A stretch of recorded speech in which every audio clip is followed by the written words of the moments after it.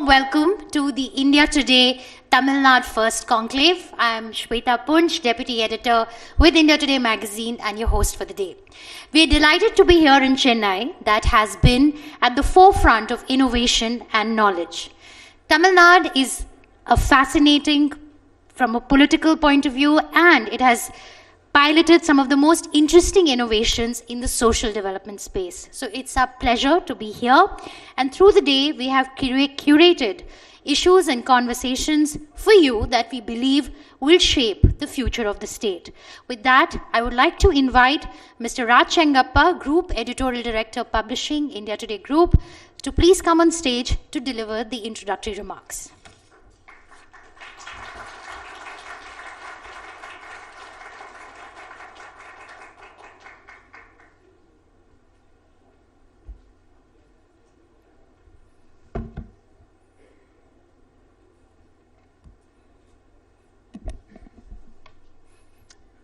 Good morning, everyone, and vanakkam.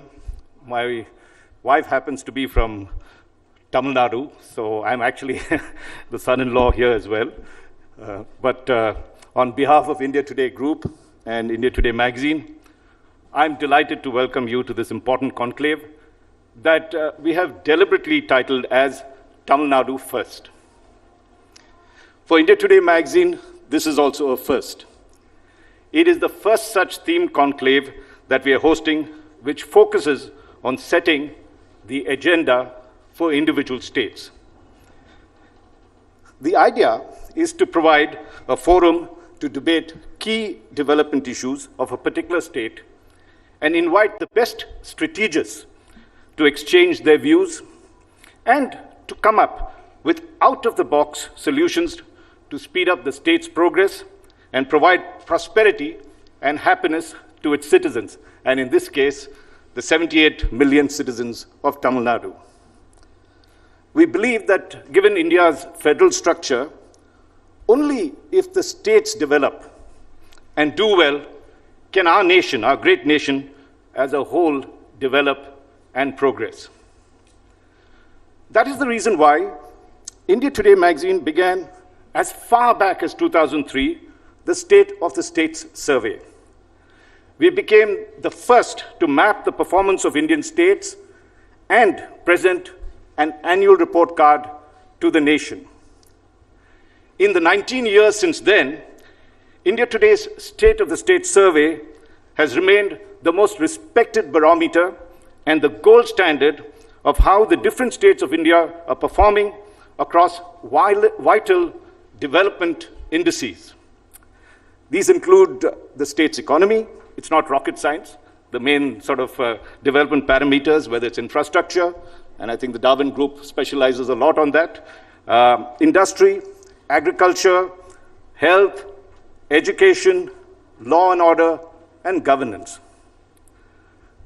For the past 4 years of our survey, I'm very happy to state that one state has emerged as the best performing big state with a very consistent and credible performance across various parameters.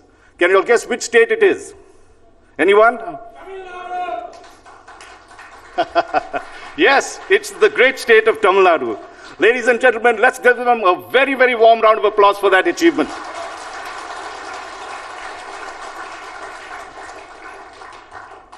Tamil Nadu's performance is truly outstanding, particularly at a time when you and I know, and the world knows, that we have all been hit by a devastating pandemic. And yet, Tamil Nadu was one of the few states that did not register negative growth during this period. This speaks volumes about the socio-economic health of the state and its progress. With a gross state domestic product of $290 billion, or 21.6 lakh crore, Tamil Nadu is India's second largest economy.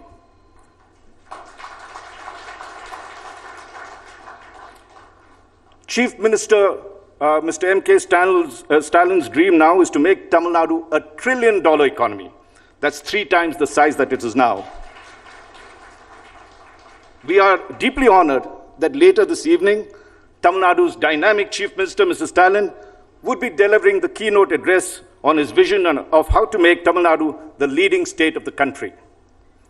We're also honored this afternoon that Tamil Nadu's finance minister, the Harvard-educated P. Thiagarajan, would be presenting his views on how he could achieve the chief minister's vision of making Tamil Nadu a $1 trillion economy in the shortest possible time. Most analysts, if you ask them, will concur that Tamil Nadu's growth has been very broad-based, which means that it has a twin focus of boosting manufacturing and services while giving priority to a whole host of development and welfare measures. There are several major things that are going in favor of Tamil Nadu, which make it one of the fastest growing states and why it is ranked #1 in India's today's state ranking. I'll just go across just a few of the focus areas and the reasons why it is doing so. Let's start with the industrial sector. Tamil Nadu has always been a front runner. In fact, 17% of all industries in the country are located in the state. Chennai alone, in this throbbing city that we all are assembled here today, accounts for 60% of the country's automotive exports, making it India's largest automotive cluster. Tamil Nadu also accounts for about 70% of India's passenger vehicle exports and 45% of the total exports of auto exports from India. It is now among the top 10 auto manufacturing hubs in the world. In textiles too, and many of you all who are sitting here would be very familiar with that, Tamil Nadu is a leader. Coimbatore, where my brother incidentally lives, and he's also married a Tamilian. We have a sort of, what would one say? Our favorites are them. Coimbatore is the hub of the textile industry in South India, housing around 15% of the textile mills of the country. This, coupled with the fact that the state now houses the largest spinning industry in India that accounts for 40% of the total production. This has helped Tamil Nadu earn the #1 rank in the country in apparel production and #2 in textiles. And most importantly, even as we look at growth, the sector provides employment to 35% of the state's population. That's 1/3 of Tamil Nadu's population is dependent on the textile sector. And if you look at Tirupur, it is the biggest knitting center cluster in the country and contributes to 90% of the country's knitwear exports. That's how important it is. I'll come to a third area, which is also very important for Tamil Nadu and for the country, and that is leather manufacturing. Tamil Nadu's leather production and tanning capacity contributes to 36% of the total leather exports of the country, accounting for 6% of the global leather requirement. And I'm sure they can do much more than that.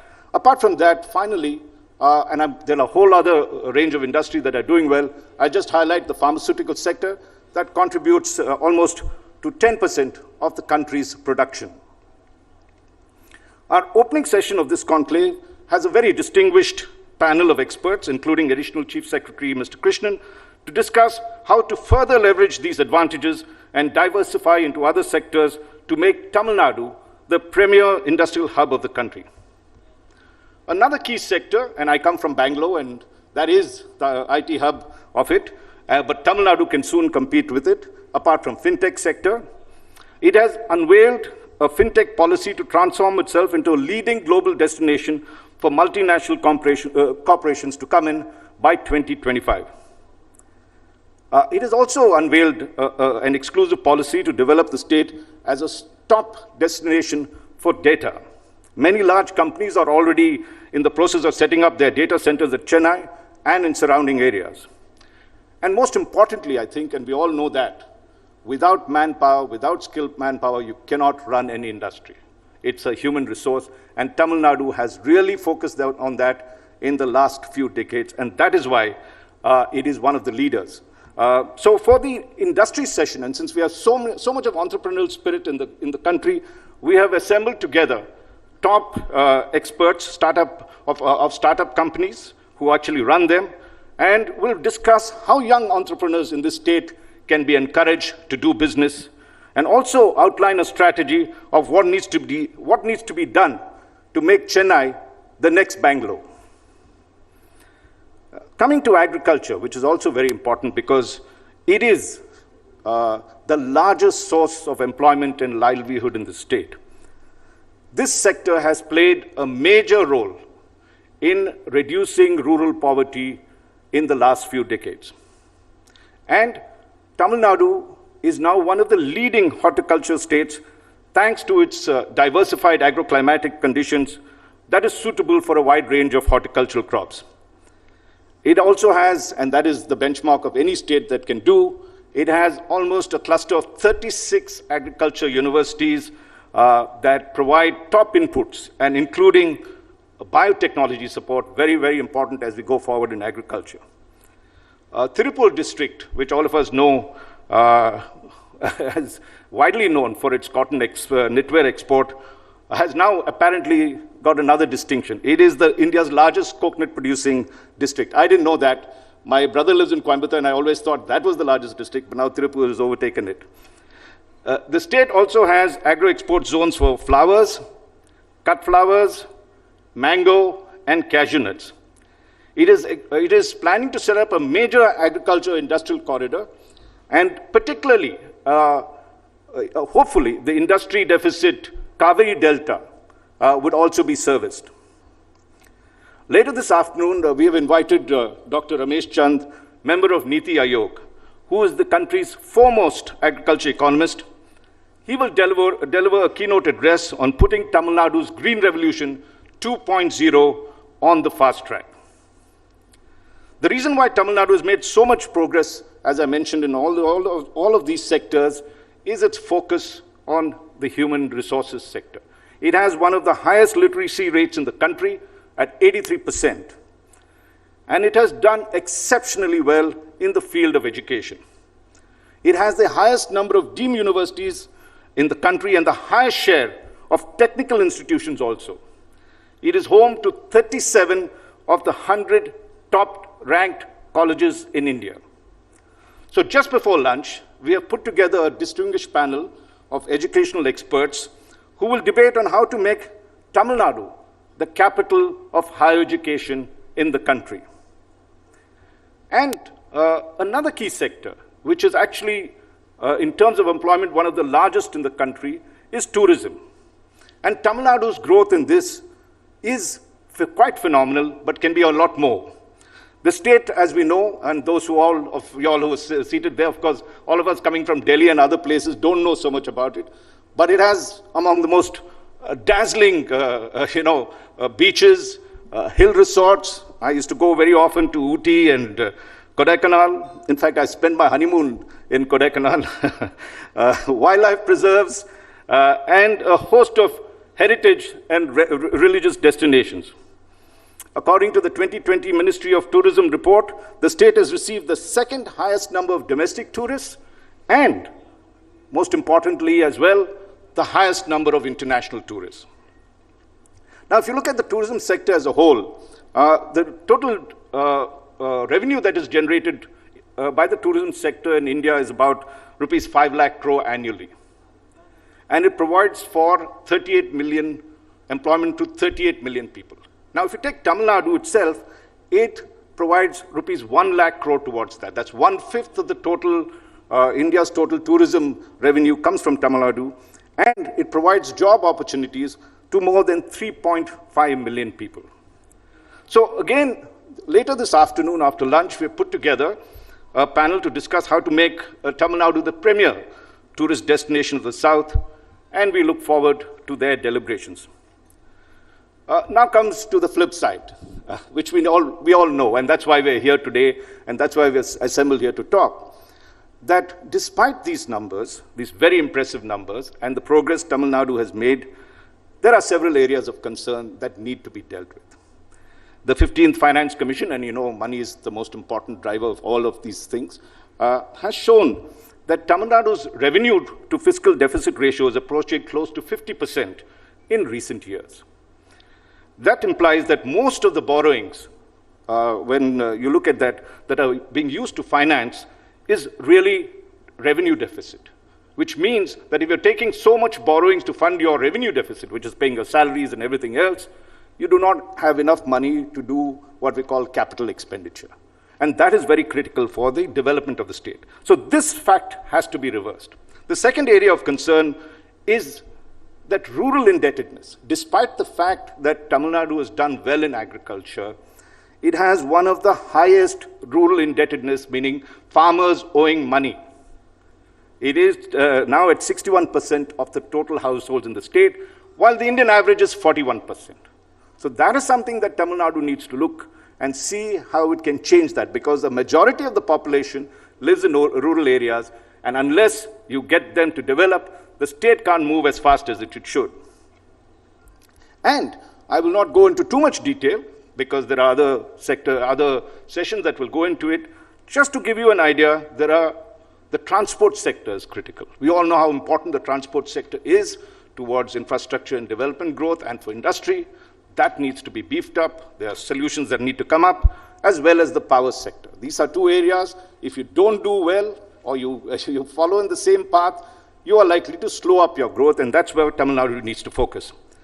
There is also, while exports, Tamil Nadu has been doing well, there's plenty of untapped potential for exports, and what that sector calls for is both diversification and dispersion. That's very critical for the growth.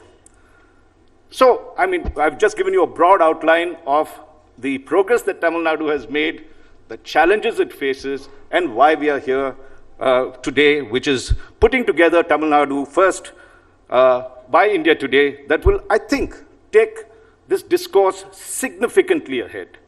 And to provide ideas, we have a huge panel of excellent thinkers, some of the best in the country, who are, we hope, will provide the ideas and the agenda and give us a blueprint of how to make Tamil Nadu grow even faster than what it is. And this is the purpose why India Today magazine in the last 20 odd years has focused so much on state development, because we believe that if we can provide a collective narrative of how states can do well, it's not rocket science. There are simple things that the states need to do, as you and I, as citizens of each of our states, that if we focus on, we can make that state great by contributing, and we of course prosper in that. And that is the point of this survey, is to see how we can do apples for apples. If we can show if Tamil Nadu can show the way, all the other states can develop as well, just by looking at the Tamil Nadu model and doing this. And one of the big areas that Tamil Nadu has done, and I studied this when I came in 1984, there was a very interesting thing that happened in Tamil Nadu. The birth rate of Tamil Nadu's population began to drop significantly. No one understood why. And one of the schemes, it's so simple, and no one ever thought about it. Every one of you all know, of course, MGR, right? I actually interviewed him in his Rameshwaram Gardens, very long back. He gave us lunch and talked about what he did. But everyone at that time, if you remember, did the midday meal scheme. He was the one that started it at that particular point. And everybody laughed at him and said, why are you spending so much money on that? Apparently, if you study the facts, because children came to school to eat, they began to be healthier. And because pregnant mothers were also brought in, and their children were also, and their babies or expectant babies were given, the mother was given tablets, anemia tablets and others, as well as ensured that there was enough nourishment, their babies survived. And because their babies survived and their children survived, the population of Tamil Nadu dropped. So what began as we called a welfare scheme actually transformed the state, and therefore you see Tamil Nadu's equal Kerala in terms of zero population growth. This is the kind of examples this forum has brought together, so that we can then make India and all our states together with Tamil Nadu first, showing the way to make India a great nation. Thank you very much, ladies and gentlemen, for this. Thank you.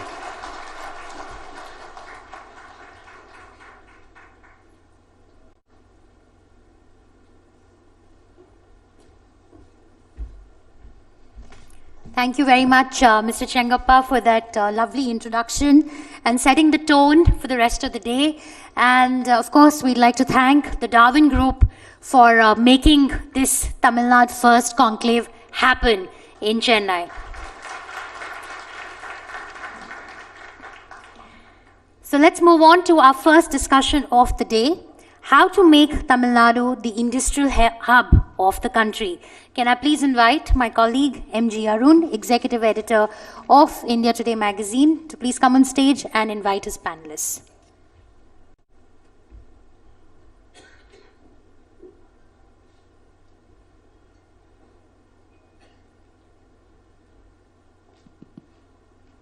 Thank you, Shweta.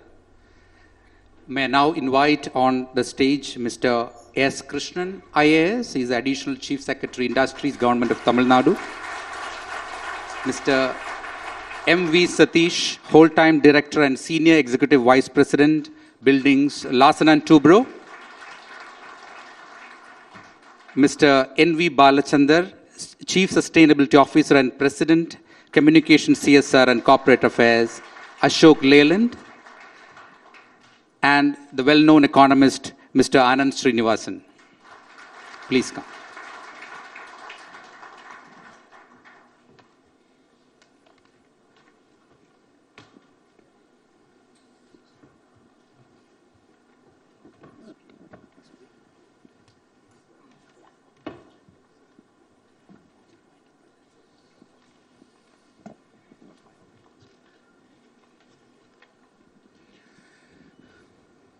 So let us dive straight into the first session of the day, which is, the topic is how to make Tamil Nadu the industrial hub of the country.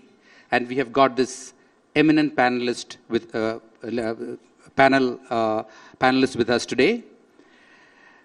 So Tamil Nadu has always been one of the front runners when it comes to industrialization, as Mr. Raj Chengappa has beautifully explained in his welcome address. It is India's second most industrialized state after Maharashtra. What we are planning to do here is to showcase some of the larger achievements, but also to discuss the major challenges for industrialization and how these can be addressed to take the state's industry to a higher trajectory. So let us first start with Mr. Krishnan, who is here representing the government of Tamil Nadu. Now, there are various measures the state government has taken to boost investment in a variety of sectors, which includes the manufacturing and IT and IT-enabled sectors. The industrial policy of 2021 is aiming to achieve a growth rate of 15% in manufacturing and attract investments to the tune of 10 lakh crores. So these are big, very ambitious targets that the government has set. So I think just to set the tone for this discussion, if you could highlight some of the key things the government is doing and the progress you have made so that we can further discuss on those points. First, thank you very much for having me here this morning. And I think Mr. Raj Chengappa has already said all that one would want to say about Tamil Nadu as an introductory piece. So he has done that bit, and I think that is very effective.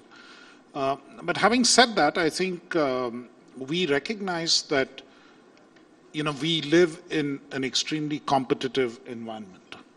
It can't be business as usual if you want to achieve stretch targets.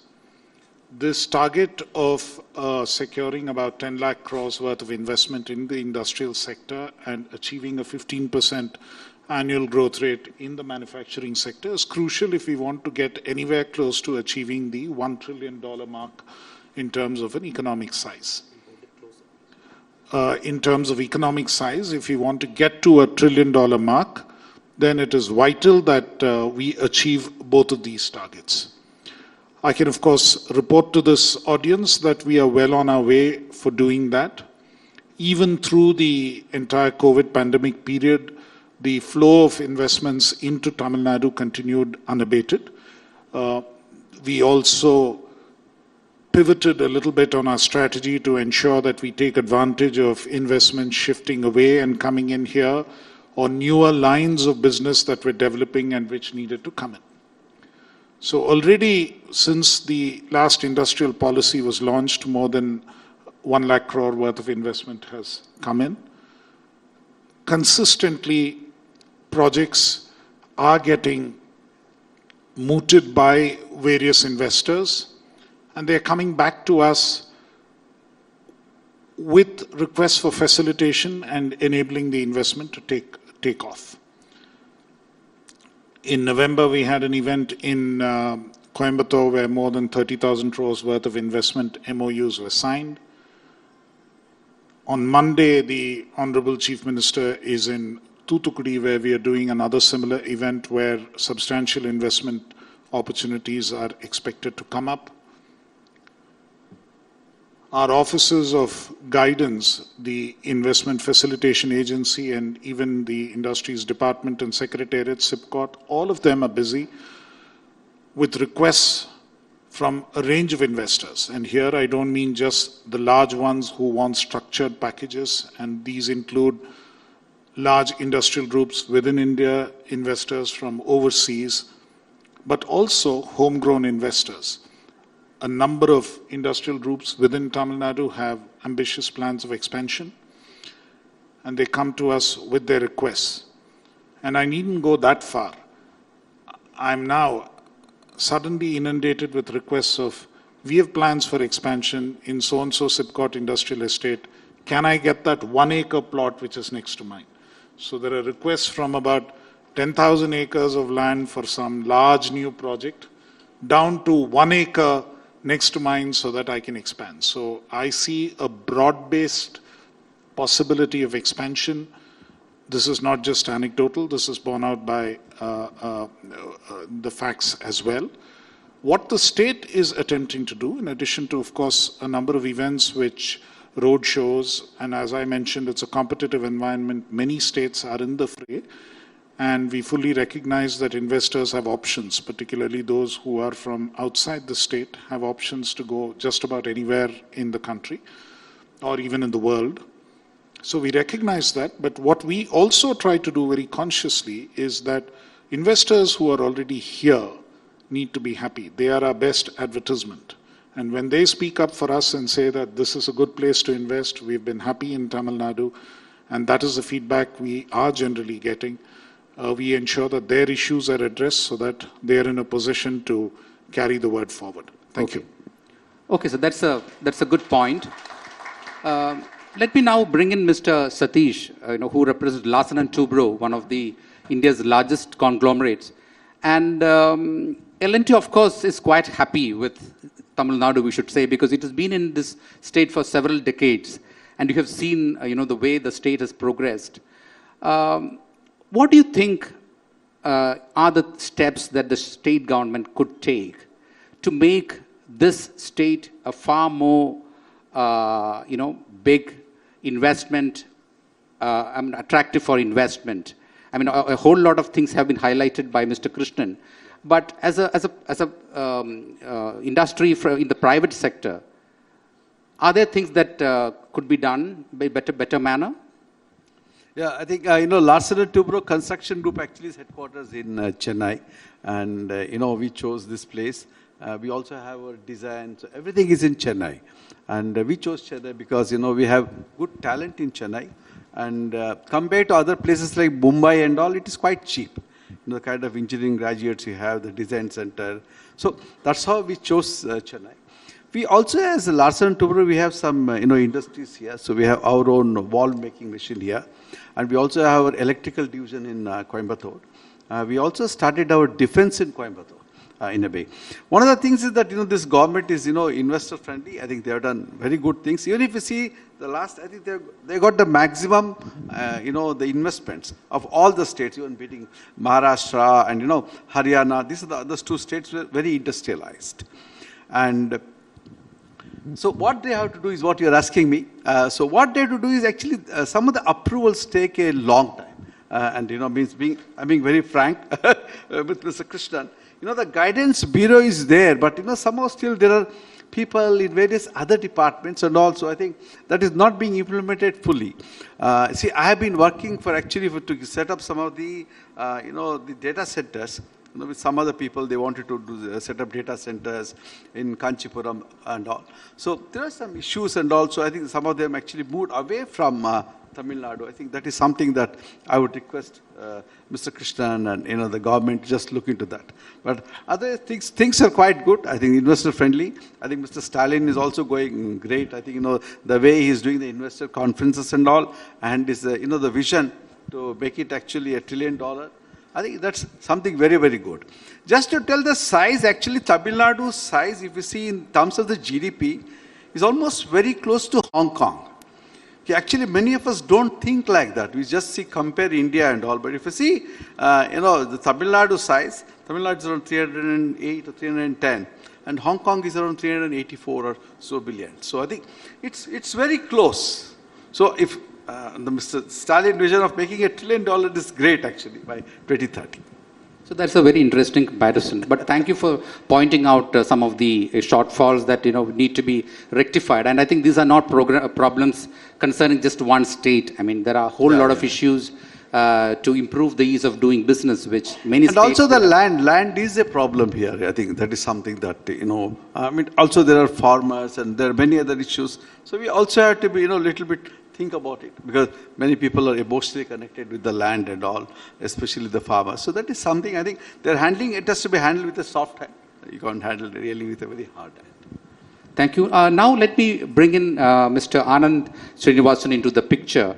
Do you think that Tamil Nadu has the scope and the bandwidth to become India's most industrialized state, or is there other ways? I know you have radical ideas about this. No. I think we are already one of the largest. Maharashtra is far better, and if you take Mumbai out of Maharashtra, Maharashtra is no patch on Tamil Nadu.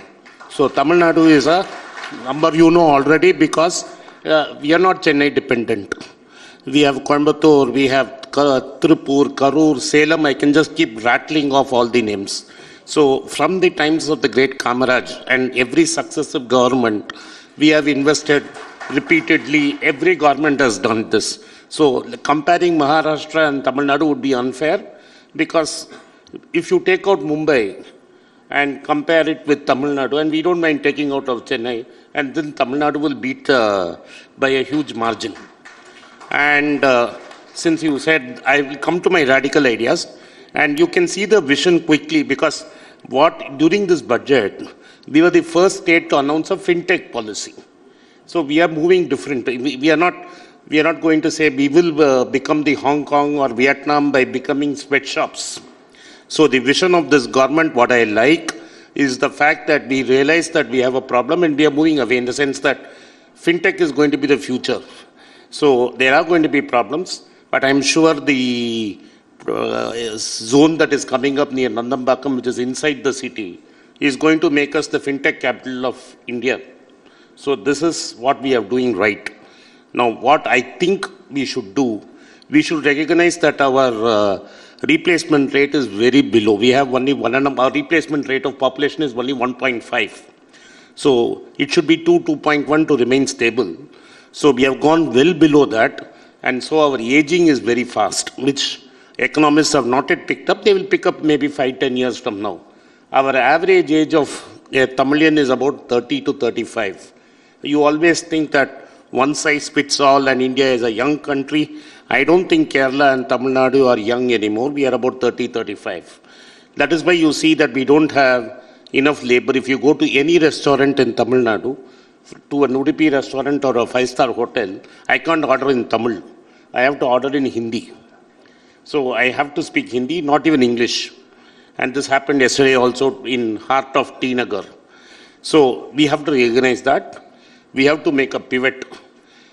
Industry is great, but we do not have enough people to go into industry. And we have the highest gross enrollment ratio. The highest gross enrollment ratio is that out of every 2 kids who pass out of 12th, 1 kid goes to college. That doesn't, nowhere near in the world, in India at least. We have a 50% gross enrollment ratio. And Maharashtra is nowhere near that, since we beat up Maharashtra as competition to us. So that is not there. So we have progressed and we have become more like a Western European country in terms of population, education and skills, and not an Indian state. We have not recognized that. So we have to move to more high-tech industries, in the sense that we should have more fintech and more software, and it is very advantageous, as Mr. Krishnan will know. Ever since we moved to GST, it doesn't pay to be a production state, it rather pays to be a consumption state. So if we are going to have more fintech, more software, we are going to have more people working and more consumption, and we are going to get more revenue out of this. So we have to look at a revenue angle also. Already not many people will realize we are the hospital capital of India. That is, the maximum medical tourism comes to Chennai. If you go to Apollo or any hospital, you will see Bengali. Now, Bengalis are not a big population of in Tamil Nadu. It is people coming in for operations, whether you go to Shankar Nethralaya or Apollo. These are our two big institutions. So we have to pivot to services. The other thing which we are going to discuss in the evening, which is very important, we have the longest coastline, second longest coastline in the world. From the great Marina Beach all the way up to Nagapattinam is one stretch. And we have not really exploited it, but I think we will. So we can compete with Goa as such. All this will ensure that our population can be, well, it's great to industrialize, but I have to give my guys the job first. And I don't think our guys are interested to work on low-skill jobs like tailoring or whatever. When you pass out of 12th or just college, you want to do that. The other thing is, I'm sure the Chief Minister would do it in the coming, we have to take a leaf out of the Germans and insist on an apprentice. I'm sure he would love it, that you have an apprentice program and people can go to Ashok Leyland or L&T and work for 3 years out of college and pass an exam and be called a technician. Rather go to an engineering college for 4 years and come out without any skills. Okay. So we have a skill gap that I'm sure we will address. But the first step has been taken. It's been a visionary step in terms of putting fintech into the heart of our. I don't think any other state has done that. Okay. Okay. Thank you so much. I mean, I think you have brought in quite a few insights, and I think with the focus on services, I mean, surely. I think Tamil Nadu will give a good run to Maharashtra in terms of being the first state in its industrialization. Now let me bring in Mr. Balchandra. He represents Ashok Leyland, which is another company which has been in Tamil Nadu for several decades. And I think one of the major factors that we have seen with which holds up a whole lot of companies is the shortage of skills. And there have been various ways in which the government as well as organizations like the CII, which has tried to improve the skilling in this country. What are the things that you think that the state can take up? Because the more we move into high technology industries, because every industry is really becoming more and more modern in terms of technology as well as services. And like Mr. Srinivasan said, if we need to have more thrust on services, you need to really skill up. What are the ways in which the state could do it, and how do you think the private sector can also get involved with this? Certainly. Good morning, everybody, and thank you for having me here. It's a pleasure. Let me begin by some appreciative comments. Certainly, the state has grown great strides when it comes to industrialization. And some of the 2 or 3 things which I really appreciate and I find it very commendable is setting up a vision for the state which is a 1 trillion economy. I think this is the first time that someone has stated it in so many open terms. Second is the establishment or the formation of the Economy Advisory Council, which certainly talks about inclusivity, because I think that is the need of the hour. We need to be inclusive as a society and as a government or as a community. And third, of course, the industrialization policy, the ability to attract talent, the conduct of global investor meets. I think that has also pushed Tamil Nadu ahead. And as Mr. Krishna had said, the guidance Tamil Nadu, I think, has been playing a very critical role.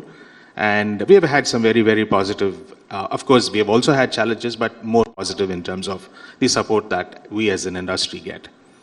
Now, when it comes to skilling, I think let me put it very, very succinctly.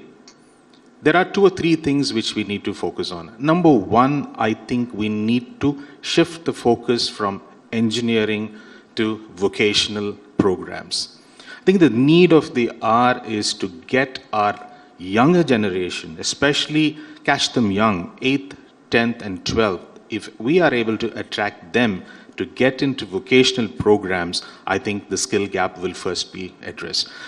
There has to be an intent to move away from engineering, and there has to be a move to get into engineering or ancillary, and more importantly, the service industry. Because I don't think we are in any manner in our education system focusing on educating these service industry folks. I mean, be it hotels, be it hospitals. I mean, today if you actually look at it, some of the big ticket items in terms of shortage of manpower is physical education instructors. And today when you go to a classroom, you will find that everyone wants to play. But we have a shortage of physical education instructors. We have a shortage of technicians for conducting dialysis. So there are many, many pockets which we can identify and actually goad our children to get into these programs which will make them employable. The second one is, I think the government has a great infrastructure in it, ITIs. And that is something that we have forgotten. And we from the industry feel a big pinch because there is an institute, there is faculty, but unfortunately the gap is still there.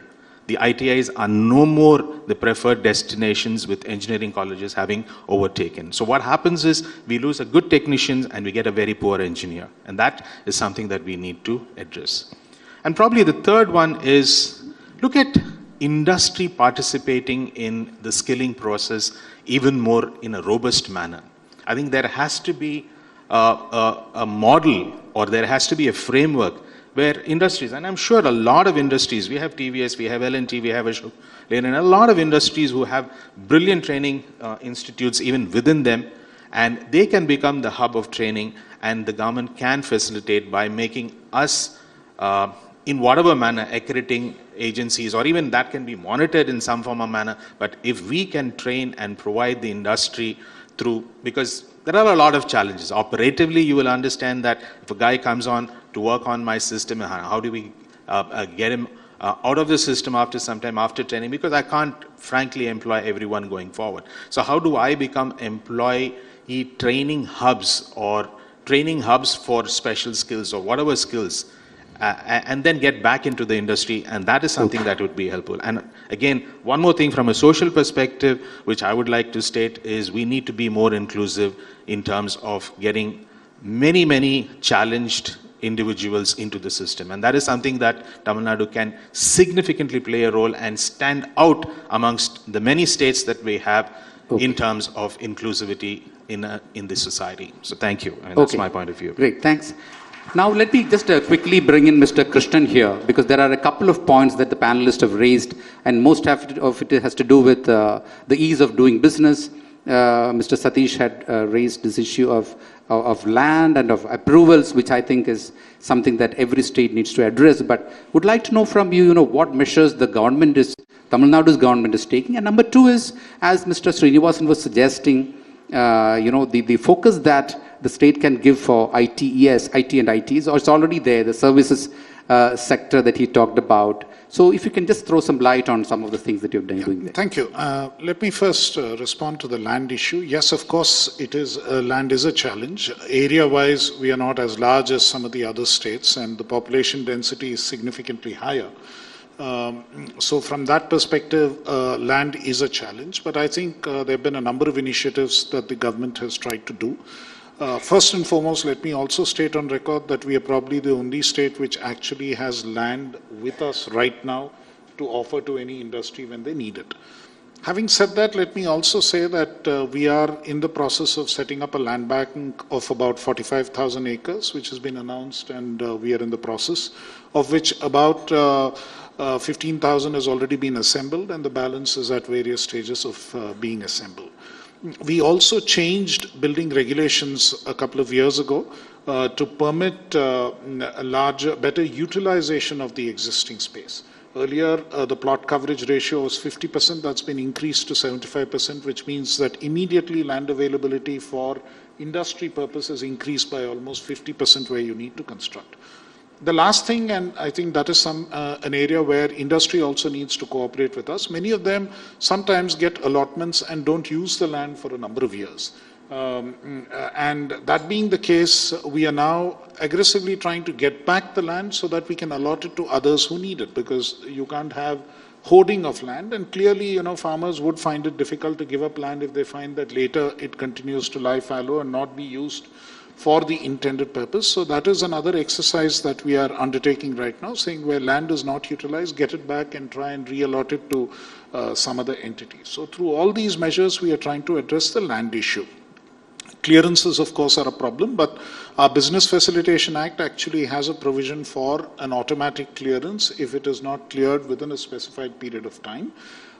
Interestingly enough, although this provision exists, and it exists for a business entity, for all clearance which are given by the state government, the one that we are not able to tackle within that are environmental clearances, because they are given under union acts, including the Environment Protection Act, the Air Act, and the Water Act. So those are clearances which we cannot expedite. But certainly other clearances which need to be done at the state level, whether it is for electricity, whether it is for building plans approvals, fire service clearance, the Inspectorate of Factories, and so on, all of those we have time-bound requirements. There are cases where the time-bound requirements are violated, and but if they are, then there is an option open to industry to actually seek for the deemed approval provision, which is part of the Business Facilitation Act. But interestingly, no industry has come forward to use that provision, and I would actually encourage them to use that provision, and we are willing to operationalize it.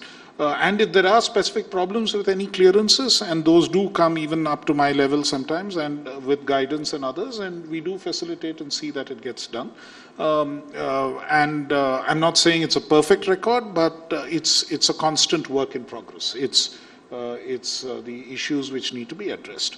Then the issue of skill. I agree entirely with Mr. Srinivasan that we are a high-skilled economy, and therefore we should be aiming at higher value-added jobs, not just shop floor jobs. And therefore, in addition to the fintech policy, we also have an R&D policy which is coming up, which is basically intended to look for people who can fit in at the higher ends of the value chain. But I think we are not yet at a level where we don't need lower-end jobs, and clearly, there are investors in the state and industries in the state who have provided jobs to a large number of women with very low education and otherwise. I mean, 8 standard pass, 10 standard pass, but given them jobs with income of 18 to 20,000 rupees a month, and I think that's played a significant role in reducing poverty and other issues. So it needs to be a multi-pronged approach. It needs to be this and that, and that is the steps we are taking. As far as skilling is concerned, absolutely, I agree with the points that Mr. Balachandar made. Yes, we have involved industry over the years. There are Apex skill development agencies which have been set up. L&T has worked with us extensively in the skilling space. We have set up one with Ramco Cements. We have set up one with Kaveri Hospitals. We are in the process of setting up one in the BFSI sector as well. So it's in the health sector, it's in construction, it is in a range of sectors. And just watch the space. There are going to be significantly more initiatives on the skilling part. And even the Chief Minister on the 1st of March had launched this new initiative, which is more about how to bring all of these initiatives in different departments and under different umbrellas together, so that not only are youth guided effectively in picking up the right jobs, but they also are counseled to pick up the right courses. So some of these issues, like do not blindly opt for an engineering course because your job options could be significantly better in some other area, are all things which we intend to address now in a more comprehensive and an integrated manner through what the Honorable Chief Minister announced. There's a lot more that I can say, but I think you are also running out of time. Yeah, I think we are running out of time. I think we'll quickly get all the remaining 3 panelists in with a question. What are the 2 things that you would really expect from the government? You have Mr. Krishnan already here, so that the state can move into a higher trajectory. It's already doing well if we're going by the remarks that I've made, but are there some things that you think that, what are the 2 things you would expect from the government? No, I think the government is doing good, very well actually. They are also attracted a lot of funds, and even if you see, the EVs and all, I think Tamil Nadu is doing very well in terms of the EVs, and also in terms of the policies like Ola went for all women employees. I see a lot of women working in Tamil Nadu, compared to other states and all. The number of women who work, see, if you go to a restaurant in Bangalore, you will not see women cleaning and all that, whereas here, a lot of women are employed. And all these women are actually from Tamil Nadu. They're not from, some other part of India. So I think that's a good thing. We have very working policy. What I would say is actually one is to push for manufacturing because, I was just talking to somebody. So the total automobile industry is around $100 billion. And, almost about $25 billion is actually the spare parts and all. Most of that is imported. These are all small things like, the glass, the bearings, all those things can be made. I think so government has to pitch in for that. And also there will be a big fight, like he was saying, to set up industries. Because under the PLI scheme, I think we are in one of the best times now for the manufacturing industry. Yeah. With the PLI scheme. So I think Tamil Nadu should not lose sight of that and push for the manufacturing. Okay. In spite of saying, yes, we want high-tech industries. See, a IT company can give job to one engineer, whereas the manufacturing industry can give the job to 20 people. Sure. So I think that is what is required. So I think we need to create employment. Okay. Today it is already there, but really good kind of employment which is required. And that's fine, sir. Let me get Mr. Sri. Okay. Mr. Okay, Balachandran, two things. Just two points. Yeah. One, of course, is promote greater technology in the agriculture sector because that is the need of the hour. And second is to help and support MSMEs through financial programs. I think that is another need of the hour. These are my 2 points. Wonderful. Mr. Srinivasan? I think the union government should do something for Tamil Nadu. We have not had a major upgrade in any of our airports. Since we are talking about that, see, we have I think 5 international airports. And we are still debating whether Madurai is an international airport or not. When it's connected to Singapore and Dubai, regularly at least 2 flights a day. So Tamil Nadu could do with a lot of help on airports, and that's something which is in the realm of the central government. The other thing is, coming from markets myself, the loss of the Madras Stock Exchange is a big blow. So if you can, like Mr. Bala said, if the state, I'm sure we have a finance minister, PTR, who is from the markets. If you can have an intermediation at a Madras level, then it would definitely help small and medium enterprise to access equity capital. There is, of course, the Tamil Nadu Investor TIC, which does a lot of loan capital, debt capital. But more than debt, we need risk capital, and we have taken an important step since we are talking about Tamil Nadu. We are the first state to have a special division and body, whatever Mr. Krishnan will know how to define it. We have Siva running a startup center. No other state has done it. He was already running a native startup before this government came to power. He has been appointed to facilitate non-traditional, because when you say startup, you look only at IT companies and fintech and whatnot. I'm sure Shiva will do a great job in facilitating more equity funds and risk funds coming into smaller sectors. That is something I agree with Bala. Okay. So thank you so much, gentlemen. I think we have had quite a few points of discussion here, and we hope to take it forward with Mr. Krishnan also present here. Thank you so much for this, and give a big round of applause to our panelists.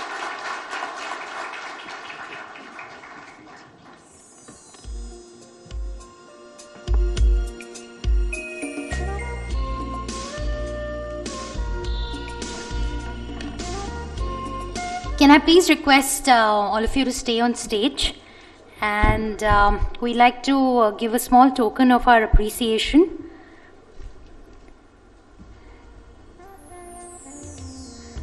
Can I please invite Mr. N.V. Giri and Mr. Arul Rajasekhar to please come on stage and felicitate our guests. And Mr. Raj Chengappa.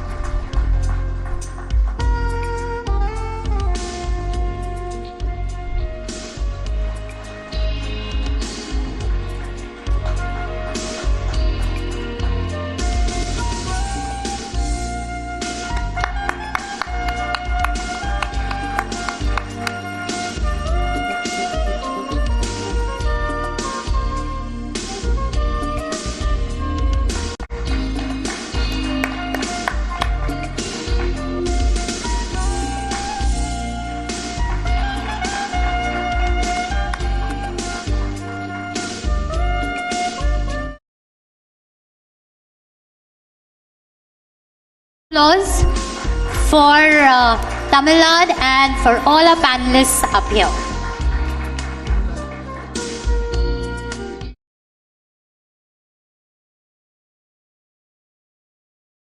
To our next discussion.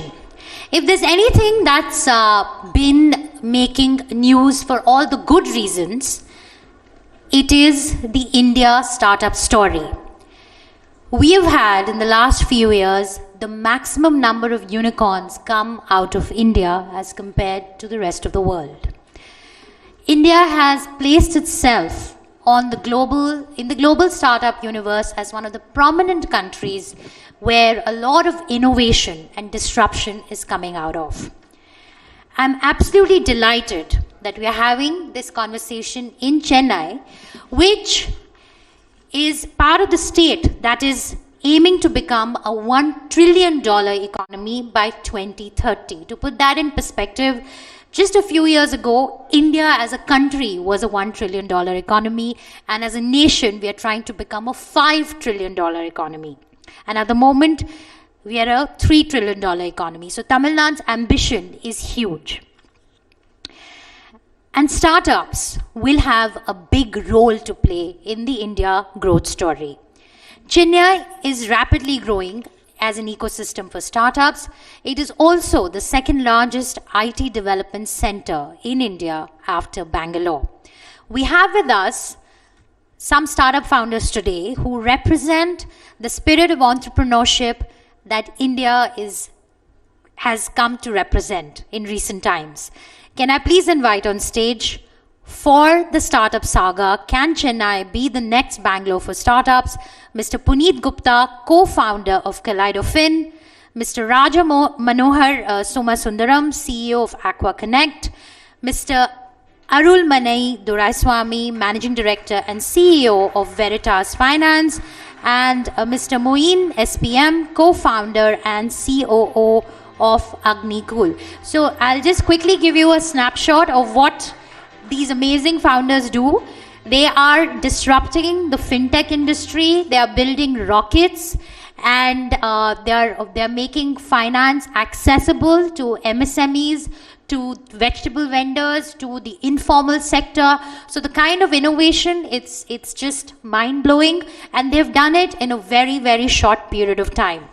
So a very warm welcome and thank you. We look forward to having a very interesting conversation with all of you.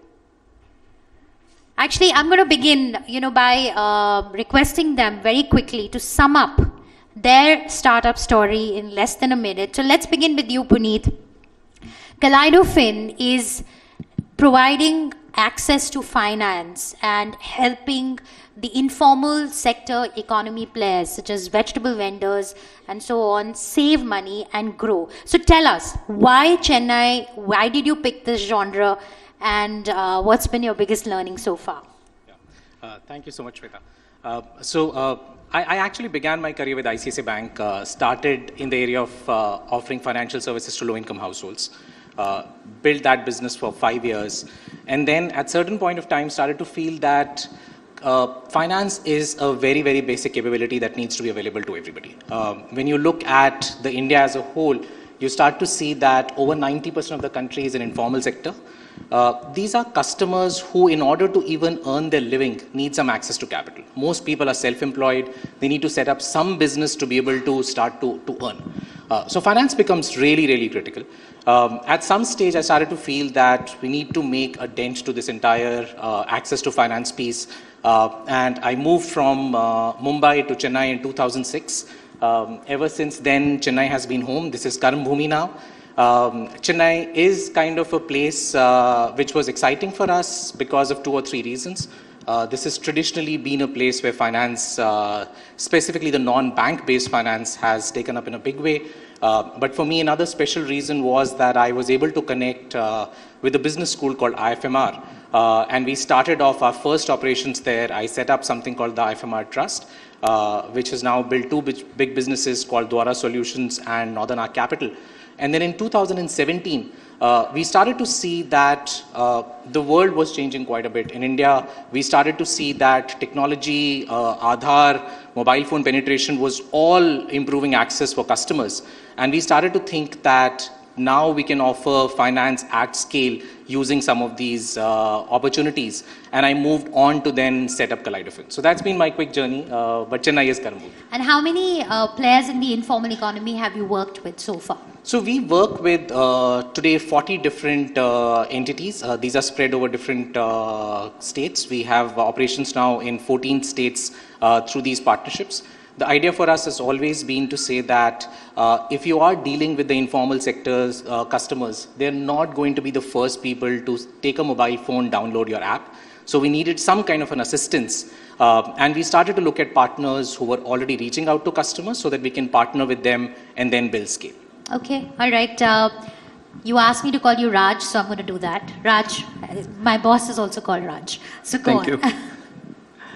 Thank you. My name is Raj. I'm founder of AquaConnect. I represent a niche industry called aquaculture. Right? Aquaculture is nothing but growing fishes and shrimps in the controlled environment, like in the pond, in the marine cages, right? So you'd be surprised to know that India is the second largest producer of fish and shrimp. That is like grown in the farms, right? We are the largest exporter of shrimp. So Raj, let's talk about your journey. Why did you think of getting into aquaculture, and did you get access to finance? Just quickly tell us about your story. Yeah. Sure. So I'm a small town boy. I went to IIT Kanpur, and when I passed out, I joined IT conglomerate. And few years later, I thought like I should be finding a startup. So that's when I founded a first tech startup, and then I moved on to this. And currently, what we are doing is we are working with about 60,000 farmers who are producing fish and shrimp. And we are enabling, technology assistance for them to improve the efficiency of their farming. That's first part. The second part, we are enabling market linkage to them. And in third, we are also enabling finances for them so that they would be able to do their business in a much better fashion. Okay, thanks. Mr. Duraiswamy, Veritas Finance is doing some exceptional work in getting access to MSMEs, funding access to MSMEs. Just very quickly, tell us about your story. Why did you choose this particular area? Yeah, thank you. I'm a management graduate from Institute of Rural Management, Anand, where Puneet also is, comes from. And after having about more than 2 decades of experience in financial services, working in Cholamandalam Investment Finance Company, me and my colleague, some of my colleagues, Mr. Prakash Rai and Suchin, and we all started thinking about getting into socially relevant financing. So, but 2015 April, Veritas was born, and we are just about 6-7 years old. And this about 6-7 years, I think we have made a significant impact into the MSME financing. We fund people who are otherwise have to depend on the local moneylenders, what typically is known as Kanduvadi. And we make interventions to typically reach out to the vegetable vendors, fruit street vendors, and kirana shops, pharmacies, and service-related industries. Today we have presence in over about 8 states. We started off in Tamil Nadu, and we are in about 8 states. We have lent in this last about 6 years more than 2,000 crores, and we have reached out to more than about 70,000 customers. And we have been, we started in 2015. Today, we are a 2,100 crore old company. Yeah. Fascinating. Moin, you want to quickly tell us about Agnikul, the rocket you're trying to build? Tell us about your story. You're very young. You started out very quickly. Why did you choose to go to the path of entrepreneurship? Sure. So, just like every other engineering graduate, didn't know what to do in life. Then went and pursued MBA in aviation management in Australia and was working in Qantas for some time. And I have a very niche interest in the space law. For example, here we are monitored, controlled by a set of frameworks and guidelines. Now this question always lingered, who is actually controlling the space? And then the answer also came up with it. Today, when we started, there were around like 6 or 7 countries in the entire world that were spacefaring nations, and nobody else was doing it. And in the US, NASA was the only name that you would have heard before in 2010, but today you will hear SpaceX more than the NASA. So there was a paradigm shift in the people's approach about the space itself. Everybody wanted to democratize. We also wanted to do exactly the same thing. Make space accessible for a common man. That's exactly what we wanted to do. We wanted to make sure that even the agriculture can use space as a platform. Logistics can use space as a platform. Pretty much every industry should start using space as a platform. And that's where the idea came in. Like, first we need to bridge something between the earth and space. And that's what Agnikul does. If you have any payloads, if you need anything that needs to be put into space, so today satellites do that job. Anything that needs to be done, Agnikul is your rideshare business. Okay. All right. So here we've got to a quick snapshot of what each of the businesses are doing. Let me begin with Puneet. Puneet, we have been talking about the unicorns. I was saying that startup founders are, okay, I wouldn't say like Bollywood stars, but there is a lot of clout, and everyone wants to be a founder and entrepreneur. What are the things that you feel are important to know before you move on to this path of entrepreneurship? And as a country, what are the things we need to do to build onto this ecosystem of nurturing startups? So this is a question for each one of you. As soon as Puneet can speak about it, and then all of you can contribute to it. So the part to entrepreneurship is never going to be easy. The point is that there are not too many people who come out and start new businesses. But I would say that it is in general a very, very exciting journey. So if you are a person who wants to persevere, if there's a problem that you hold as an important problem and are willing to dedicate 8 to 12 years of your life, I think a lot of businesses will start to emerge from some of this. To my mind, what we are seeing right now as unicorns are entities for whom we did not hear much about for the first 15 years of their life. And it's really those 15 years of effort that is now starting to kind of pave way into what we are kind of witnessing. And my sense is that this is going to increase. India is a land of opportunities. We are one of the largest markets anywhere in the world. Everybody wants to be here, so why not? So it was always going to be only a matter of time. To my mind, entrepreneurship requires a certain kind of environment. We are today in a situation, and we heard the previous panel, we were talking about skilling, we were talking about several other things.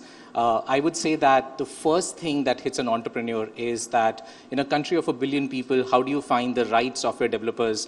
How do you find the right people who really can take this to scale? So a lot of work there. But more importantly, what I would say is something that we miss a little bit is just the ease to attract capital. We, as a country, are not a country of very, very rich individuals. We are starting to see unicorns now. Most of the capital comes from outside. A lot of regulators dislike foreign capital. Indian capital is at a premium as opposed to foreign capital. So I want to come in here. All of you've raised funding, right? What was your experience like when you went and pitched your company for funding? Secondly, how practical is the idea that you start making money to fund your business? We have seen startups that have done that. We have the Kamath brothers that have done it with Zerodha. And so there are examples like that too. So, if you could address both these points and maybe through personal anecdotes, maybe, you could tell us a little bit about getting investors for a fintech startup, for instance. Yeah, it's working. Okay. No, basically, you were talking about becoming unicorns and startups and getting in. Fundamentally, an investor does not look at funding based on someone. It's not about wealth creation. It's actually value creation. It is fundamentally if you can find a problem that you are going to solve. And fundamentally, if you are going to make an impact in large segment of people, if it's going to make a huge impact, it is scalable, it's going to be potentially game changing. Then these are the concepts, these are the ideas that the investors are willing. So money is available. I don't think the investors, on one side there are investors who are looking for ideas, and there's on the other side people who have ideas, and so it's actually very, very easy. The only thing is when you are looking for investors, you need to be very, very clear on 2-3 things. I think it's about solving a problem, it is about scalability, it is about doing something. We have taken it upon ourselves. I think while we are doing this, we'll also do something socially relevant, meaningful. So it could be, there are areas, there are avenues, it could be fintech, it could be healthcare, it could be education, it could be software, it could be rockets, it could be aquaculture. Okay. So all of you have chosen Chennai. Why did you choose this city? Why did you choose this state? Puneet, you were in Mumbai and then you moved here. Why? In my case, it was an opportunity. I was 26 when I started to think about setting up the first business. I had no money, no bank balance, don't come from a rich family. So when I spoke to my boss to talk about the fact that I want to start something, this person asked me how are you going to do this, and I really didn't have an answer. So what he told me was that why don't you go to Chennai? There's a business school there. They'll give you a faculty cabin. You'll have to take some classes on finance. But the good thing is you'll also get a lot of students to start to work with you as management trainees. And I would say that free is good when you have nothing in your pocket. So I came to Chennai. And once you come to this city, this is an amazing place to be.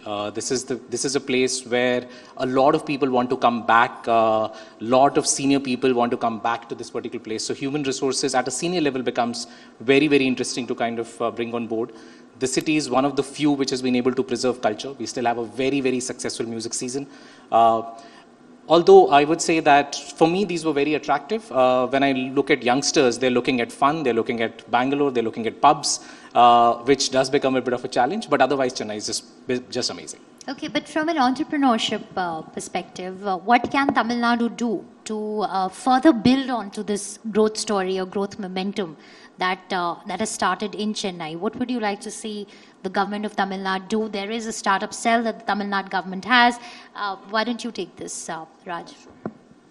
Thank you. Okay, when we first started this company, I got a call from government of Andhra. Right? So as soon as we registered the company and they saw the aquaculture, so Andhra is one of the largest producer of aquaculture fishes, right? So they reached out to us and then they said like, why don't you open up the shop in Vijayawada, right? So if you could, give employment of about like 40 people, then these are the shops that we can, provide it to you. So that's the only state that reached out to us at that point of time. So what I'm expecting to see from the state of Tamil Nadu would be something like, outreach, improving the outreach on reaching out to the startups. So we need to be like, promoting startup success officers or something like that. Like when you are in the customer success stories, what we have is like customer success officer, right? Each customer success officer would be holding about 10 customers and they would be like start interacting and then ensuring their success. The same way, what I'm expecting, the government should, reach out to their startups because startups are already, handling too many things and we are talking about young folks and then trying to, achieve something. So they have like lots of, compliance issues, right? As a startup, we would like to, focus on the business, whereas what we are expecting is like we would like the government to, come forward and reach out to us and support us. Okay, how many compliances do you have to run a startup in Tamil Nadu? Currently, we have about 40 plus compliances that we deal with. Across what categories?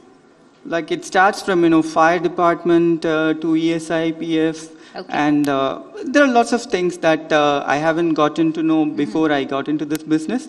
But there are plenty of compliances. Since we are funded, we are able to manage it efficiently. But if we are bootstrapped, then it's going to be a lot of mess for us. Okay. Access to capital. Moin, let's talk, let's bring you in here. You incubated the whole company at IIT Madras. Why IIT Madras? And what would you like to see Mr. Stalin do for you? Building rockets is a large infrastructure requirement and that requires a lot of capital. Being a startup, for example. So today we speak only in terms of small scale industries, medium scale industries, and then you have the big scales, right? Startups are still just like year this is my perspective, but I would like to be like proven wrong here.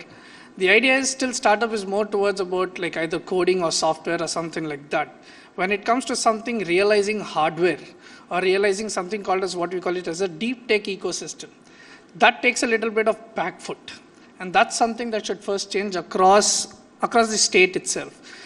More hardware startups should be valued at par with the software startups because that is very much required. Because I think the fundamental approach is the minute you see a hardware, there's a depreciation value that you put to it. But that's not the only perspective to look at it. So value creation in hardware startups in deep tech ecosystems should be given more importance. And for example, like even when we start raising funds, talking to people here about like, the question is, how is hardware going to scale? So software scaling is with respect to human resources. How is hardware going to scale up?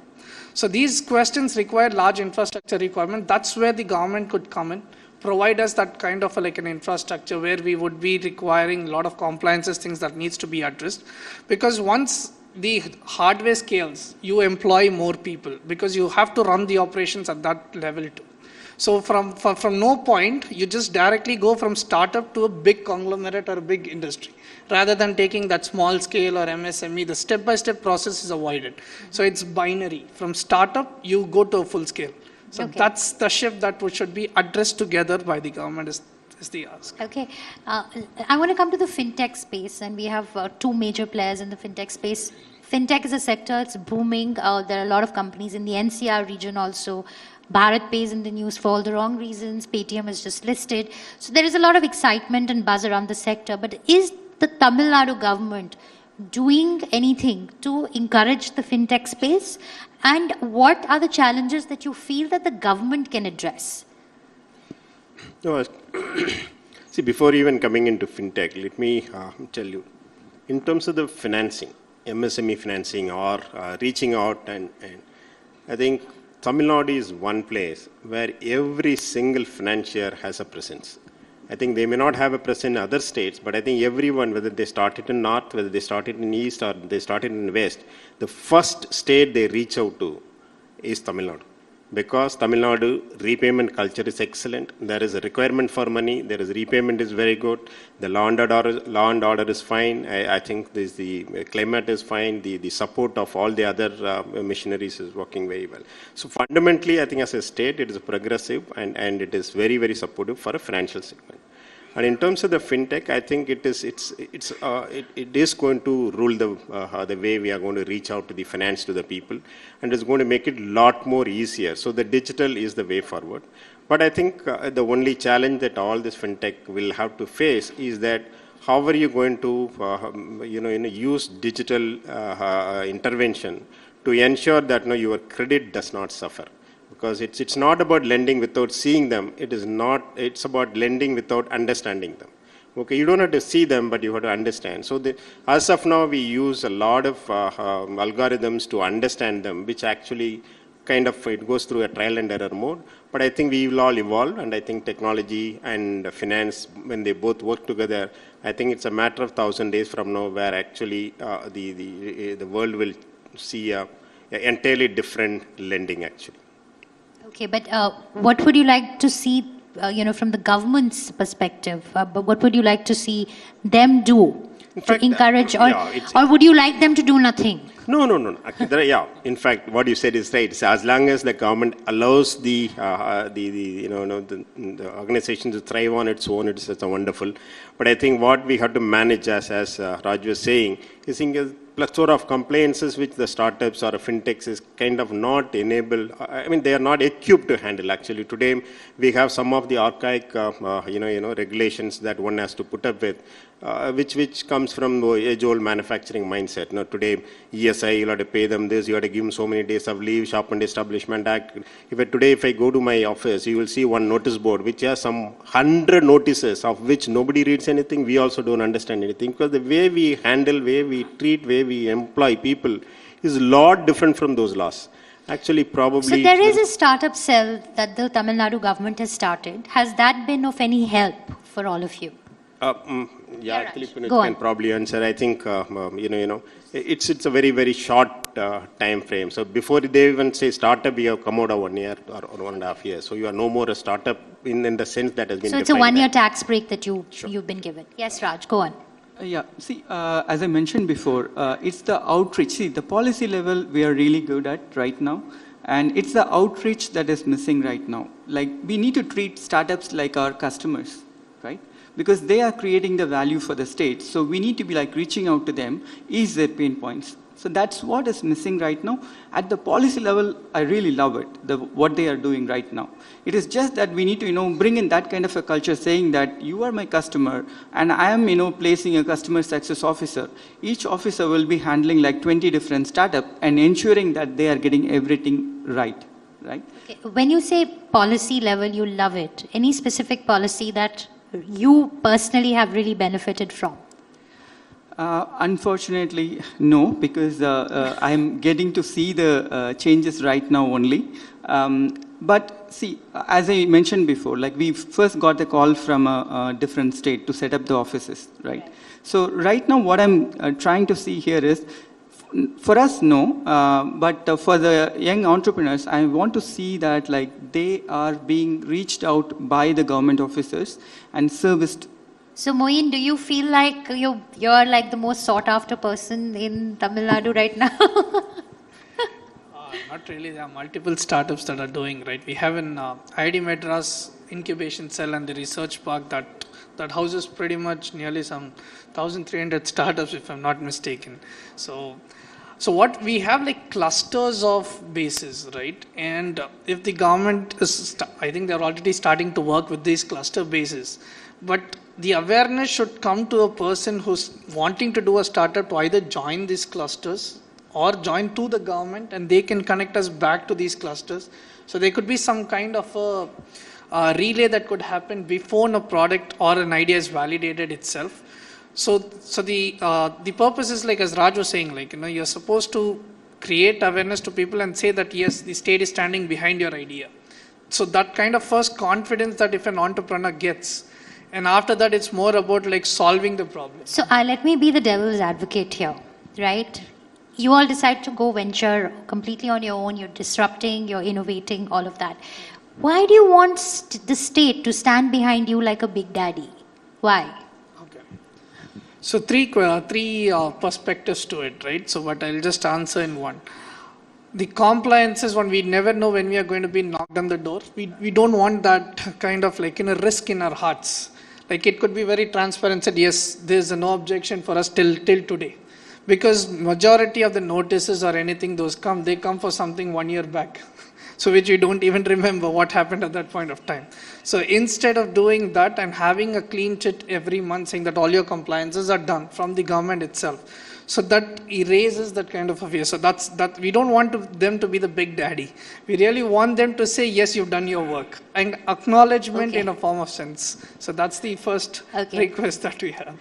You said 3. Yes, I'll stay with the other 2. Yeah. So the second part is like, when we already know that the state is supporting us, it doesn't need to be only in terms of financial needs. It could be in terms of like, a kind of a loan that could be given. That is a financial, but I mean a land that could be given for a few times or some kind of a like, rebate for R&D particularly. Like a mini startup like city a mini or startup something. City or something like that. Or you have a nodal officer who can actually pretty much solve your questions. For example, if you need a police clearance to, for example, just to do a test launch.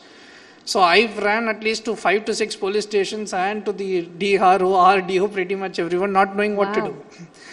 So at the end, it still goes back to the IIT Madras Direct and that happens again. So we are just trying to find out if this could be like kind of done by the startup itself, saying that yes, so this is a startup of Tamil Nadu. This is actually clear. That's a lot. That is a lot. To go to police stations to get an approval, that's a So lot. that's something. Puneet, would you like to add to this? And I want you to focus specifically on Tamil Nadu. Yes. So, I just wanted to also draw attention, especially for fintechs, that Tamil Nadu just introduced its fintech policy. And I would say that it's actually pretty fantastically done. There is a thought paper which is out there, and the government is engaging with people like us to see how can they make it better. There are of course challenges in terms of who does it cover, who does it not cover. But I would say that the government has started to do stuff in this direction. They've started to take steps, which is actually quite good. What we like to see in addition to this is continuity.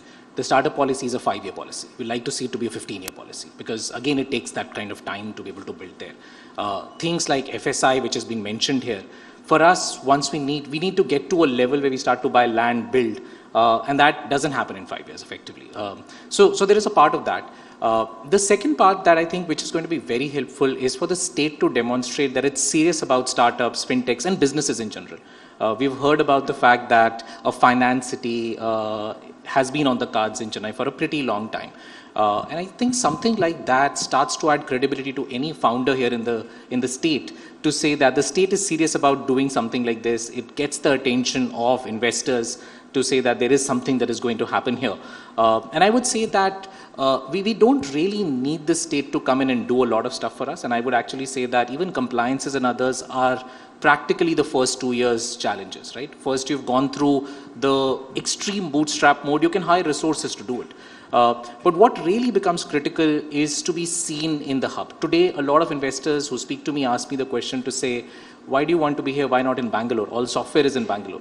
All their offices I was going to come to that, yes. All their offices are in Bangalore. So today, actually, I'm trying to defend Chennai as opposed to saying that I'm in the best place possible to be able to set this business. So what does Bangalore offer that Chennai doesn't? Yes, right. Cooler climate. Cooler Nothing climate. else apart from that. As Punit had mentioned, like we don't have that kind of a pop culture here like the youth would want. And there are some concerns about the climate as well as the culture, language largely, right? So, but again, I have a concern on promoting a city, right? So Tamil Nadu has always talked about equitable distribution of wealth and equitable distribution of resources and opportunities, right? So we should not get into that kind of a rat race that like my city is better, right? We should be, giving this opportunity, like even, you need to take it district-wise, put up some clusters, and that's where we could, see the equitable, opportunity for the whole state instead of, promoting Chennai as the next destination. Okay, right. That's interesting. I want to talk about access to talent, right? Chennai, Bangalore, this is where the IT talent is. What's been the experience? As in, Puneet, you were making a point that you get a tax break of about 50 lakh rupees in the first year. Okay. I was only talking about the fact that under most startup policies for capital, right. Typically governments are basically saying that as a part of the policy, you can get up to 50 lakh rupees of equity contribution. Equity contribution. So okay. for a startup, that's basically what I was talking about. Right. So, but the talent is also expensive, right? Here. So is talent coming by easily? And is the state and are the educational institutions skilling, all of that coming together to churn out these graduates that will be absorbed and are needed in these startups? So my sense of that is that we can have a full topic of discussion to be talent, and I think we are in a situation where we can always have more people. The thing is that with the startup culture, especially given the fact that Bangalore has a lot of startups, there's a lot of need for tech-based resources. And data science is actually big in most of the kind of jobs today. Average compensation expectations are very high. And when you start to look at it as a 50 lakh rupee of equity available in terms of startup policies, that number seems dwarfed out. You're typically hiring a person with 3 years experience at a compensation of 30 lakh rupees in these fields. So is that an experience all of you identify with? There are different sectors just like that. In rocket science also we have particular departments. For example, a special niche is definitely required there. And when you start focusing on that particular skill set, you will see a range from only above 25 lakhs. Oh, so, and that's Chennai. And you'll be able to find that across. See, my only perspective here is lot of the people in Bangalore are also from Chennai. Yeah. Right? And getting them back here has to be more convincing only in terms of financials. There's no other way to actually bring back the talent here. So I would say we are actually a kind of an export hub for talent. Let it be sending people to... So you're losing talent to Bangalore? Yes, we are not only losing it to them, we are sending people to they have MS programs that have to be done in US or in UK. Yeah. And so majority of the fine talent that Chennai produces, right, or for example, the entire state produces, you'll see majority of them actually going abroad to do their masters because for some weird reason, there's a BTech is not sufficient even at the household level. You need to have an MTech done or you need to be a master's degree. And that has started the parents have percolated this thought to the students. And maybe students have also started looking at the perspective saying that my friend is in US, I also need to be in US. So the purpose for them, for the people to start their careers itself is only starting at 24 these days. Whereas I think in the last 20 years or before, you had people jumping right out of the college to start their career. So this 2-year gap that we create, right? And by the time they come back, so financially we have to pay 3x for that same talent because even in masters you learn just a particular focused area. Sure. The application of skills, because of their age has increased, you are compensating in a different way. And that is something that is supposed to be changed. It should be more towards of application towards of master's program. Something that will be benefiting the society as well, and then and the academics is also coming together in it. So we have MS by research that is being specifically done, or PhD programs that can be I think IIT Delhi has recently started that if you have a startup, you get a PhD degree. So all of these things are starting to come up. So okay. Interesting. So I think, my key takeaway is that at a time when, we are looking at the economy coming back, it's trying to come back to normalcy, we need jobs, and it's the startup founders who will be creating jobs, and policymakers have to keep pace with the changing business environment and the changing needs of running a startup. Not specifically a big business, but a startup. So the needs are very, very different. Very quickly, just one suggestion each for the Chief Minister who will be speaking later today.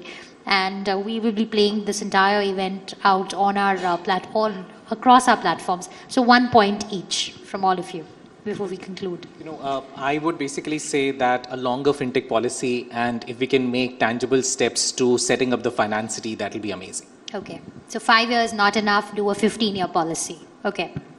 Yeah, as I mentioned before, it's the branding and outreach that matters to, promote Chennai as a startup capital or Tamil Nadu as a next big destination for startups. So I wish we take up that one. So reach out to startups across the state. Yes. Okay. Mr. Dhiraswamy. Actually, we have been front runners in the manufacturing. We have more than 50% of automobile production here. We have manufacturing, excellence, all of this. I think now is a stage where I think we are lagging behind a little because of our own preoccupation probably with manufacturing. So I would say, I think the entire mindset, if we can shift, I think we have to be service, sector focused or service sector enabling. That's where the growth is going to come from, and I think that we need to capture, and we have everything going right for us in terms of people, talent, climate, everything in the state. I think our entire focus, if we say we want to be supreme in service sector, enabling service sector to achieve supremacy. I think that one mindset will change. It will bring in a lot more focus on. Okay, so rethinking development. Development. Giving priority to service-oriented sectors. Absolutely. Okay. Yeah. Moin. Startup hardware ecosystem, a common set of equipments, machineries to be put for people to start using them. Plug and start play creating model. an output. So that will be the first request. Okay. And then once a startup is actually growing, following them up and making it, the digital shift could also be done by the government by providing land and by providing other facilities that are required. Constantly following up. All right, long list for Mr. Stalin, right? Thank you so much. It was a fascinating and a very, very, I think, authentic conversation. Thank you for all your inputs. Can I please invite Mrs. Indira Priyadarshan and Mr. Bhupati and Mr. Chengappa to please come on stage to felicitate our panelists, and a big round of applause for the future of Tamil Nadu.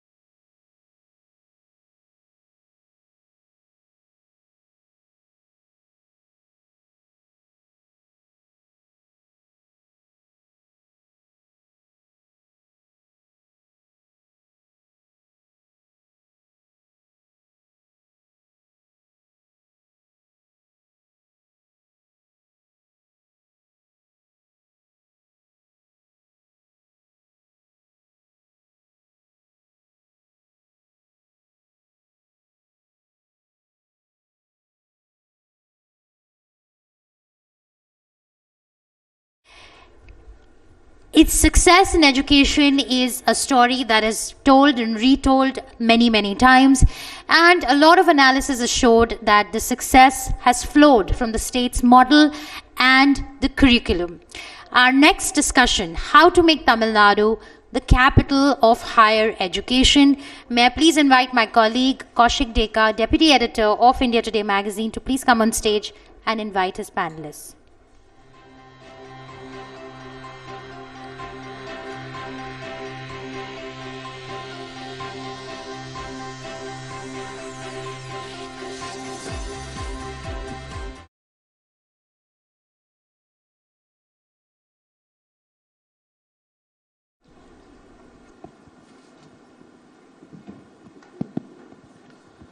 Good afternoon, everyone. I would not be very good in Tamil pronunciation, so please excuse me. I come from the far east, the state called Assam. When it comes to Tamil Nadu, higher education and Tamil Nadu, I think it has become almost synonymous. There are numbers, at least, that support this statement. If you talk about the gross enrollment ratio in higher education in the state, it's 51% just now, I have been told. If you compare that with the national average, which is only just near 30%.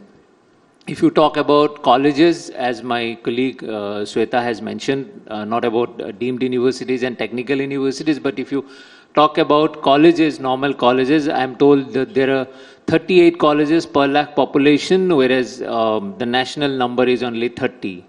More importantly, India Today group, we do the best colleges survey, and among the 100, we always find that Tamil Nadu has the highest number of colleges.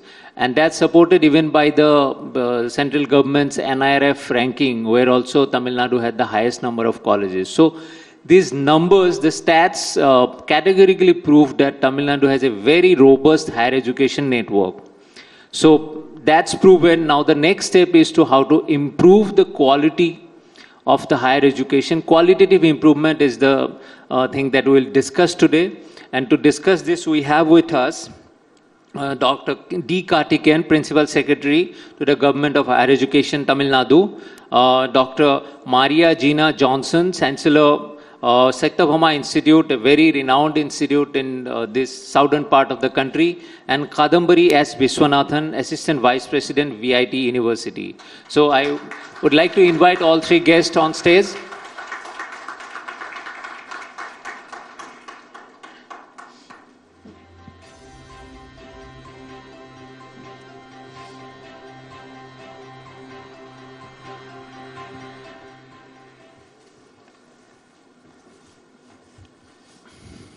Welcome.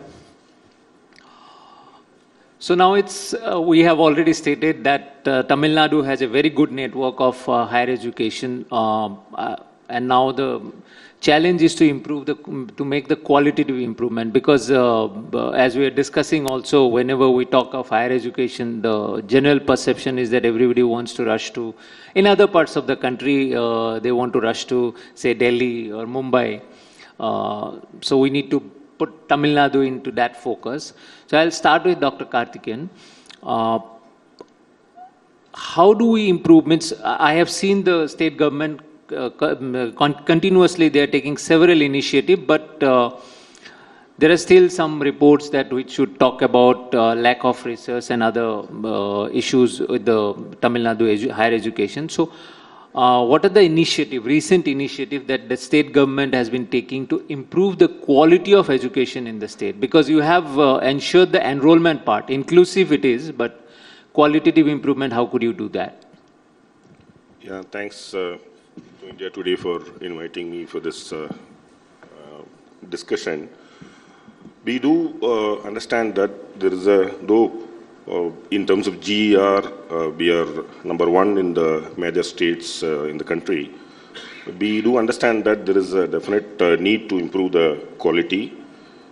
Towards that, what the government, the present government has announced is that we are going to revamp the entire syllabus. We are working very closely with industry partners. There's a lot of new technologies that have emerged. I need not narrate it to this group, you all know that. So what is important is to incorporate that into our curriculum. So we are in extensive discussion with the industry and all the stakeholders. Not only the technical education's curriculum needs improvement, but also the arts and science colleges curriculum needs improvement.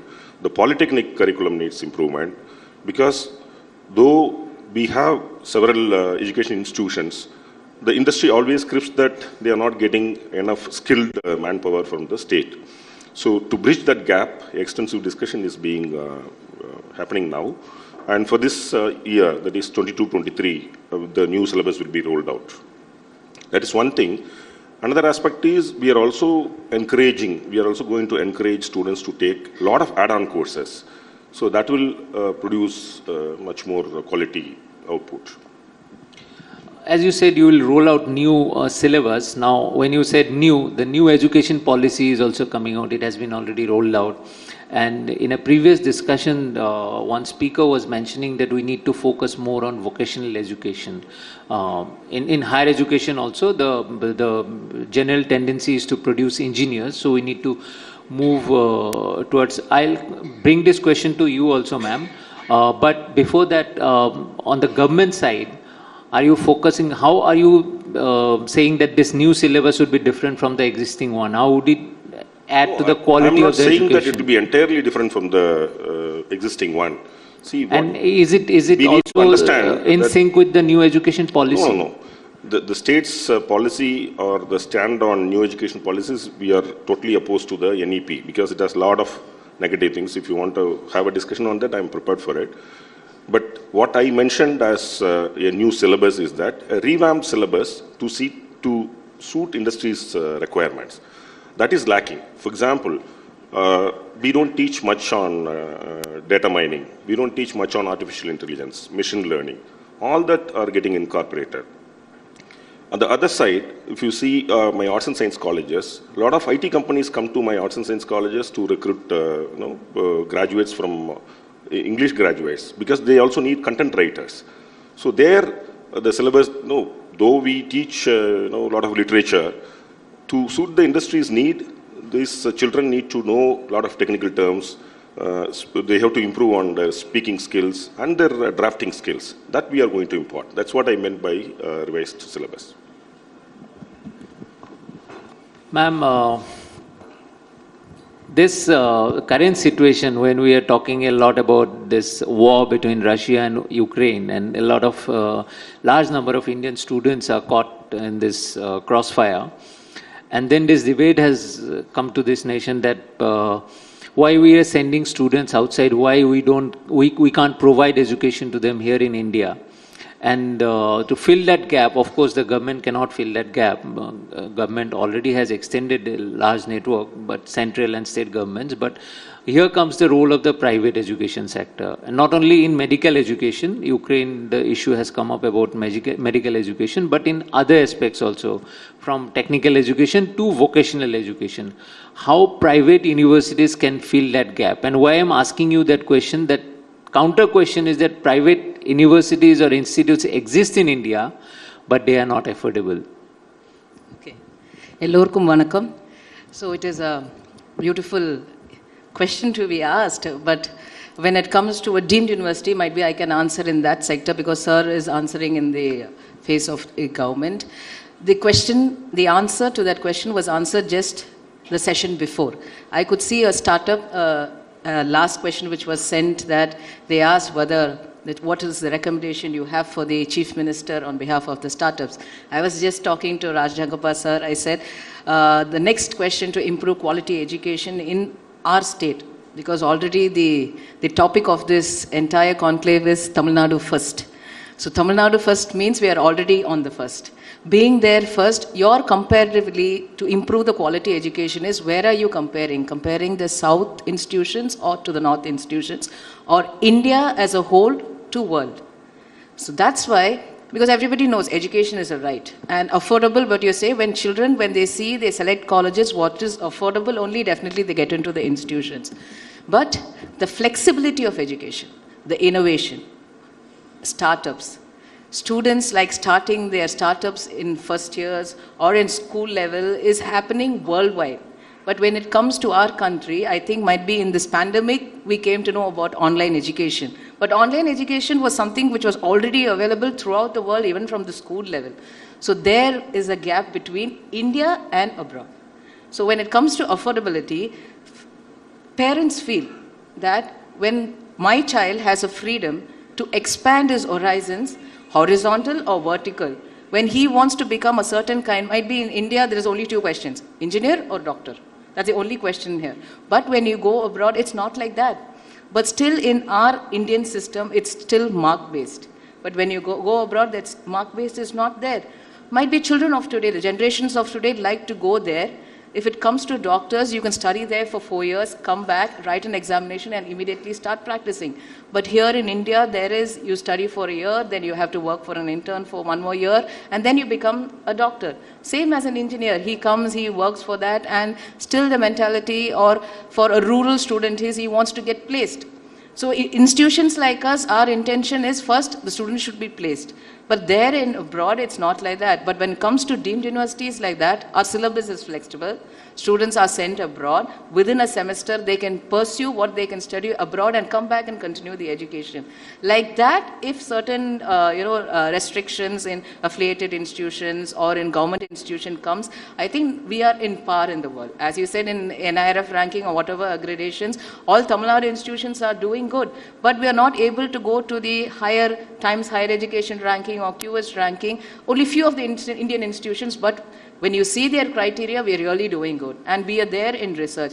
I think we need a more academic independence to all the institutions, and not as North and South, but Tamil Nadu, I think we are here on the top because as you're already telling, the number of institutions are high. I think we should, the academic flexibility in the country in all institutions should be the same. That is my real, importance, or I can say an idea to quality education will be flexible throughout the country. Dr. Viswanathan, Dr. Johnson talked about academic flexibility and independence. And academic flexibility is also required for innovation, research, and independent thinking also in universities. Now, Tamil Nadu, when it comes to Tamil Nadu, though it has done wonderfully well in terms of inclusive higher education, but there was a CAG report which talked about even in Madras University, several departments didn't do enough research.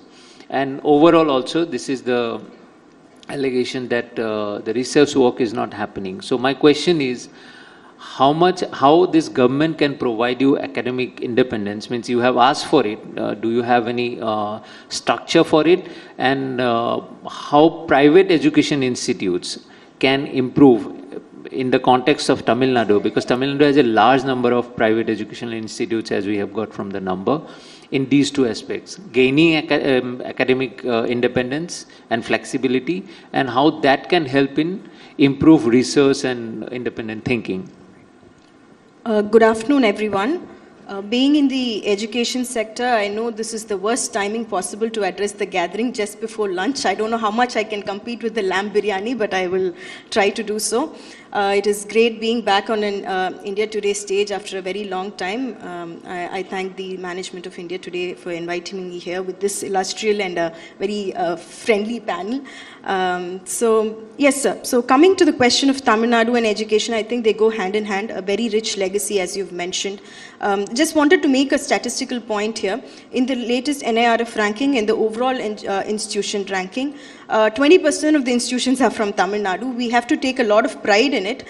I'm making this point because I think in the local media coverage, there's not enough importance given to the good work that we are doing. Usually if you see news items related to higher education, it's usually about vacant seats or how the placements are happening, how the placement season is proceeding. That's how, or about VC appointment. These are the only topics being discussed. But when compared to the national level, how well we are doing is not usually highlighted. And it's not just the number of institutions. 19 institutions are in the top 100, of which 8 are public, 11 are private.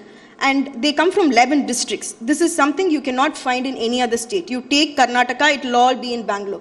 If you take Maharashtra, it will all be concentrated in Bombay, Pune region. If you take UP, it will be near the NCR. So we have a very inclusive growth. When you say 50%, the latest NEP recommends achieving 50% GER by 2035. So we are about 15 years ahead, and as people of Tamil Nadu, we should definitely take pride, and media should throw a lot of attention. So that's why I'm highlighting this point. Going to your question of academic freedom and how we can promote research and the innovation ecosystem through higher education. Given that I come from a university, the academic flexibility part is addressed then and there. We are a deemed university, so we have the autonomy to do what we want with our curriculum, structure, the basic outlines, but we pretty much have a very liberal hand. But that cannot be said with a lot of affiliating colleges. It is again in the NEP, the plan of NEP is that slowly the affiliating culture is destabilized, and we have a more autonomous and university-based setup. I'm not sure how that is going to proceed. And as far as research goes, research is something that only as a nation we can promote. If you see any kind of well-developed countries, so you take US and Japan, for example, all very big knowledge economies, and their knowledge economy functions with research as a base. So the government heavily invests in research, and the research is a job market by itself, which we don't usually consider here. By research, we always mean somebody is going and giving up their life. That's the kind of image that one immediately gets when you say about a scientist or a researcher. That's not the case. Everywhere, in every country that is successful in research, they've made it into a very good business model. They pump a lot of money. I think since the late 60s or 70s, there has been recommendation that there should be 6% GDP spending on education and research. We're still in the 3% bracket. I think with the latest budget, it's about 40,000 crores. So only when that increases can we be able to promote research, because internally, whatever institutions, standalone institutions try, we will not be able to do it without a collective effort and a strong policy that makes this a priority, that making an innovative ecosystem is the priority, and that we will do through education. Unless that is there, I don't think there is anything that standalone institutions can do to achieve better research output. Innovative ecosystem you mentioned. So, Mr. Karthikeyan, how do you think that the government can provide that innovative ecosystem? Because your mission statement, higher education mission statement, says a very interesting thing that it wants to produce high quality professional, making the state a global hub of university education, which probably you have been, whether global or not, but it's a hub of university education. But how do you provide that ecosystem that both these chancellors and assistant vice chancellor of VIT they're asking for? See, I don't know whether you noticed it. The Honorable Chief Minister on his birthday, March 1st, has launched a very path-breaking and a wonderful scheme called Naan Mudalvan. It is a granular scheme. We are all part of it. The Higher Education Department, School Education Department, the Labour Department, which manages the skill development in our state, and MSME department and Industries department. These 5 departments are going to join together and roll out the details of this scheme. The Chief Minister was so passionate when he launched the scheme, and then gave a speech which was telecast to around 6,000 school children and a lot of higher education institutions.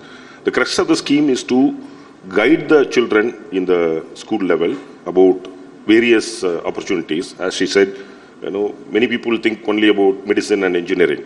Those are not the only courses that could take you to higher status. For example, I didn't get an engineering admission, but I ended up in the university doing research, then I ended up in the civil services. So there are a lot of opportunities that we are going to guide them in a structured manner.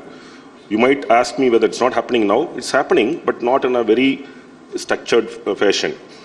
Though we give counseling to the children, we don't monitor them after they leave the school.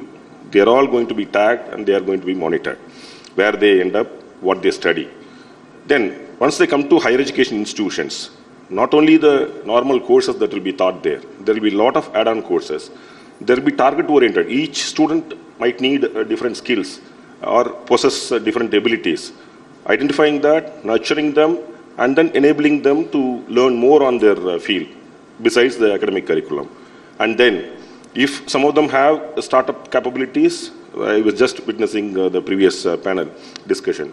So there is a Tamil Nadu State Innovation Mission. I don't know whether it was discussed in the panel, in the last panel. So that was also launched. So we are going to handhold them in whoever could turn out to be an entrepreneur will be identified, and then seed money will be given.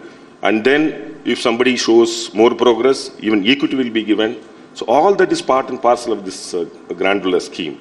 So this is what we say inclusive education, and then turning them into either they can go and land up in better positions. Now most of them are getting underemployed, or some of them end up as unemployed. So that scenario we are intending to change. Those are the main components of the scheme. Dr. Johnson, very quickly, do you agree with what he has said? Means, are you happy with the way state government is moving? If I have to ask you one thing that you think that state government needs to do very urgently in terms of improving the higher education in Tamil Nadu, what would that be? No, actually, I would avoid what Sir is telling, but the only thing, whatever policy or thing, to implement it, the time is more. As we are talking about NEP, I think we are talking for more than a couple of years. It's still not implemented and not in place. By that time, every institution, 2-3 batches of students are leaving. If you see in NEP, there is an exit system. Student can exit whenever he is pursuing in higher education, and he gets a degree for it. But to get that NEP, get into process, I think the time duration, as Sir said, they have initiated the process. The time duration taken for any scheme or any implementation should be done then and there, so that the students who are studying in the present can be benefited.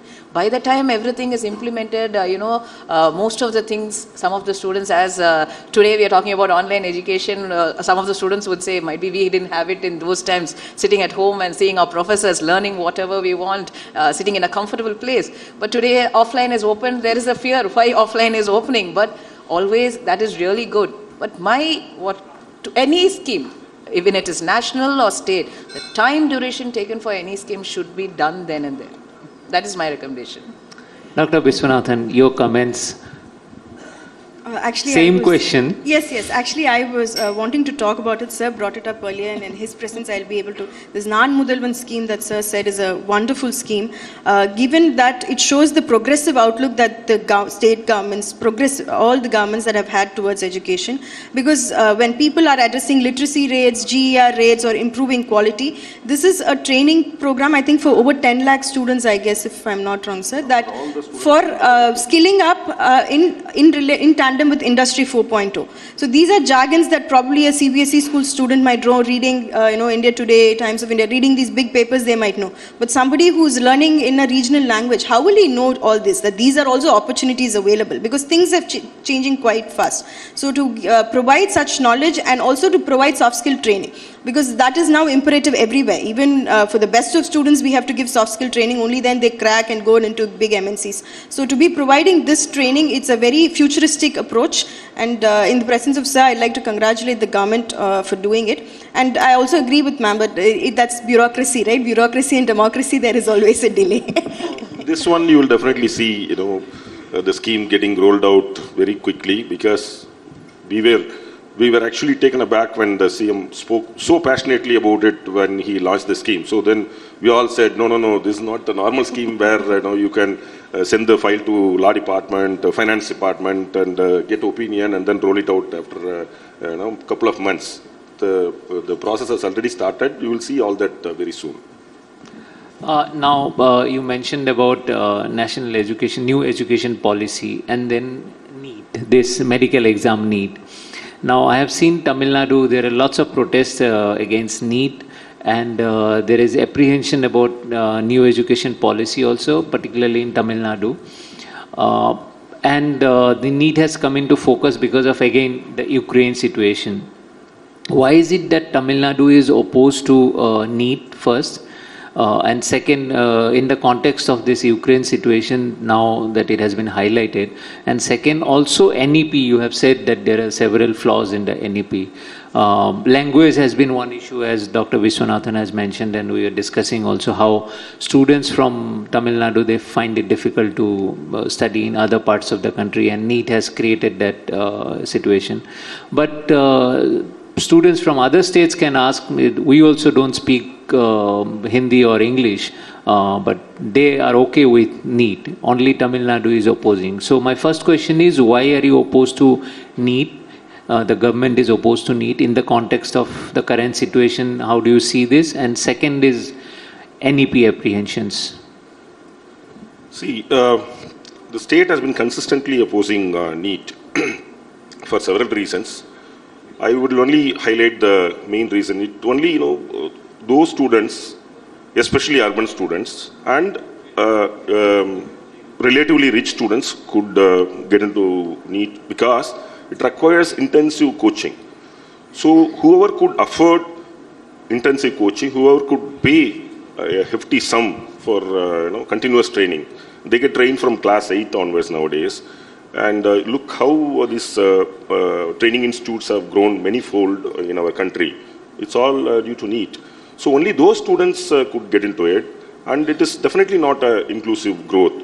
It is highly against rural students. So that's the main reason why the state government opposes NEET. And with regard to NEP, it has a lot of things which are fundamentally against the state's policy, which has been a consistent policy for several decades. We are a state which believes in two-language policy. So there, they start with three-language formula, which is totally not acceptable in Tamil Nadu. This, you may be knowing the... That is optional. That's not mandatory. That's okay. It begins with that for the school education department. If you ask about higher education department... Yeah, higher education particularly. No, it has a lot of lacunae. Even this entry-exit will only encourage dropouts. That's our opinion. And this academic bank of credit, it says that 70% of the credit you can do elsewhere. It will spoil the whole ecosystem in a university. People join a university, do a 3-year undergrad, or join a college, do a 3-year undergrad, go to a university. But this exists in many developed countries. This is not new. See, we cannot be, it is too premature to compare India with a lot of developed countries. I myself did a 1-year master's in the US, sponsored by Government of India. A decade ago, I didn't find any this kind of drastic changes. So India is still an evolving country. In terms of higher education, we still have to go step by step. You can't jump straight from one place to another place just because it exists in the West in European countries and in the US for several decades. There it evolved over centuries. Here, it's all relatively very new to us. She also said, no, the online education system is very, very, very new to us.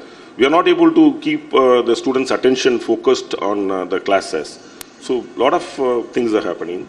So therefore, we as a policy are opposed totally to the new education policy. Now we are running short of time, so please some quick responses. One is today Anand Mahindra also tweeted about improving our higher education institutes and increasing the numbers. Tamil Nadu has already increased. So in the context of Tamil Nadu, how do you plan to, in your institute also, how do you plan to enhance the quality and also increase so that you can take more number of students in an affordable way? Because that's the prime allegation against you, that private institutes are very expensive. This question is for both of you. And then, sir, how do you want to facilitate that? If once they give the answers, so I would come to you, how do you want to facilitate that? Increasing quality and affordability. So increasing quality in the such that in Satyabama as such, we have 15 research centers, excellence of education and paper publication. We are among the top 50 in the country and NIRF ranking. To make an improvement as such, I think the quality of teachers entering the institution, as you know, now they have made doctorate as mandatory for teachers to teach in any university. But the quality, as sir said, the skilled quality, when they're coming, if their education system from the 8th or the basic education, like as you were speaking about NEET now, NEET we are not opposing. We are seeing how children are suffering. Because of NEET implementation, only NEET coaching centers have increased. Children from 8th standard are running behind NEET. It's very pathetic to see our children, and teachers also have left the syllabus of 8th, 9th, 10th, 11th, 12th, and they're teaching only NEET portions inside the class. That is very pathetic for the government to see. That is why we are opposing to see our children in a lot of stress. Nothing like that. And if this has been done from the beginning, any quality education, if you want to bring in any schemes or if you want to bring in anything from the government, make it as soon as possible, or make it as a mandatory for an education institution. Only if you do this, you give an approval to start an institution. After everything, after a decade, after this thing, now you're telling that they should write a NEET, they should write these examinations. So for quality education, what do you want us to do? Give a student a job or only coach him for such examinations? You give us an answer, both the central or state, then we will work towards whatever the nation needs in whatever way you like. Dr. Viswanathan. So as far as quality is concerned, I can talk from the perspective of VIT. So we are aiming to crack the international top QS rankings, the Shanghai rankings. So that is the aim. And they have very clear benchmarks about how we improve quality through research output, through academic flexibility, the success of our students. So they are very defined parameters. Naturally, everything comes with the cost. I think that all of us would agree. Anything good is never for free. So affordability is an issue, but I think it's being given undue importance as well. If you see IIT Madras, the fees is about 2.25 lakhs. IIT KGP is about 3 lakhs. I think gone are the days where even government institutions, the fees was very less. So when compared to that, there are a lot of institutions offering for a lesser fee. So that you cannot compare apples and oranges all the time and say why apple is red and orange is orange. So that comparison cannot come at all. They earn better pay packages also. They earn better pay packages also. Yeah, it is 7th pay. I don't know if you've seen the last grade matrix, the DA revision and all. So everything comes with a cost. So it is not very right to say if it is being afforded. But just to put out a stat, 80% of institutions are private and they churn out the maximum number. About 60-70% of the students who graduate come from private institutions. If it was not affordable, I think they would not have gone there in first place. And I think giving scholarships, I think there are a lot of right steps. The first generation learner scholarships, I think now most states give. And there are a lot of reservation, OBC-based scholarships in the northern part of the country that I know of because I manage a campus there. So these are the measures how you can ease the financial burden. If you want to make it affordable for the student, I think one of the main constraints I think is not with the cost of us, like what is costing us, but what it is costing them. Loan processes have become a lot of pressure on the students, and asking for collateral for education loan is not the right way to go, and there needs to be some interest cut for education loans. I think these are the ways we should approach education finance rather than just saying cutting costs, because cutting costs at the end of the day it is not going to get you quality. If somebody gets paid better for a postdoc job in Russia or Ukraine, they're going to leave there and leaving the job here. So you're basically facilitating brain drain that way. So I think there needs to be a more holistic approach towards education finance rather than just saying private sector costs high.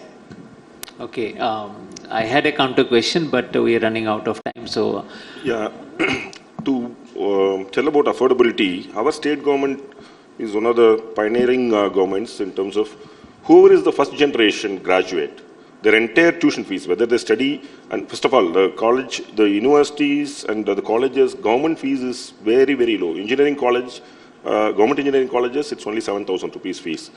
For arts and science colleges, accepted, it's free. Sir. How the government is there any plan to regulate private education in a sense that it becomes affordable?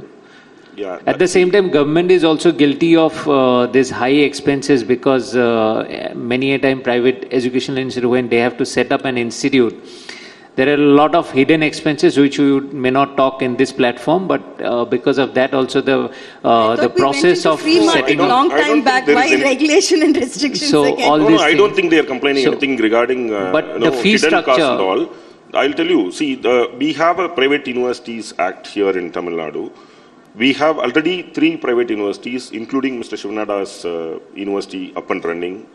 The 3 universities are running already. 3 have already got permission. 2 have applied, for which I made an inspection last week. So we'll be having 8 private universities in the state. So it's all happening. A lot of applications are coming mainly because the state has a very good ecosystem for higher education. So we are making things very simple and then encouraging more and more private investment in higher education, despite we starting new colleges. This year, the state government is going to start 10 new arts and science colleges in places which are still backward. We did a micro-analysis of GER taluk-wise. Though the state's GER is very high, there are certain pockets in Tamil Nadu, in Dharmaburi district, and some parts of the coastal districts, which are very low in GER. So we are starting new colleges there, and through that, the GER is likely to increase to many more parameters. I had many more questions. We have run out of time because we have to learn a lot of things from Tamil Nadu. But one thing I could see that both government and private sector, they share the same passion for higher education, and that's why both are working in sync. Thank you all for participating in this discussion. It was wonderful having you here. Thank you. Thank you. Thank you very much, Kaushik, and all our panelists, Dr. D. Karthikeyan, Dr. Mariana Johnson, and Ms. Katamri. Can we request you to stay on stage, please? Thank you very much. And can we invite Mr. Mohan Ruben and Mr. G. Murugan to please come on stage and present our guests with a token of appreciation, please?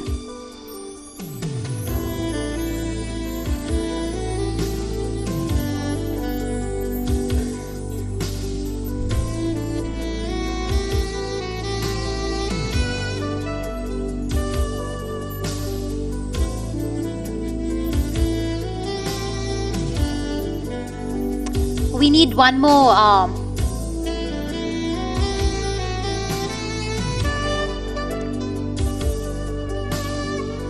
Thank you very much.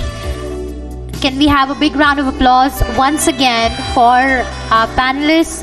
If there's one thing that strikes you about Tamil Nadu, it is the colleges and the number of educational institutions that are here. With that, we'll take a quick break for lunch. It's a 20-25 minute break. We request you all to please join us and then meet us back here at about 2:30. Thank you.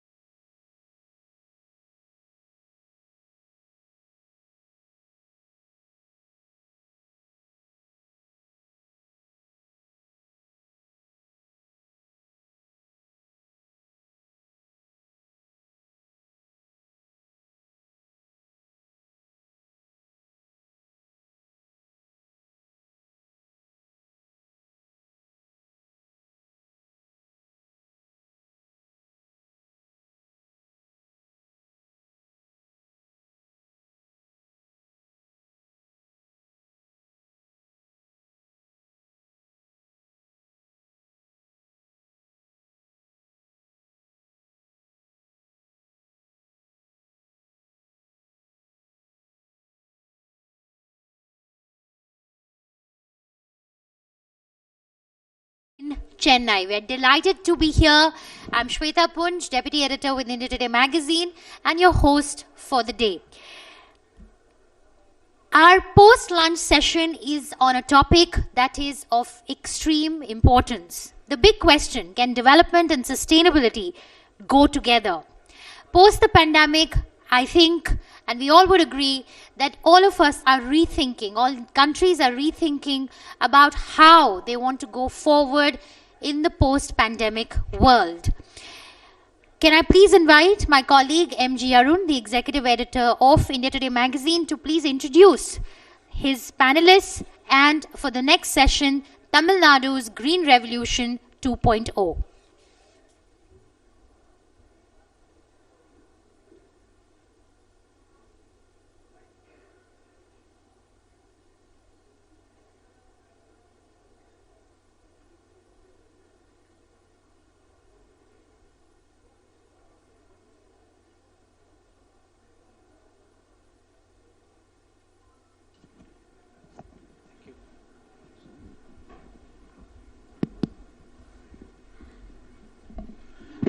Good afternoon. Let me call upon stage Mr. Ramesh Chand, member of Niti Aayog, Mr. S. Janakarajan, President South Asia Consortium for Interdisciplinary Water Resources Studies, Mr. K.V.K. Ravichandran, Board Member, Global Farmer Network, Mr. S. Chandramohan, Director and Group President, Tractors and Farm Equipment Limited.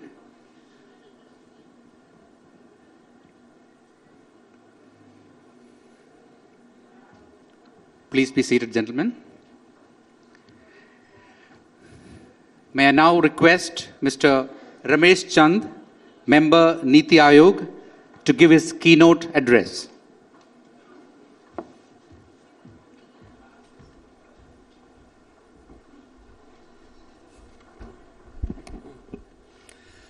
Organizer of this event, panelists, and my dear participants. I want to thank Raj Chengappaji for inviting me to this conclave.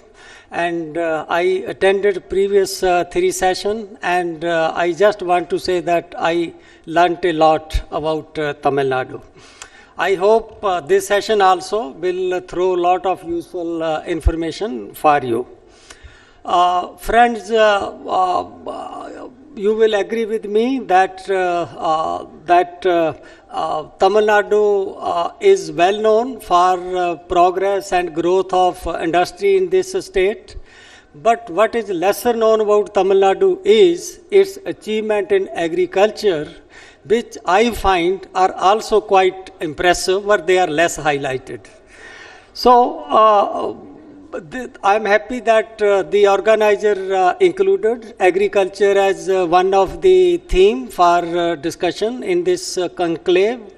I feel that in Indian state and for India, if we talk about development, growth, welfare, the discussion remains incomplete if we do not include agriculture. Why I say so, I will give you simply 3 reasons.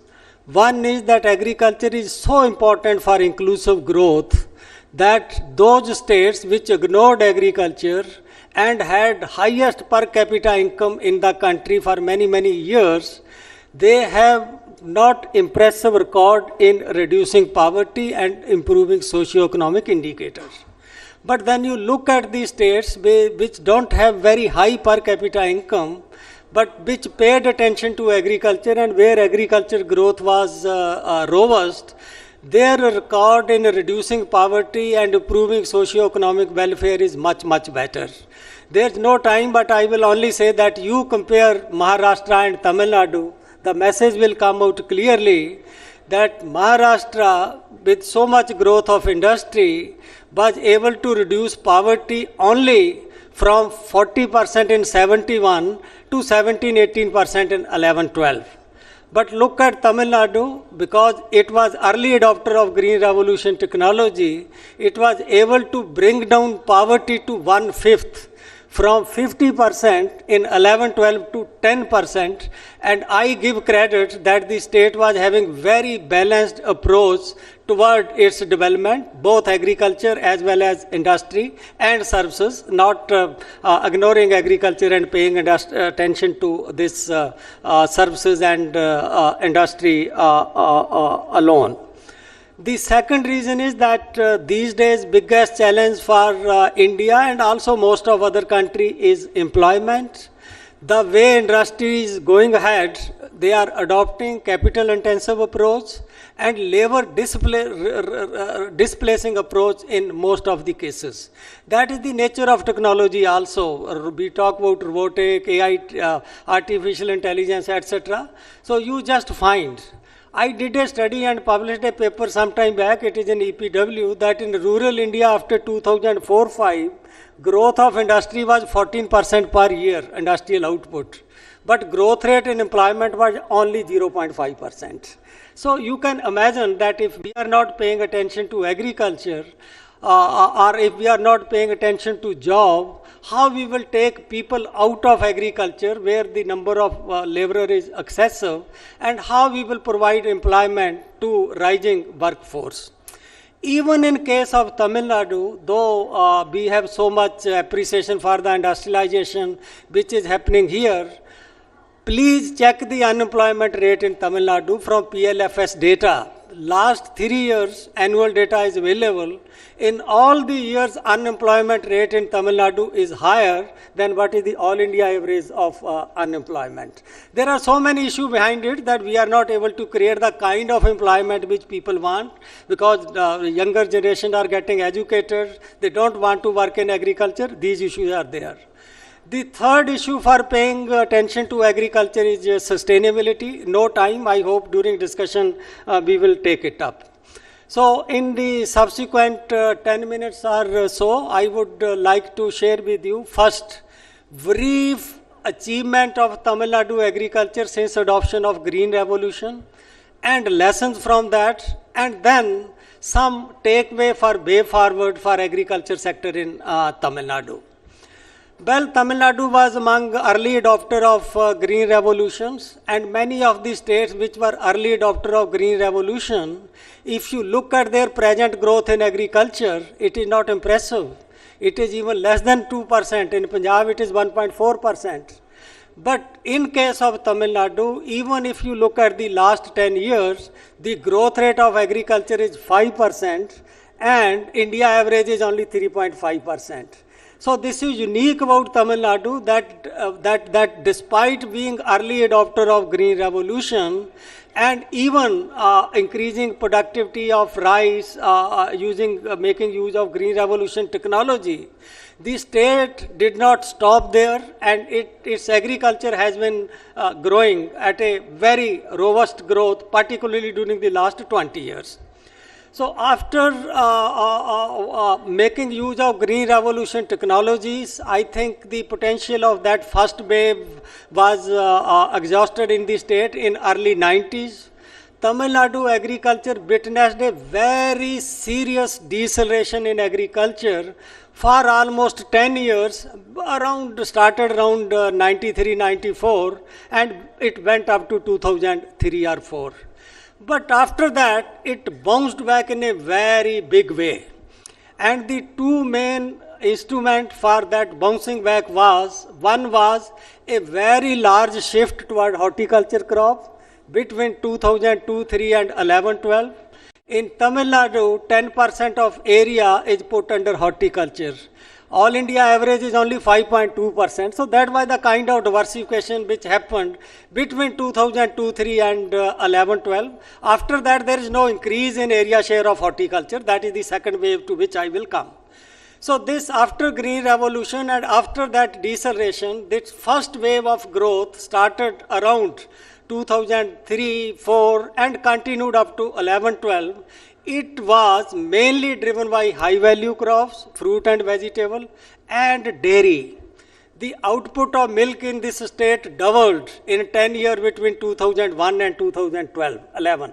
So that was the kind of growth, that dairy growth and high value crop growth, which gave Tamil Nadu very respectable growth in agriculture from 2002-03 up to 11-12. After that, the area under fruit and vegetable in fact declined. Some other kind of diversification started happening. The state start experiencing water stress. This is a long story, but I'm just giving you the brief messages. And what happened in the second wave is that first wave of diversification was high value crops and dairy. So we talk about green revolution, but what is the achievement of white revolution is much bigger than what you find achievement of green revolution if we identify green revolution with cereals. So another revolution which country witnessed was of blue revolution. I will talk about that also a little bit. So after 11-12, what happened that horticulture growth in the state came down significantly. And milk production also came down significantly. Growth in milk production also came down significantly. But then two new sources emerged. One source is, if you look at the growth of meat sector, buffalo meat, particularly in Tamil Nadu, in 7-8 years, the growth rate was 20% every year.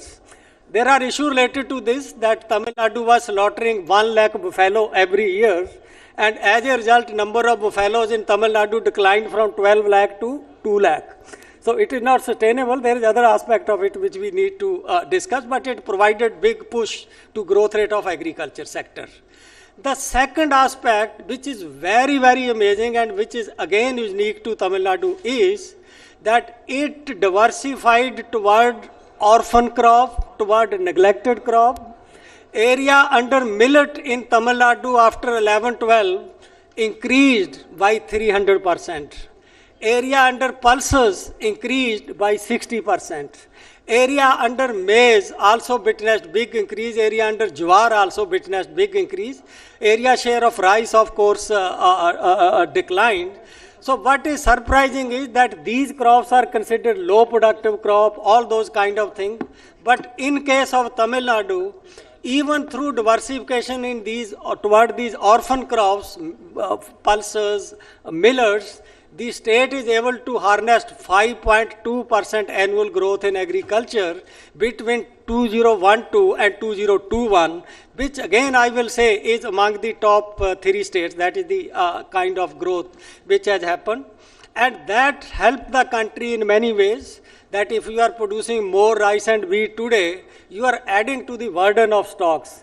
But if you are producing more pulses, you are helping the country in addressing food shortage, substituting some of the imports. So this was the second wave of diversification, which helped the state of Tamil Nadu.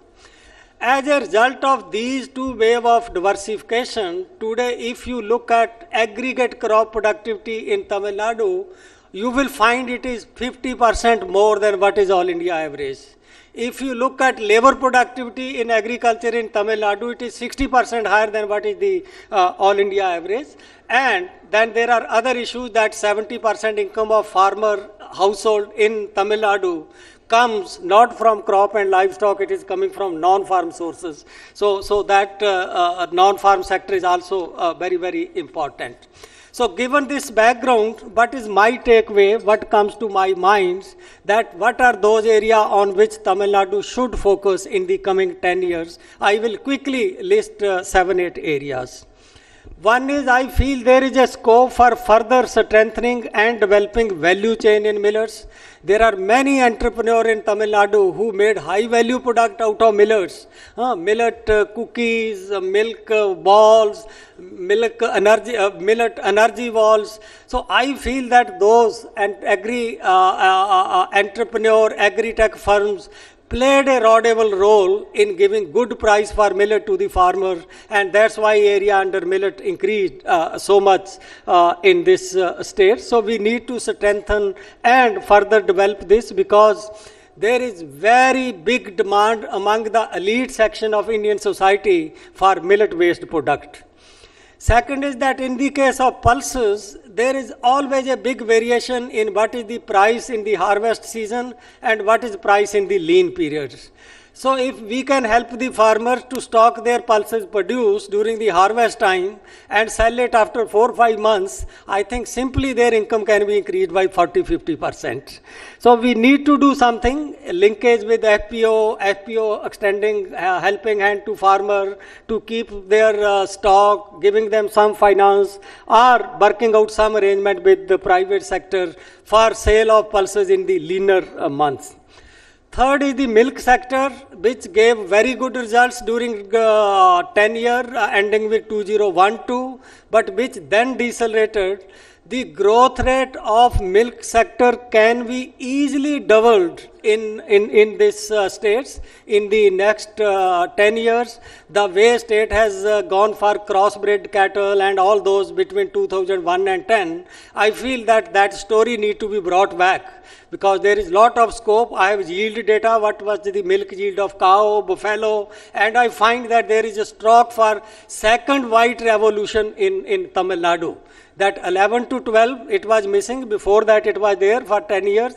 But now there is a scope for this second wave of white revolution in Tamil Nadu.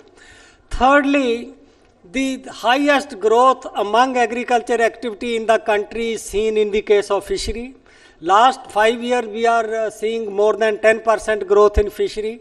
But growth rate of fishery in Tamil Nadu is not even half of what is the growth rate of the country. It is only 3.8%. State has a long coastal line, but growth rate in fishery is much, much less. But I also want to share with you that there are a lot of central government programs to give help to the fishermen and fishery sector.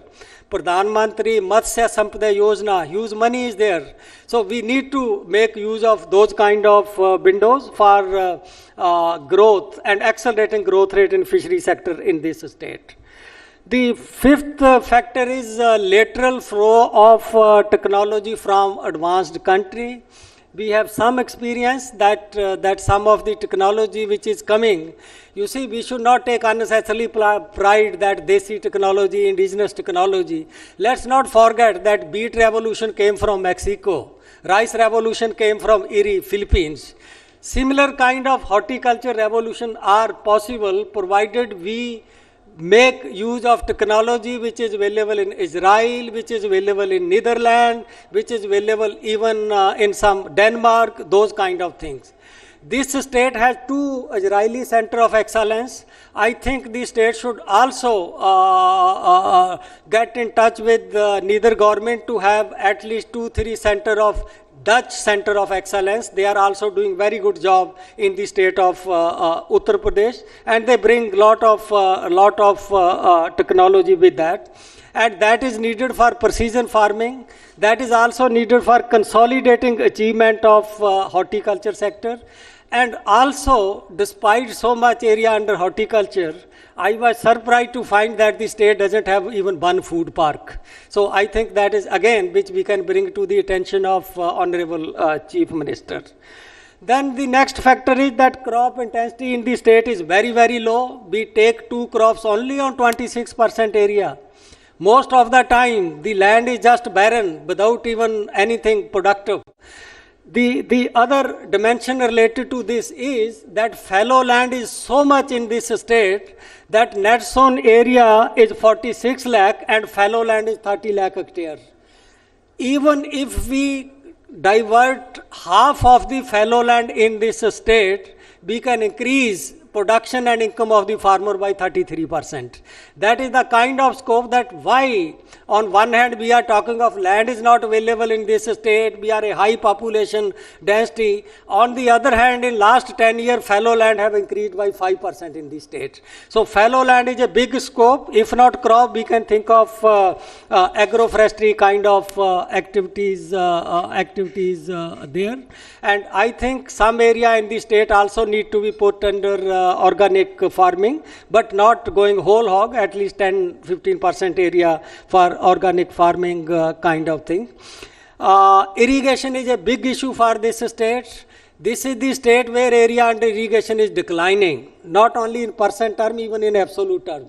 10 years back, 58% area had irrigation, now only 55%.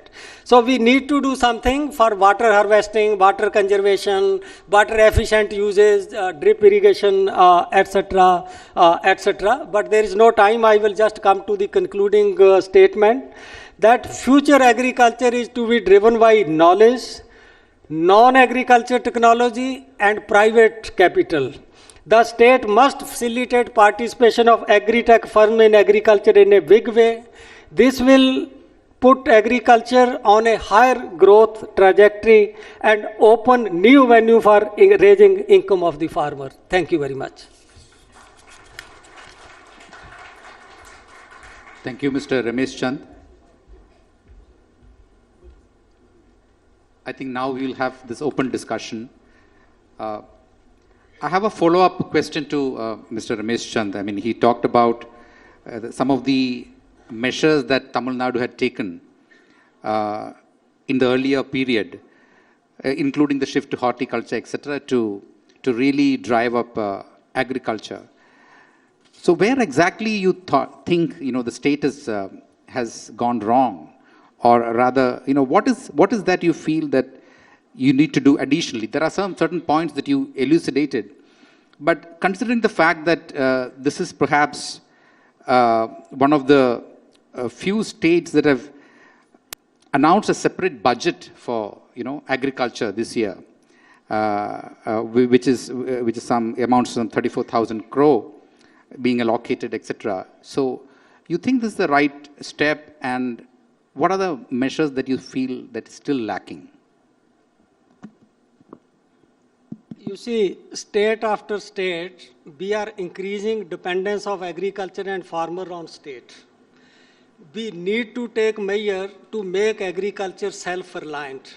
Sometime I used to tell farmer in North India that we have to make or change our farmer from Ashrit Kisan to Atmanirbhar Kisan.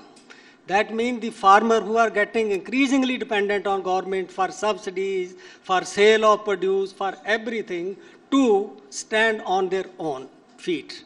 How that is possible? That is possible only if state spend on infrastructure, if state invite and attract private sector, not only in post-harvest agriculture, even in pre-harvest agriculture. I will give one example how private participation in agriculture can do wonder. Friends, some of you may be knowing that district Jalgaon in Maharashtra is the 6th largest banana producing country among the world. There are only 5 countries in the world which produce more banana than what Jalgaon alone is producing. So what is the secret behind it?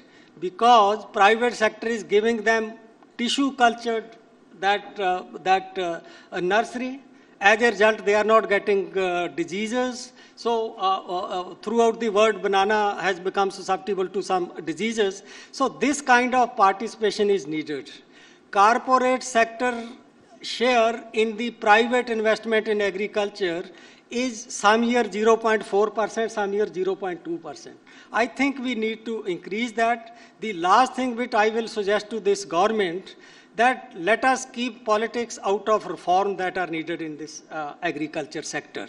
6-7 years back, this state brought a very good contract farming act, but when this government came to power, they have repealed that. So you see, these kind of things, I think we have to think about it, that without getting into politics, but it's good for agriculture. Absolutely. Okay, let me bring in Mr. S. Janakarajan here. I was talking to him on the sidelines, and I think he has some contrary views about the Green Revolution 2.0 that we talked about. So do you think that this is something that is really feasible? What are your concerns about this? No, actually, the very caption, the Green Revolution 2.0, actually disturbed me because I'm not disturbed by the jargon that's being used, but I was very disturbed about the present agricultural conditions in the state and in the country. And in fact, Ramesh was very clearly indicated that area under wasteland has been on the rise. And he also quite clearly indicated that productivity is also not on the rise, but it's either stagnated or decreasing. And there is a huge scope for increasing the productivity. Let me tell you something.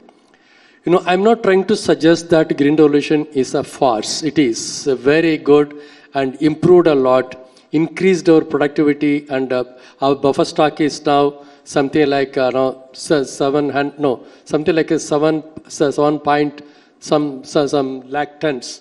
That's a buffer stock. We could really achieve everything through the green revolution, and we could reduce the poverty, increase employment, and so on.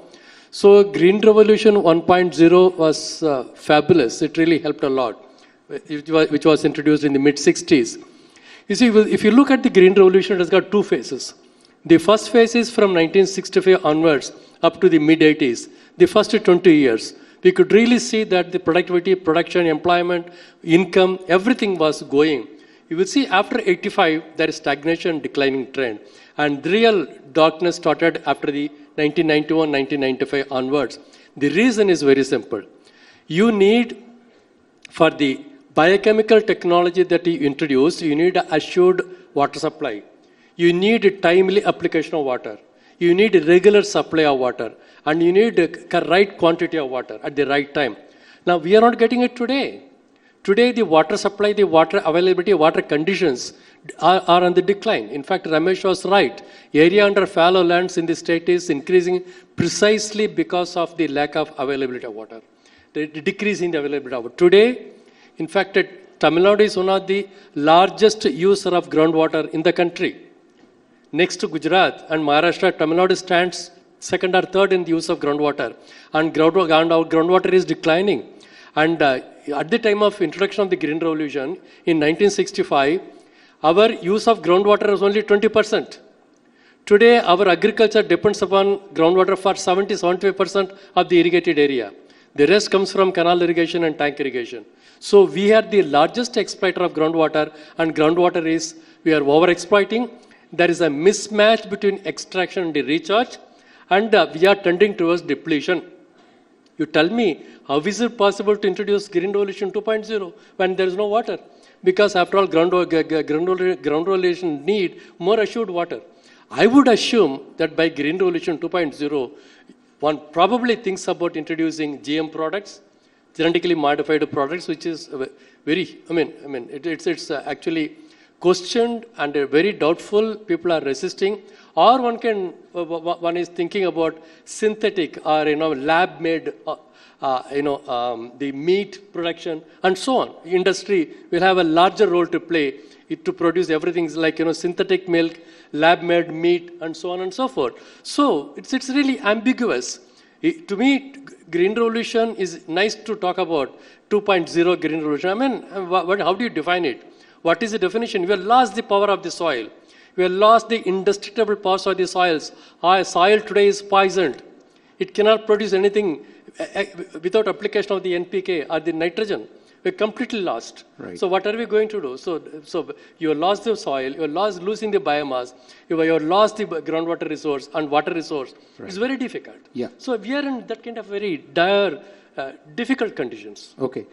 So those are great points. To have a second round of Green Revolution, you need to address, these big issues, related to irrigation, soil quality, etc., which Mr. Ramesh Chand also very effectively talked about in his keynote address.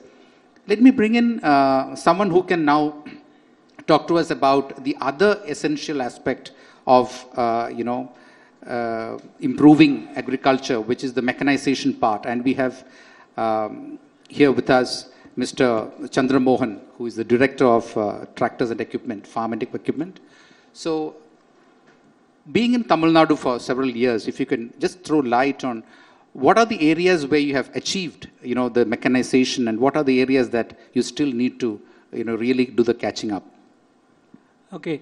As far as, comments from Mr. Janakirajan, I tend to agree with him that there is a great degradation of the soil conditions, etc., which is true, in my opinion, across the country. Is there awareness? The awareness is certainly there at the part of the government level, where, he is the Vice Chair himself is there. Is there awareness on the part of the farmers? It is slowly happening. Certainly they are aware of it. So I'd like to divide this, as to what is happening rather than getting little, let's say, pessimistic about it. What can we do now and what is happening now as far as, these type of issues are getting addressed. For example, to address the soil condition, certainly now the soil sensors, the moisture sensor, all these precision instruments are certainly coming to analyze the condition of the soil. Has it happened across the country? Answer is no. Is it improving? The answer is certainly yes. What's happening as far as mechanization is concerned, our own area is concerned? For example, a couple of years back, I don't think precision planters were, transplanters were not there. Certainly transplanters are coming in now into the country.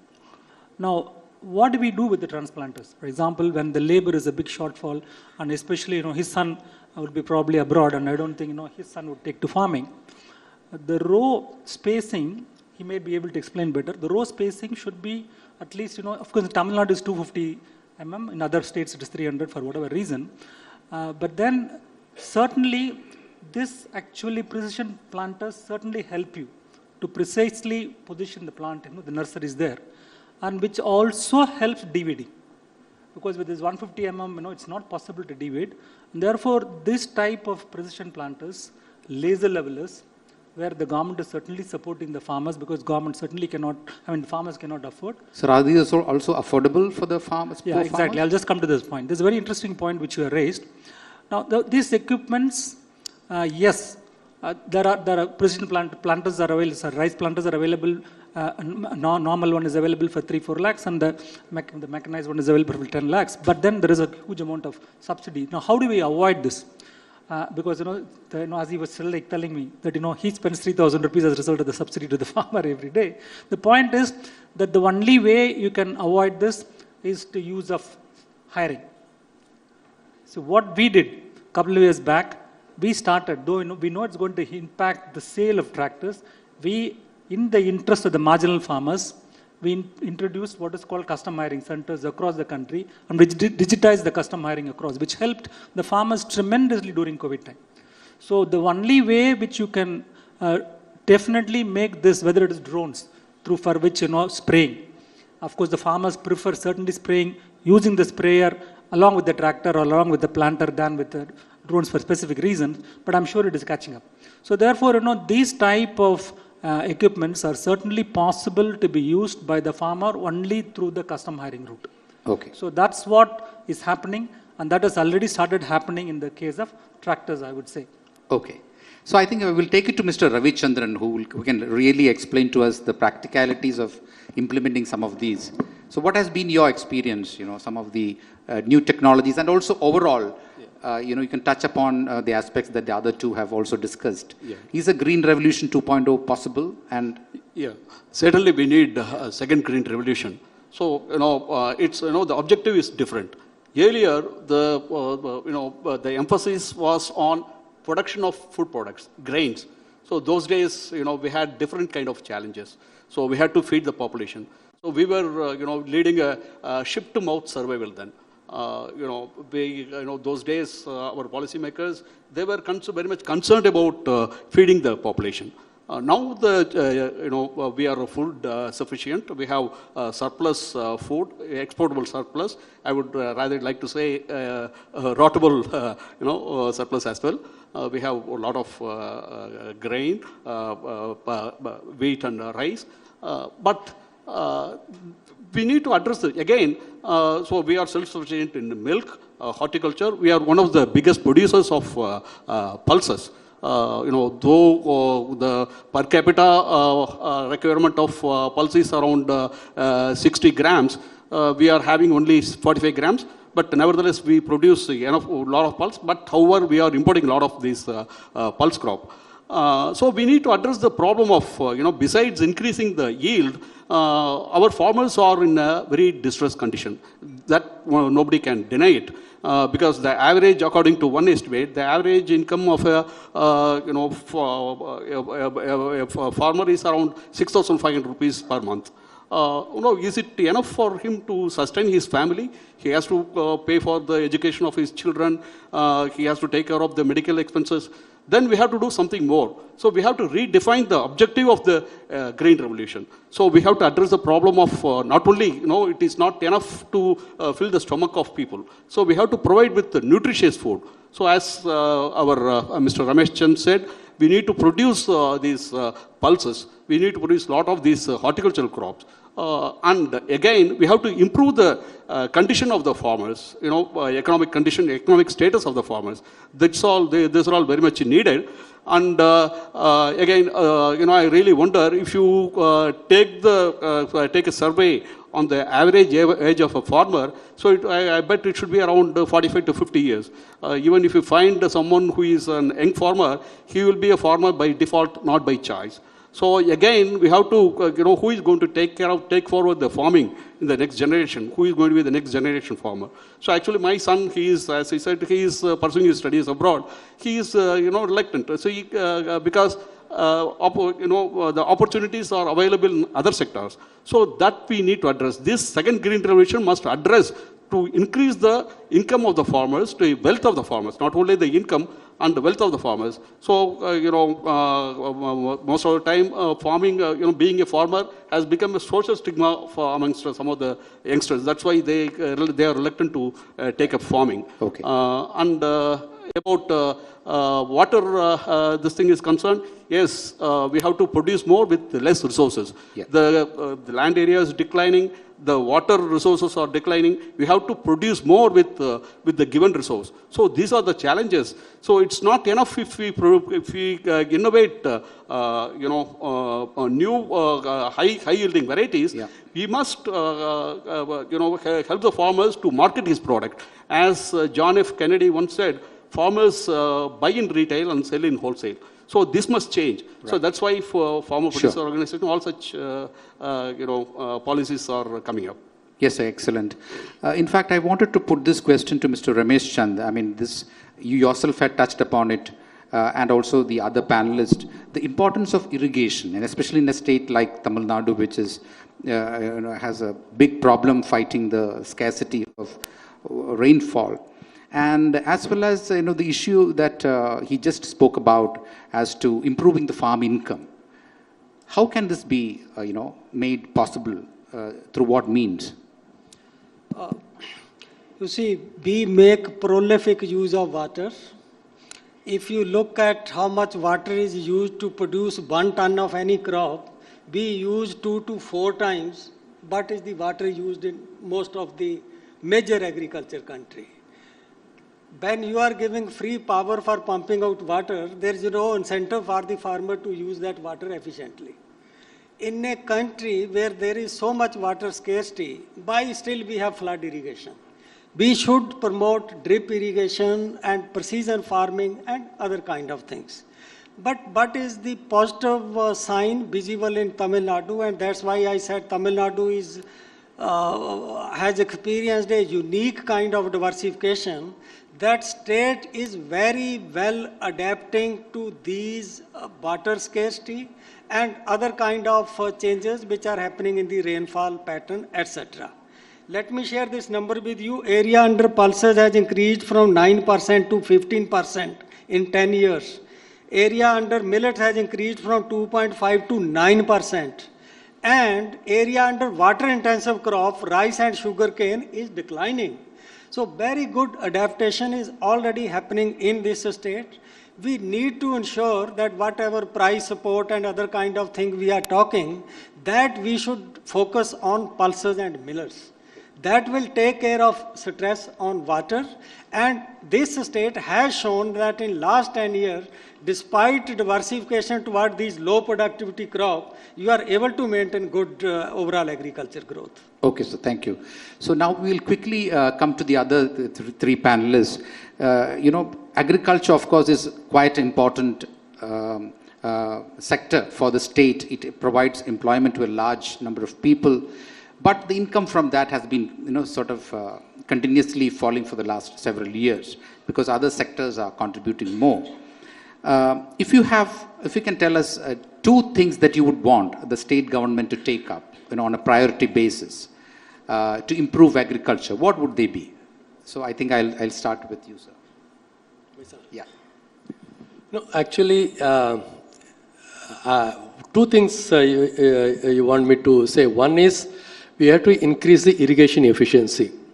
In fact, Ramesh is right that the water that we are using is completely inefficient, and productivity that we get per unit of water applied is one of the lowest. In the world. In India's productivity is very, very low, and Tamil Nadu is no exception. That is one. And secondly, all of you must have read the IPCC's 6th assessment report, where the temperature rise is really going to affect the productivity and agricultural production in the country very badly.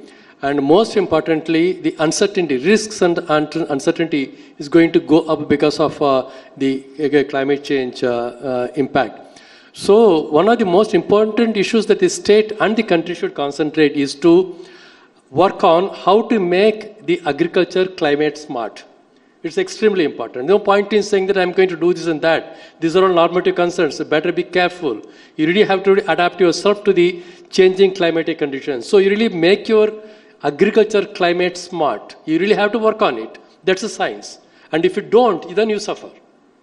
Okay, thank you. Mr. Chandramohan? Yeah, I'd like to divide this into two parts. First of all, to my mind, this one crop per one district, which was coined a couple of years back, is certainly important. We can't grow turmeric all over, and therefore we are focused in Erode. But there is a huge potential. I think, if you give it to Vice Chairman Nityogi, he will talk for half a day on this.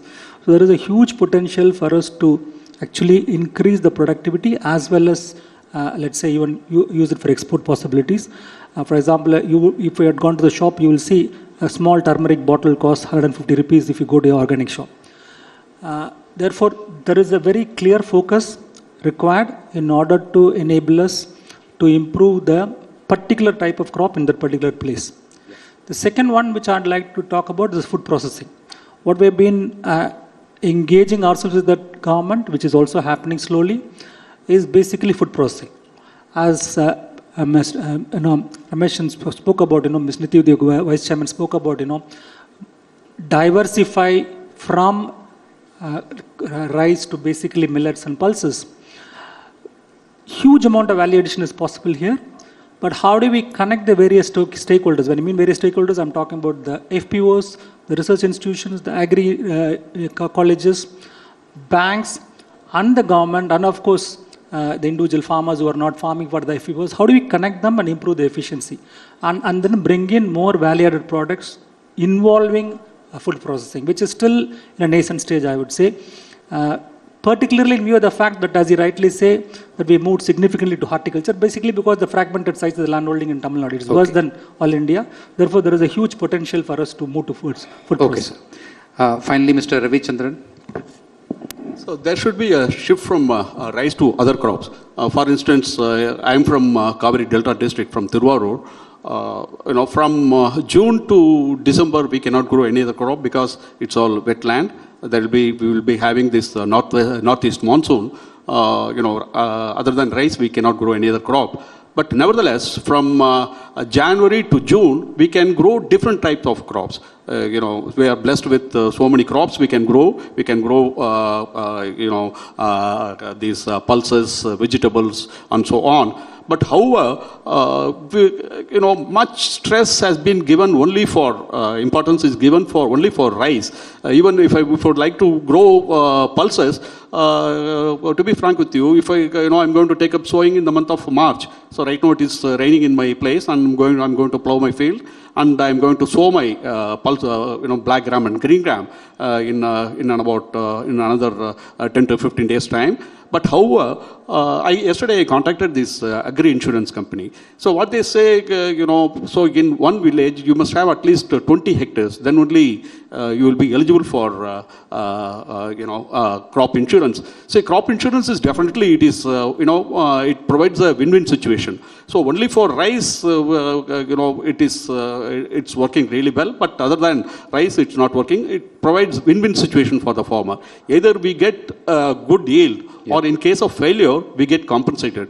Again, so as Mr. Chandrabagan said, that one crop, one district, we need to, give importance for the specific crop for a specific, for a particular district. For instance, in my Thiruvaru district, pulse is, they are giving much importance for pulse.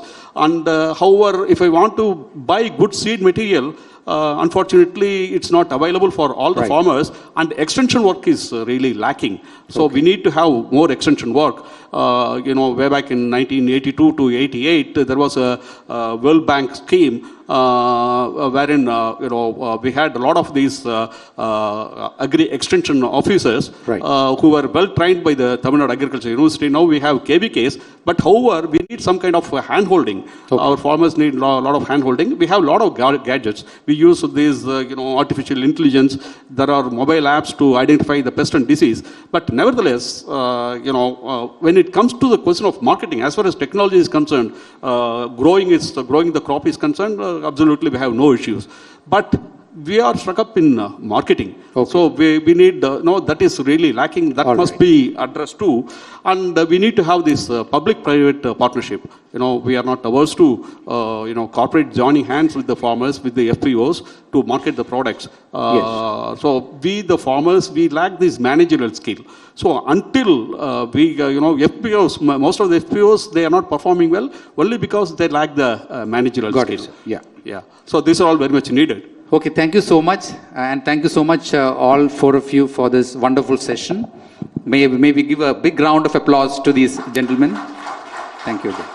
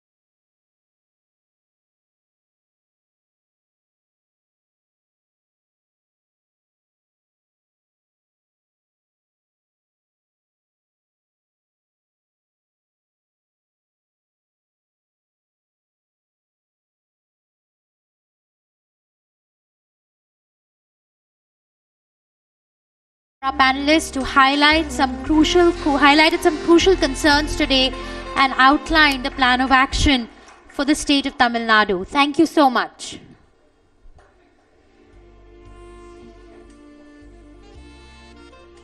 Thank you, Mr. Chand. Thank you, Mr. Janakarajan, Mr. Chandramohan, Mr. Ravi Chandran.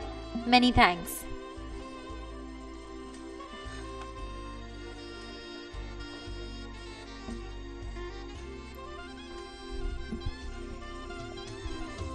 We'd like to welcome the Honorable Minister of Finance, Government of Tamil Nadu.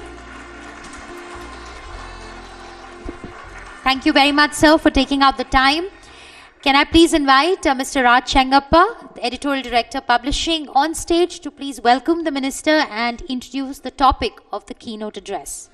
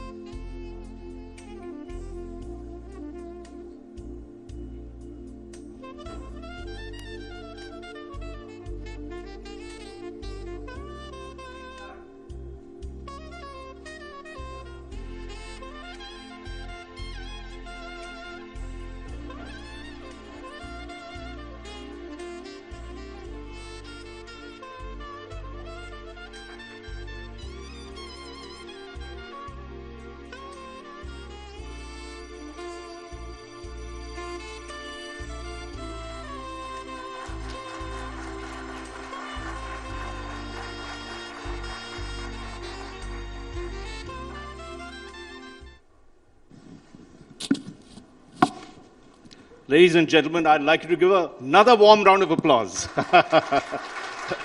because we have a truly outstanding personality. Dr. Thol Thirumaavalavan, my pronunciation might be a little bad, but Thol, let's get that right. Minister for Finance and Human Resources. He's not your run-of-the-mill politician, though both his father and grandfather were distinguished politicians, one of them being the Chief Minister of the erstwhile Madras Presidency, his grandfather. But I think what makes him distinct is there a brutal frankness about Dr. Thirumaavalavan. And more than that, he has got such a versatile experience. He just doesn't come as a politician. Though he comes from Madurai, his constituency, and he actually came specially for us here. He had gone for the mayoral elections where the DMK has won an astounding victory, and then flew back just for us. So for that, let's give him a warm round of applause as well. And Madurai, as I was telling him, is my favorite place because the temple, Meenakshi Sundareshwar temple, I used to visit it very often. And when I went up for my honeymoon as well to Kodaikanal, I stopped there and we took prayers there as well. So it's my favorite place there. I will certainly come again. But his versatility is outstanding. He has a rich experience as a trader. He was with Lehman Brothers before, I think, the collapse. Up till that point. Okay, a banker, a consultant, a lecturer, and a technical person. And very, very importantly, he is both rooted. He did his engineering from Trichy and then went abroad to New York State University and then studied management in one of the most prestigious universities, that's the MIT, in the Sloan School of Management, and then came back. And that's the most important thing. After working 20 years, he decided to come right back to Tamil Nadu and serve the state, and he's been made the finance minister, probably one of the most competent people to head this business. So I'm going to get straight to the question and answer session. And let's talk about this mission that your chief minister has been put for you, which is to make Tamil Nadu a $1 trillion economy. And given the fact that you are 1/3 of that, and given the fact also that you brought out a finance paper where you showed your state was broke, how do you hope to do this? What are the kind of challenges that you face to ensure this happens? Well, first of all, thank you for the invitation. Thanks for adjusting the time so I could rush back. I think it's good to have sometimes these goals because they hold you accountable. Now, for those who have studied any finance or the time value of money or the benefit of compounding, to get from here to $1 trillion in 3 years, what we effectively need to do is get about a 14.5% nominal growth rate. That includes inflation. If we assume the FX rate is roughly the same. If it improves, then you get better. If it slides, it gets a little worse. To put that in context, right now inflation is about 6.5, 6.25, depending on whose account you take. So if I take that out, that means I need to get about 7.5, 8% growth, which is not that hard to do. Also, to put it in context, between 2006 and 11, when the DMK was in power, we had a compound annual growth rate for those 5 years of north of 10% in real terms, without inflation. Add in inflation, you're probably at 15, 16. So 14%, 14.5% a year between now and 10 years is certainly doable. The key is to get the first few years right. If you remember, our predecessor, the lady, had a Vision 2023 document. By the time we came to office in 2016 as opposition, it was already unachievable because you'd lost the first 3 years in flat to 2% growth. Then you'd need to get 22, 23% in the remaining years to make it up. So for us, the good news is that the first 2-3 years are going to be very good years. We have... Despite the pandemic? No, because of the pandemic. Okay. Because of the low base effect of already having had an effective recession and the bounce back from that. Because of the kind of move away from China trends and the possibilities that brings. And because, as you and I were speaking, after 10 years of maladministration, we are able to get the finances of the state and the systems under control. Right. So these three will be positives. Of course, we are subject to the same macroeconomic factors as everybody else. Mm-hmm. And at the national level, I would say some of the programs of the union government, both policy-wise and kind of removing removing rights and control from the states is a barrier for us. Okay. Beyond that, the global commodity cycle seems to be on the way up, inflation and commodity prices. And then, of course, things like what happened in Ukraine have serious consequences. So we haven't seen, all those stages play out. So there are going to be headwinds, but at a very kind of local level, we feel very comfortable. I've just finished drafting the budget to take to cabinet tomorrow. And 14.5% is what we achieved. We achieved better than that last year, and we'll achieve that this year. I mean, last year meaning the year finishing in a month. So we're on track. No, I mean, since you mentioned the budget, can you give us a sneak peek as to what are not the budget figures, but what are the thrust of the budget? No, as I often say, the budget is a prospective document. It only gives an intent. It doesn't tell you whether it's going to be fulfilled. And if you take the last 6-8 years of the TN government budget, the outcomes have been 30-40% variance from the budget. So the budget's almost like a wish list. It's not an execution document. So one of the first things I did when I came to this role is set a policy in my department that we must make budgets that are conservative in terms of we must make at least this much revenue and we must never spend more than this much money unless pandemic and all that out of our control. So we must make estimates that are we are comfortable we can achieve or beat. And then when we do the revised estimate, which is really the key, because now you have 10 or 11 months worth of data, we must hew as closely as possible to the budget. We must do what we said we were going to do. And then by the time the final account comes 6 months from now, it shouldn't be more than 2 or 3% different from the revised estimate, which means that your accounting has not been funny money accounting. And what would be the key thrust areas of this, where you've sort of said, okay, in this budget, I think I need to look at 1 or 2, 3, 4 areas that is there? Well, I think those areas the Chief Minister will talk about. But going back to my philosophy, since we came to office when there was already a financial year in progress, and all we did was amend that budget in August, I wanted to make sure that we outperformed that amendment in the revised estimate and that the exchequer was in much better shape than it was when we inherited it. So I think that I am very confident we'll show a remarkable turnaround in a very limited time. And that will set the stage for much more aggressive kind of investment in capital expenditures, in programs and so forth going forward. The budget is, the cabinet meetings tomorrow. The Chief Minister will tell us where we go. And in the white paper you presented last year was a very grim picture. And part of that problem was that you said a lot of the debt, you're servicing debt, you're taking interest, and therefore the revenue is being met through debt and interest rates, whereas you're not able to focus on capital expenditure for this thing. How are you planning to turn that around?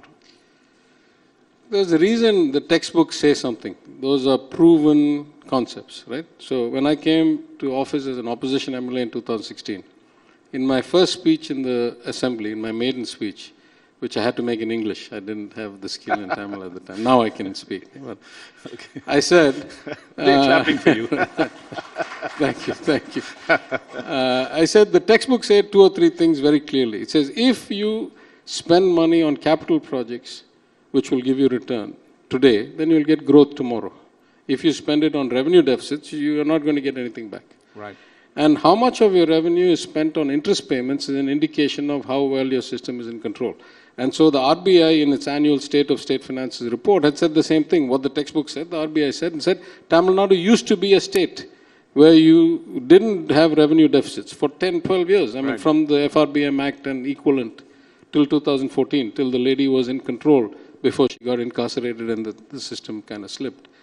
And we used to have, interest payments be 10, 11, 12% of our revenue. By the time we took office, the borrowing was more than half for revenue deficits. We were not even investing 50 paisa of every rupee we borrowed. And the interest payments were north of 20 paisa of every rupee of revenue. So I said in 16, if you go down this path, you will get this outcome. And so we got the outcome that the management gave us. Now we are correcting those, and our goal is to, there's only one long-term solution to everything.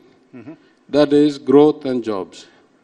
Right? Now you have to set yourself up in such a way that you attract the kind of investment and you bring the kind of credibility that both financial investors, like funds and asset managers, and industrial companies feel comfortable that they can come here and create jobs, and whether that's overseas, Indian, other state, Tamil, wherever.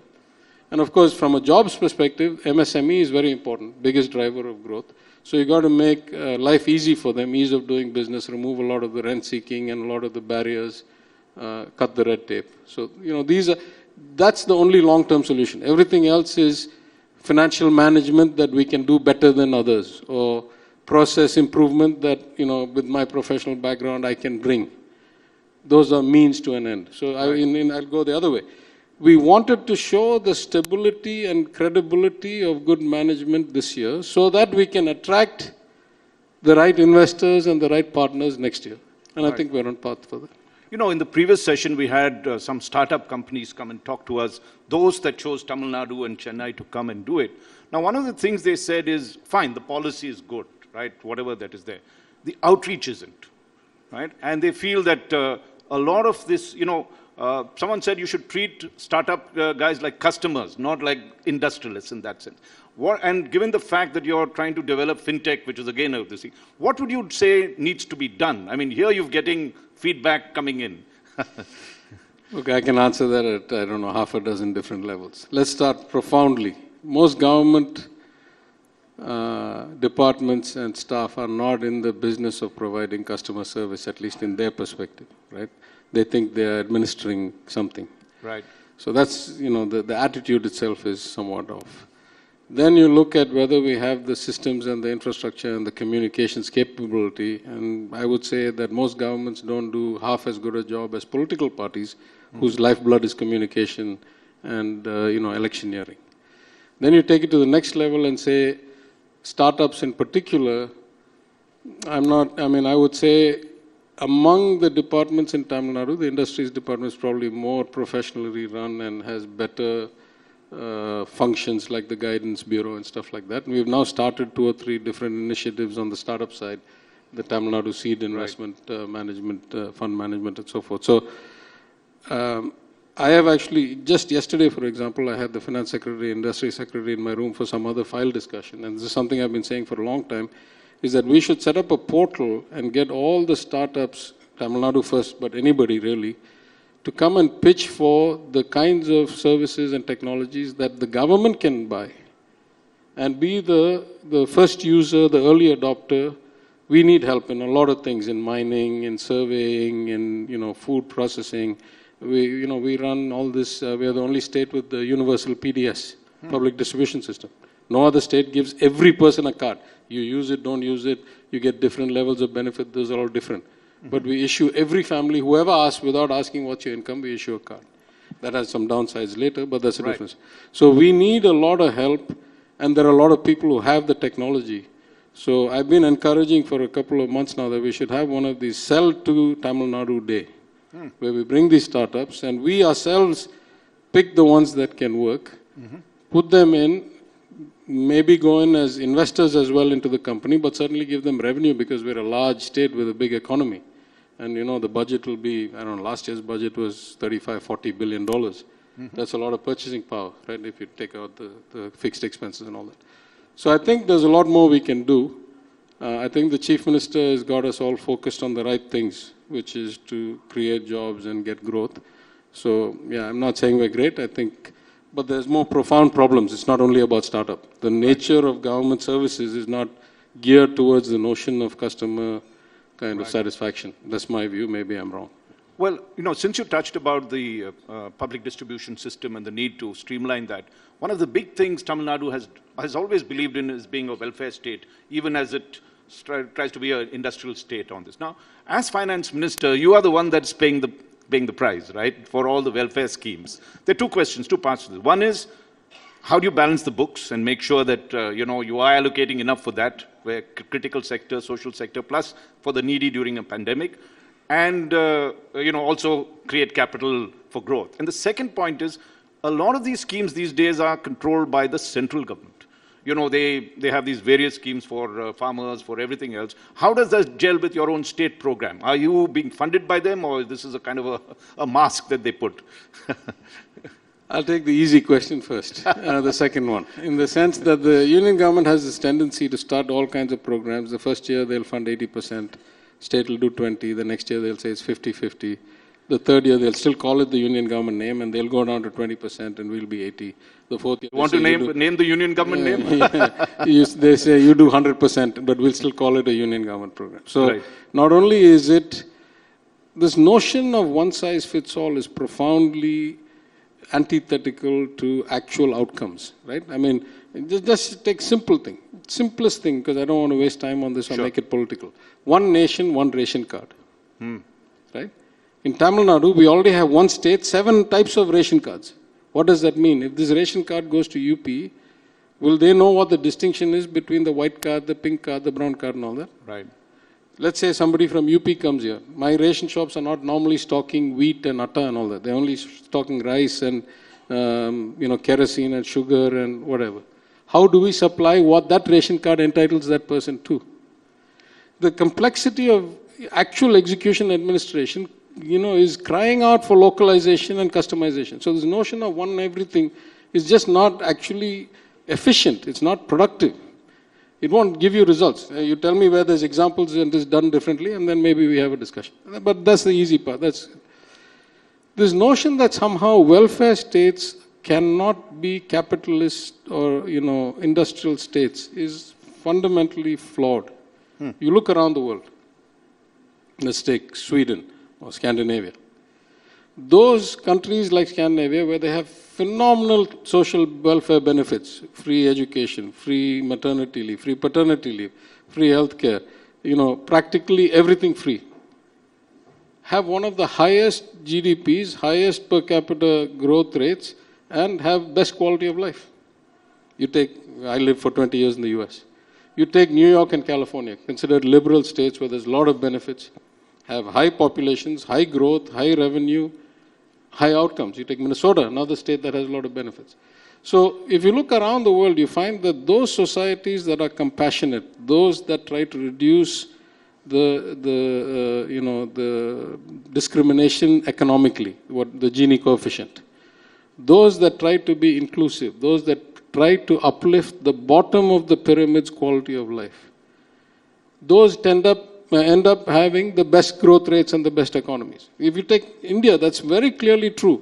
Tamil Nadu is by far of the 4 large rich states in Tamil Nadu is by far the most social welfare driven. We spend more than anybody, right, on all these things.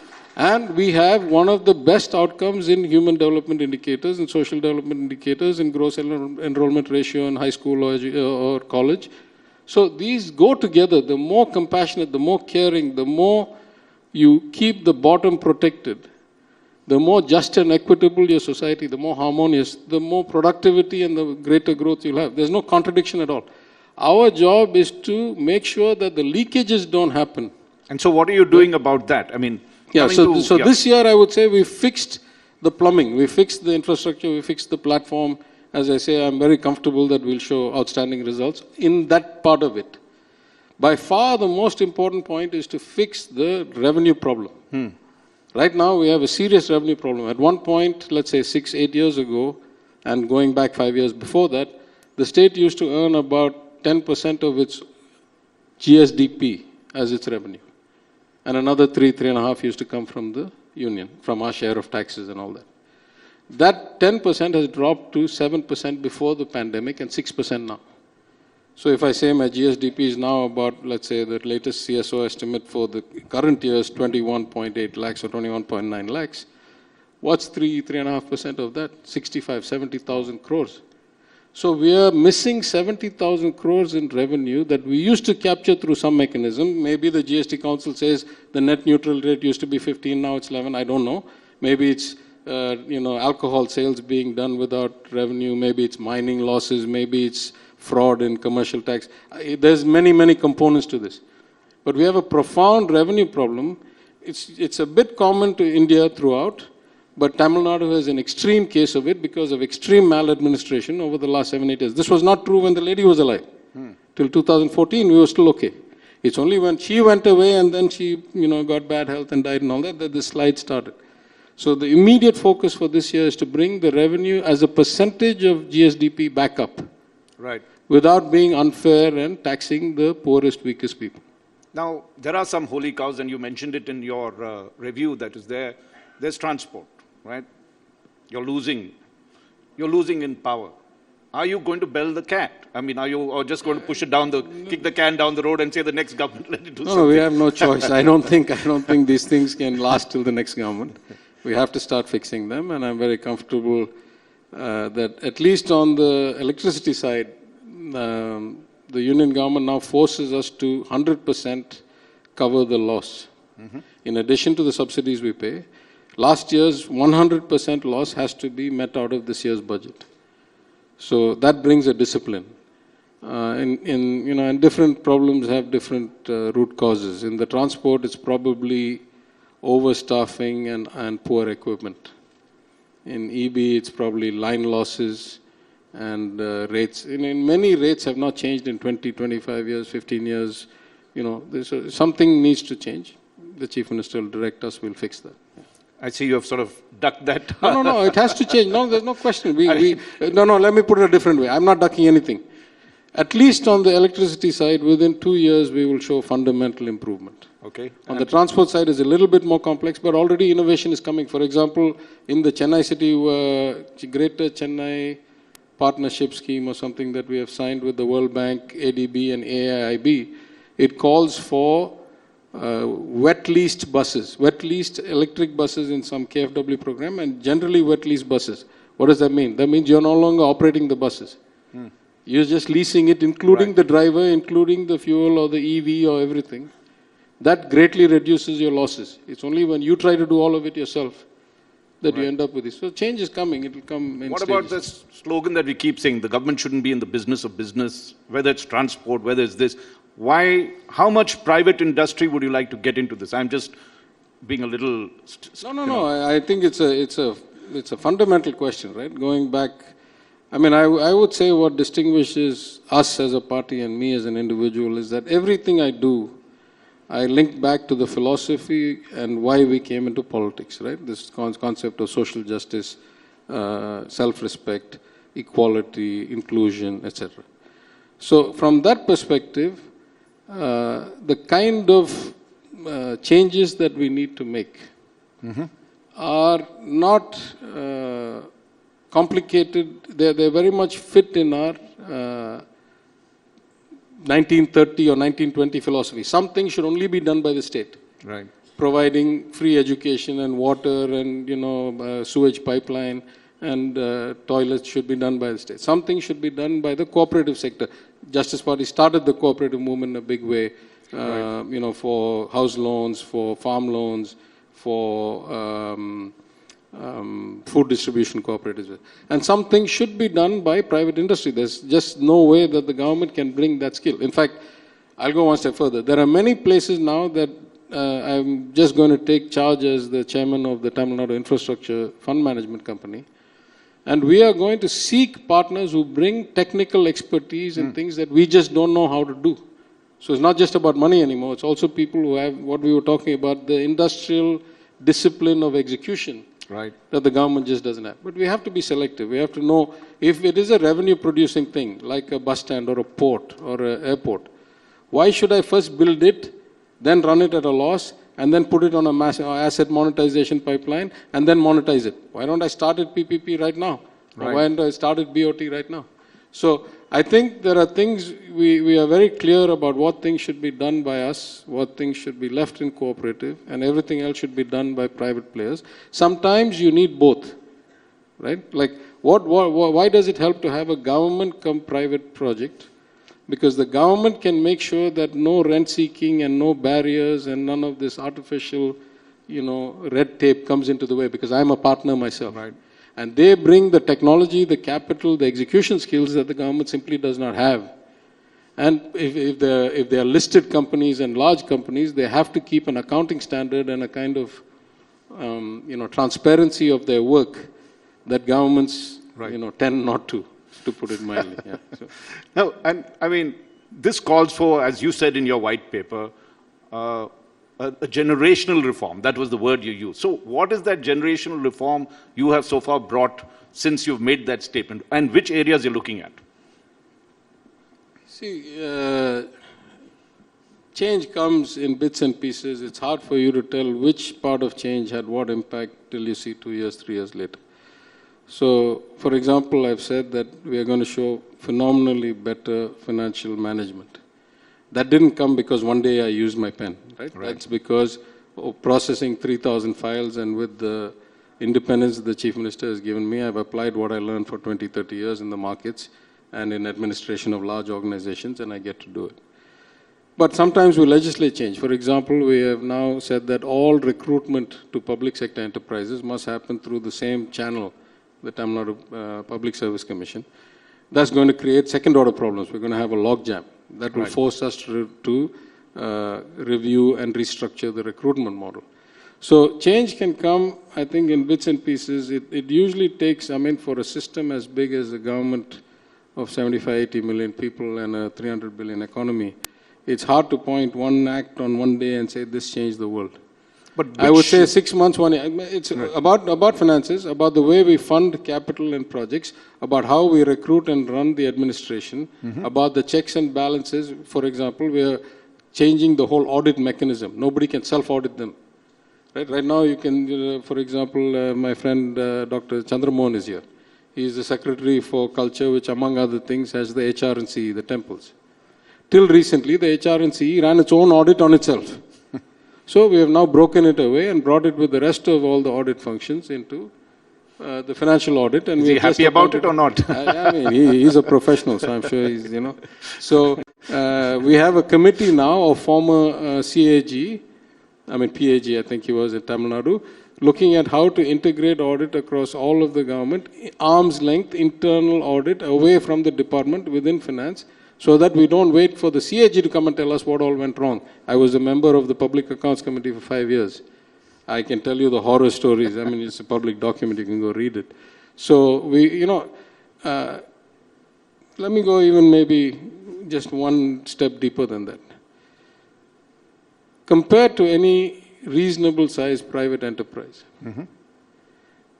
the design of government administration is, 20, 30 years lag. We don't have continuity, we don't have institutional memory, we don't have inventory management, we don't have, reconciliation. I'm amazed how a system works without what we take for granted in MBA school or in any medium-sized enterprise. I mean, you go to the corner shop that sells you biscuits and, cool drinks. Unilever or somebody has put a sale terminal there to help the shopkeeper manage the shop and to help them get the inventory movement so they can A, see how their products are moving, and B, when to track it and restock. We don't have stuff like that. So there's some engineering that needs to happen. But you are on that path where you're saying the generational reforms, you're going to make sure that it happens. Yeah, I would say, starting with the finances this year, because that was the first, the two most important things, the money and the people. In fact, the people may be more important than the money, but it's harder to change the culture, harder to change the recruiting, harder to change the training. But we have focused a lot. For example, Chief Secretary is a former chairman of the Anna Institute of Management. At his request, I have taken over as the chairman of the entire, we've renamed it as the Staff Training College. And we have introduced a new compulsory training program for all of the mid-level Tamil Nadu public servants. And he and I inaugurated it together, and now several thousand people have already gone through that program in the last, 5 months or 6 months since we inaugurated it. So the people and the money and the infrastructure in terms of systems, IT, you fix that and we'll be in some completely different place 5 years. I'm convinced of that. In 5 years, we'll be having a conversation. How did you do so much in so little time? Well, I hope for that.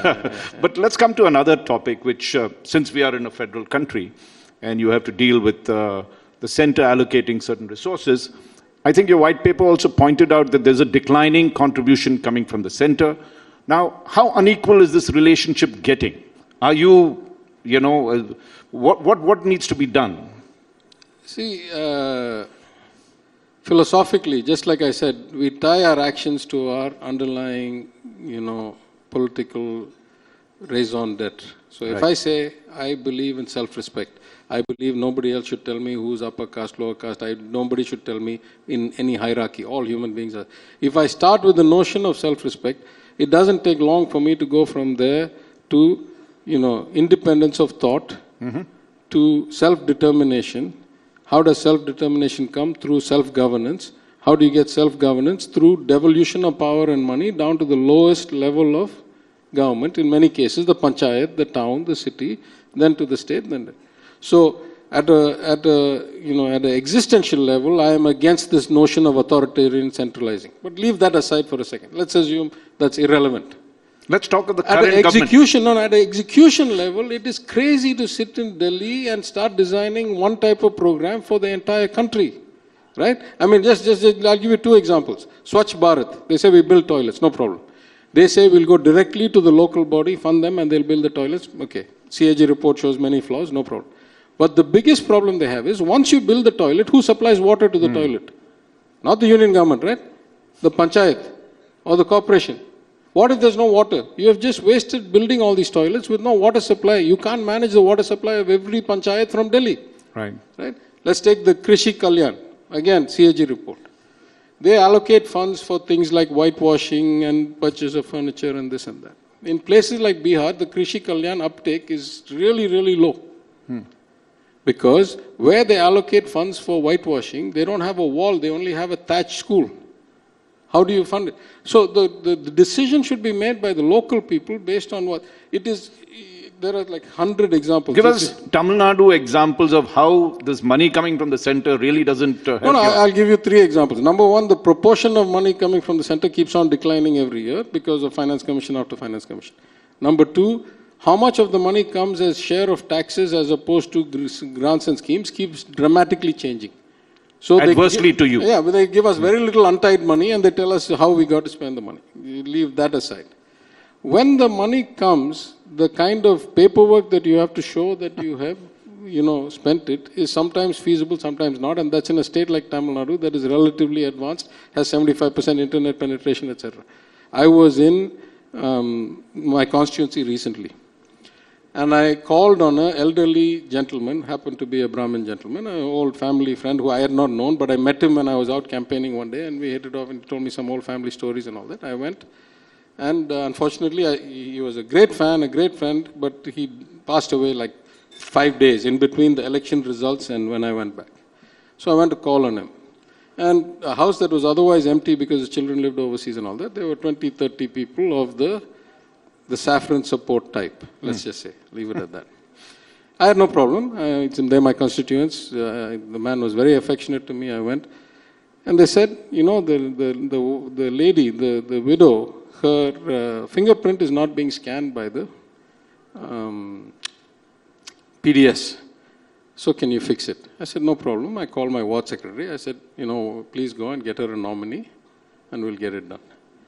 10 minutes later, they said, no, it's not about her. It's about the system. I said, it's okay. Let me take care of you first. I've come for an inquiry about a condolence. I'm not here to talk systems. 5 minutes later, they said, no, but it's not about us. It's about the system. And I lost it. I said, system, who brought the system? Did we bring the system? I argued in the assembly, don't do this. I mean, if I'm worried about diamond smuggling, I want 15 different checks on them. If we're going to give them food so they don't starve, I don't care if the fingerprint doesn't match. Give them the food. Right? How many cases we see in Chhattisgarh and Rajasthan and all that where they don't match. Right? So we argued. I spoke to then Minister Kamraj. I said, please don't implement this. Please don't force this. It is ridiculous. I mean, again, the theft that happens from the trucks and, falling off bags of rice and all is horrendous. We don't stop that. Then we come and say, no, lady, you cannot get 10 kilos of rice because your fingerprint doesn't. It's ridiculous. So when I said, who brought the system, madam? You say the system. I can fix your case. You want to fix the system? Go and tell the man on the top. He is the one who forced all this homogeneity on us and said everybody has to put a card, everybody has to put a fingerprint. And when you say that, you're talking to the central government. I mean, you know who. I see you. Okay, I think just 2 quick questions that are there. One, of course, is looking at the per capita decline of Tamil Nadu. Here you have the second largest industrial... what do you mean per capita decline? In terms of, not decline, sorry, in terms of the ranking that you'll have, right?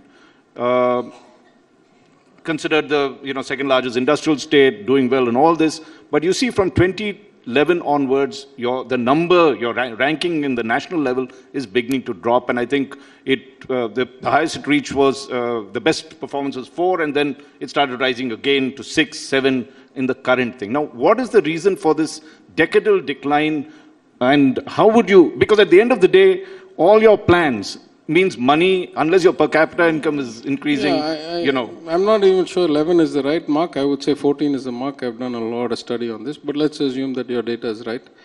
I would say from 14, it's very clear, right? Again, what the textbook says, if you don't have good administration, you don't manage your finances well, long term, you will find a decline. What has happened?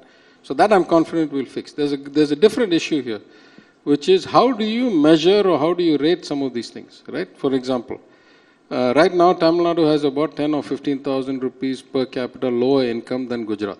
Gujarat has been a phenomenal success story economically in the last 7, 8 years, maybe 10 years. But almost no girl under 15 is not in school in Tamil Nadu. 15, 20% of them are not in school in Gujarat. What kind of growth do I want? There are 4 doctors for every 1,000 people in Tamil Nadu. There's only 1 doctor for every 1,000 people in Gujarat. What kind of society do I want? Not, the GDP numbers are not everything. We have a way of life that we want to protect and preserve. We also want growth, we also want jobs, but we want it our way. That's what the CM calls the Dravidian model. We will implement the Dravidian model, and whatever the shortcomings over the last 10 years, in 5 years, we'll be back on top again, I'm 100% sure. And finally, looking at human resources, okay, and we were talking in the morning about the industry section. Now, point is you could have industrial growth, but if you don't have the manpower to meet it, the skilled manpower, really, what do you need to do to change that system? I mean, since you're looking after human resources, what is it that you need to do? Yeah. First, I should make the distinction. I'm only the human resources of the government, not of the state. Okay. There's a labor department and a welfare department. Right. But this is a profound problem, right? As proud as we are that we have a almost 52% gross enrollment ratio in higher education, right, which is double the national average, better than the US and all that. It's clear that they're not all getting quality education. Mm-hmm. They're getting a degree, doesn't mean they can actually do anything. So there's a big gap in skilling, and there's a big gap in a lot of other things. We are guys who put our programs and our money where our mouth is. So both in terms of remedial education coming out of 2 years of COVID, where we have, I would say, by far the most well thought out, piloted, researched program called Illam Thedi Kalvi to bring back the social component of learning by having after school in every village, in every block. To the program announced by the Chief Minister on his birthday a couple of days ago called Naan Mudalvan. Says, I want to be the best at what I do. That may be many different things. You may be a journalist, he may be a waiter, he may be a chef, he may be a graphic artist, I may be an analyst. But we got to inculcate that professionalism and that desire to do whatever you do with pride in your work, irrespective of the work, and to fit the skills of these people to the industry and the needs of society. So we had a wide range of people. We had the UK Deputy High Commissioner, my friend Oliver. We had Nadarajan, the cricketer. We wanted to show that there's all these different walks in life and that whatever you choose to do, you excel and you drive yourself. And we are going to set up guidance counselors in every school. I'm going to personally go and lecture for their training. We're going to set up, regular sessions with different industry spokespeople and different careers to come and say, what is it this evening? I'm rushing. I'm going to go release a book in Tamil on audit. What is audit? What is the profession? What skills do you need to have? What is the upside you can get on it? So that people understand that there are careers like that. Right? There used to be a time when everybody said, I want to be a doctor or engineer, that's it. Now we need to educate. See, we've had some tremendous shift in society. When I went to engineering college in 1983, the state of Tamil Nadu could only provide about 3,000 seats engineering a year.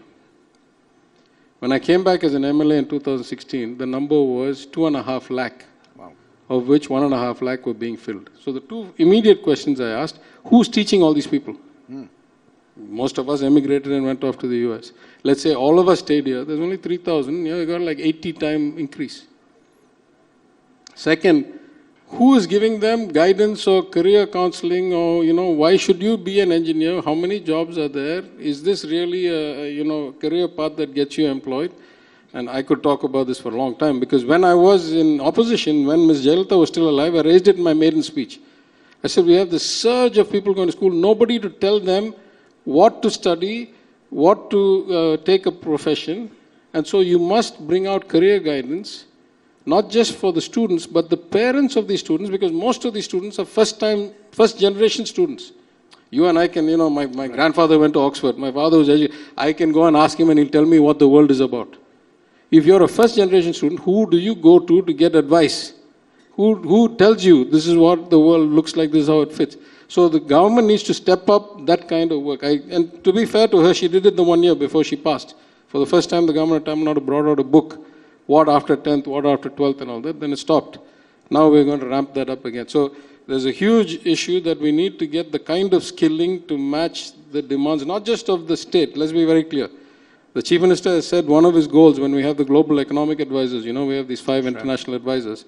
He said, one of my goals is that Tamil Nadu should be seen as the premier source of human resources for the world. Like we want to export people, just like we have historically, great examples around the world. We want to send the best qualified talent around the world.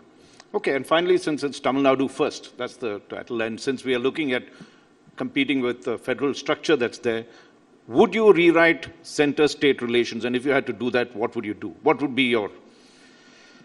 See, we started in the wrong place. We started because there had never been a country like India, and the culture was 2,000-3,000 years old. The Constituent Assembly naturally focused on how to keep it all together. So they put a lot of authority in the union and much less at the states. Though, ironically, they divided the states based on language. So they knew inherently going in that you have these divergent states. Then, during the emergency and the 42nd Amendment, a whole bunch of additional things got moved out of state list into concurrent list. Basic things like health, education, all. Now, we just have to benchmark ourselves with the world. If you go to China, the mayor of Shanghai will decide not just planning, have his own police force, have his own industrial permits.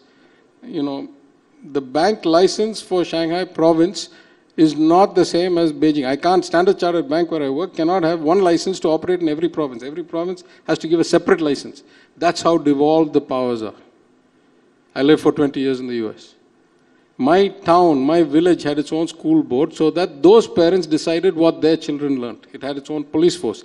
It had its own alcohol law. My county had its own sales tax. My state had its own sales tax. There is no national sales tax in the US.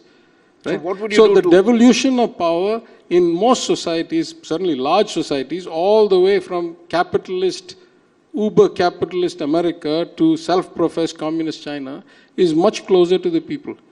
Here, so in India, the police itself is state.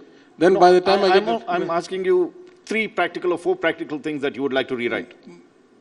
100% education should come down to the state. Right. 100% health should come down to the state. Direct taxation should be given rights to the states. The city of Los Angeles can levy income taxes.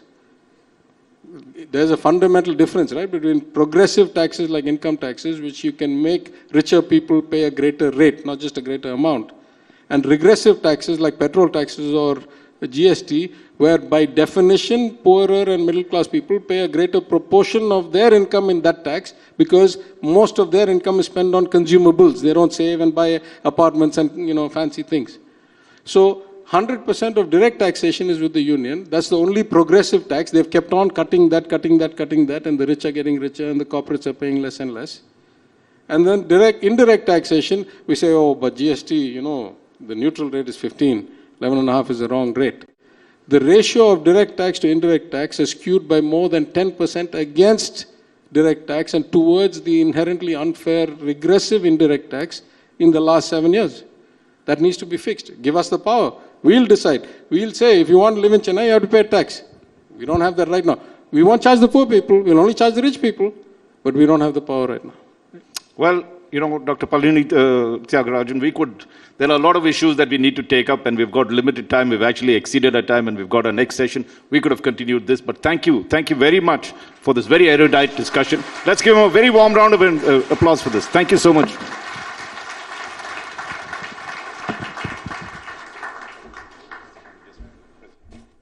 Thank you very much, Dr. Tyagarajan. We have furiously tweeted all your suggestions and we've tagged everybody. So be rest assured the message has gone loud and clear. Can I please invite Dr. Suguvanam and Mr. Ashish Kumar, please pardon my pronunciation, to please come up on stage and felicitate our guest.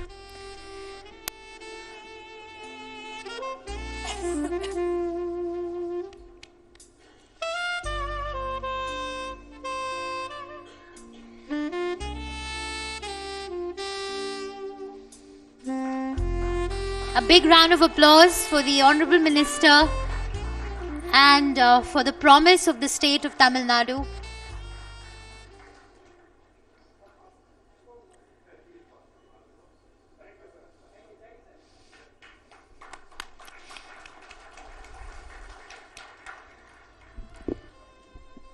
From the economics of the state, let's move on to tourism, making Tamil Nadu the tourist destination of the South.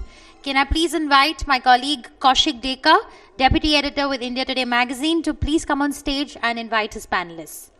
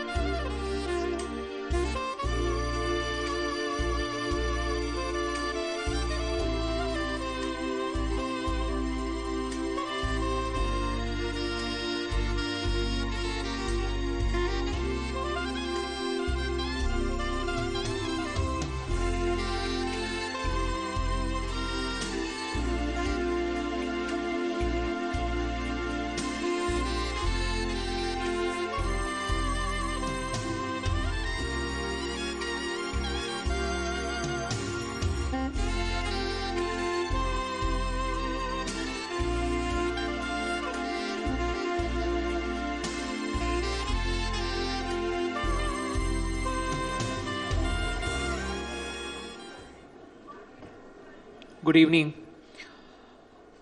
As we discussed earlier also, in fact, in every session we have been highlighting this point that Tamil Nadu has this habit of making it to the number one, and tourism industry is no exception.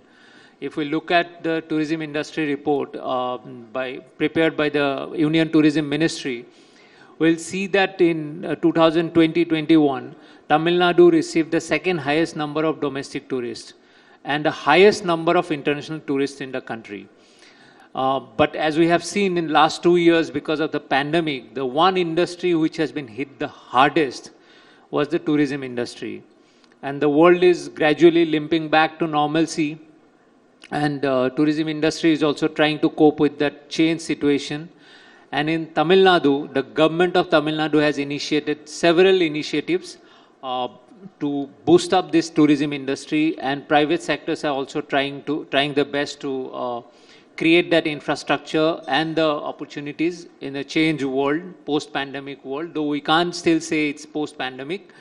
So to discuss on all these issues, we have with us today Dr. B. Chandramohan, Principal Secretary to Government, Tourism, Culture and Religious Endowments and Chairman, Tamil Nadu Tourism Development Corporation.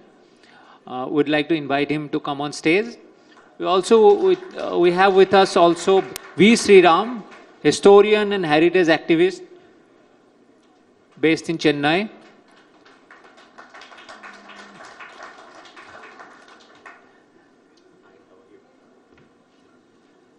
And last but not the least, someone from the industry itself, Jubin Songadwala, Area Manager, Southern Region, ITC Hotels.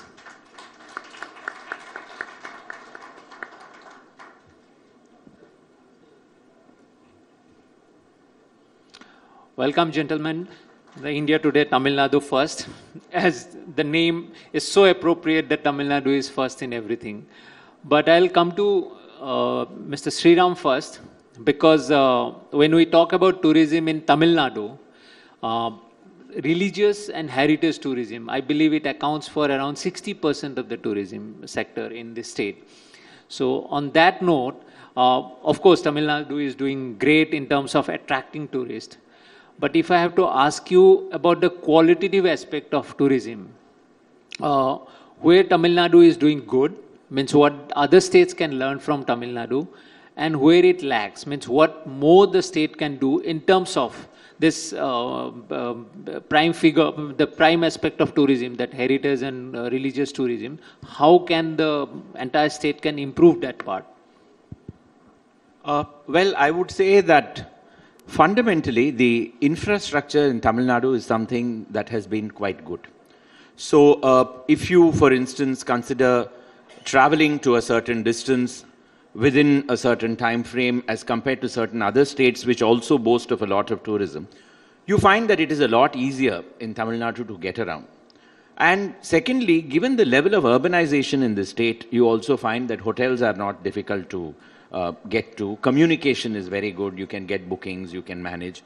All of this and documentation of many of the historic spots, heritage locations, I think is excellent. So that definitely speaks volumes for the fact that the fundamentals are very, very good. As to what can be improved upon, I would first say that the fundamental South Indian culture of not marketing yourself, I think that can definitely be improved upon, and we can flaunt what we have to a greater extent, which we don't do. The other, just like you have last mile connectivity, which we talk about in the field of communication, the last spot infrastructure, if I can call it that, I think that can do with a lot of improvement. For instance, toilets, largely lacking in 99% of the places which are not heritage or tourism locations. I'm talking about, say, places which are living heritage. Take, for instance, temples. Take, for instance, places that are of open interest, for instance, or take, for instance, a precinct like, say, Fort St. George or Thirumalai Nayakar Mahal and things like that. That infrastructure, I think, is very badly lacking, point number one. Point number two, I would also say that information in those locations is lacking about what they have. So you find people come, they wander around, and then they go back. They don't know what they've come for. They don't know what they need to see. I think these are two very important aspects that really need to change in the state. I'll first take all the complaints, then I'll come to you. So I'm coming to Songadwala. You are in the hotel industry, and Tamil Nadu also can boast of a lot of good hotels in all sectors, means from top end to low end. During the pandemic, the hotel industry was hit the hardest, if I can say so. How are you coping with that, particularly in the context of Tamil Nadu? What are the challenges you have faced? And as you are limping back to normalcy, what are the innovative things that you have done to attract tourists? Because there is also a fear about the pandemic. So how you have coped with and the kind of support that you are seeking from the government. So there are there are three parts in the story, that how you are coping with, how you are attracting tourists, and what kind of support you are looking from Mr. Chandra Mohan actually. My stint in Tamil Nadu commenced exactly 2 years ago. February 2020, a month before COVID hit the world. So for me, my perspective of Tamil Nadu, when I came in here, expectations, everything, and not of the state, but unfortunately of the entire, the situation was shattered to bits with COVID. I was locked up here in this hotel, 600 rooms, with virtually nothing. We've got some apartments, so therefore there were some long-staying guests, etc., who were also stranded. So what we had to very quickly do was obviously learn to survive. Many hotels had chosen to cut their losses and shut down their operation. The employers and the hotel owners were frowned upon, saying, how can you do that? How can you, loss of jobs, etc. But at the end of the day, these guys said that there's only so much we can do to survive. I mean, an organization like ITC, of course, is blessed with a strong backing to be able to provide support to the families and the employees of those and their families who were working here, but everybody was not able to do that.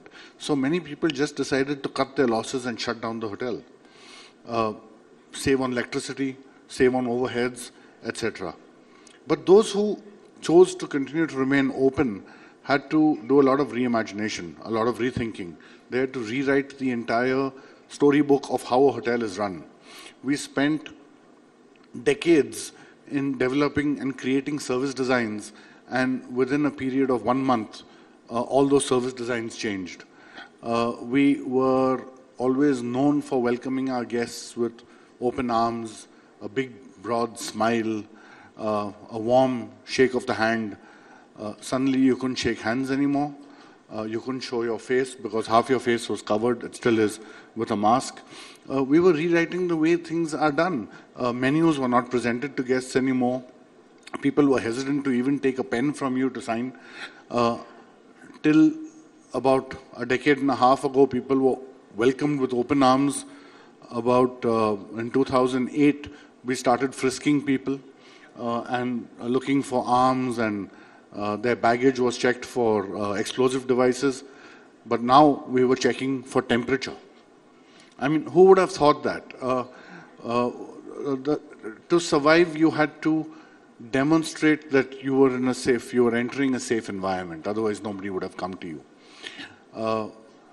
We learned the hard way. You have to demonstrate with your actions that you are doing all that you can to mitigate a perceived risk that may be there from going to a public place. Today, I look at this hall with extreme joy and pleasure to see this kind of a hall and this kind of people here in the hall, but at the same time, one is extremely nervous as well. Just last month, the government has now restricted or lifted the restriction of gatherings in banquet halls. It was first 100, then went up to 200, now it's up to 500, which we really welcome as a step going forward. But I think the government has been able to do it only after they've seen the kind of, or they had the kind of confidence today that the numbers are under control. And we are monitoring these numbers every day. So how did we survive? It's a nightmare that I would wish and hope that no industry would ever have to go through. What did we do to survive? We just had to rethink, relook at all our service designs. And what can we do to go better and go forward? A lot has already been done by the government. Restrictions as and when it was found feasible and practical were lifted, be it restaurants, be it occupancy in the banquet halls, etc. Now what we really look forward to is starting to bring back international arrivals. Tamil Nadu has got such a fabulous infrastructure for industry, and it has traditionally been a hub for international arrivals who have had industrial or have had economic interests here in Tamil Nadu. Our business model has revolved a lot around those kind of clients. We are looking forward to welcoming them back. This kind of a banquet hall, what we are sitting in is, you're just seeing 1/4 of the banquet hall. We've got this hall which is built to welcome large international conferences, which we did in the first decade of our operation. We are looking forward to having that back again and being able to showcase this beautiful state to the world once again. Okay, coming back to the government side. The Tamil Nadu government, as I read and I have heard in the media and from people also, that it has initiated several measures, like including 300 tourist spots you have identified to boost the infrastructure. You have identified new forms of tourism. You're focusing on Tamil Nadu Tourism Development Corporation is focusing on adventure tourism and all that. So these are new initiatives. At the same time, the old issues, as both gentlemen have mentioned, what is the comprehensive roadmap towards creating this tourism buzz in a, if I can say so, post-pandemic world? Thank you so much. First of all, thank you for acknowledging that Tamil Nadu is #1 in terms of tourist arrivals. In the last 5 years, except for 1 year, we were consistently #1 in the number of domestic arrivals in the country. And except for 1 year again, we were international arrivals also, we were #2 and #1. My fellow panel mate said two very important things. That is, connectivity is very good in Tamil Nadu. But before even we speak about connectivity, law and order and safety of the tourist is of paramount importance. A well-administered state, good law and order, any tourist feels safe to come into the state. Coupled with good connectivity and a lot of heritage, be it religious heritage, spiritual heritage, hill stations, long coast, it provides for a multifarious diversity of tourist experiences, because of which this state is #1 in attracting domestic arrivals.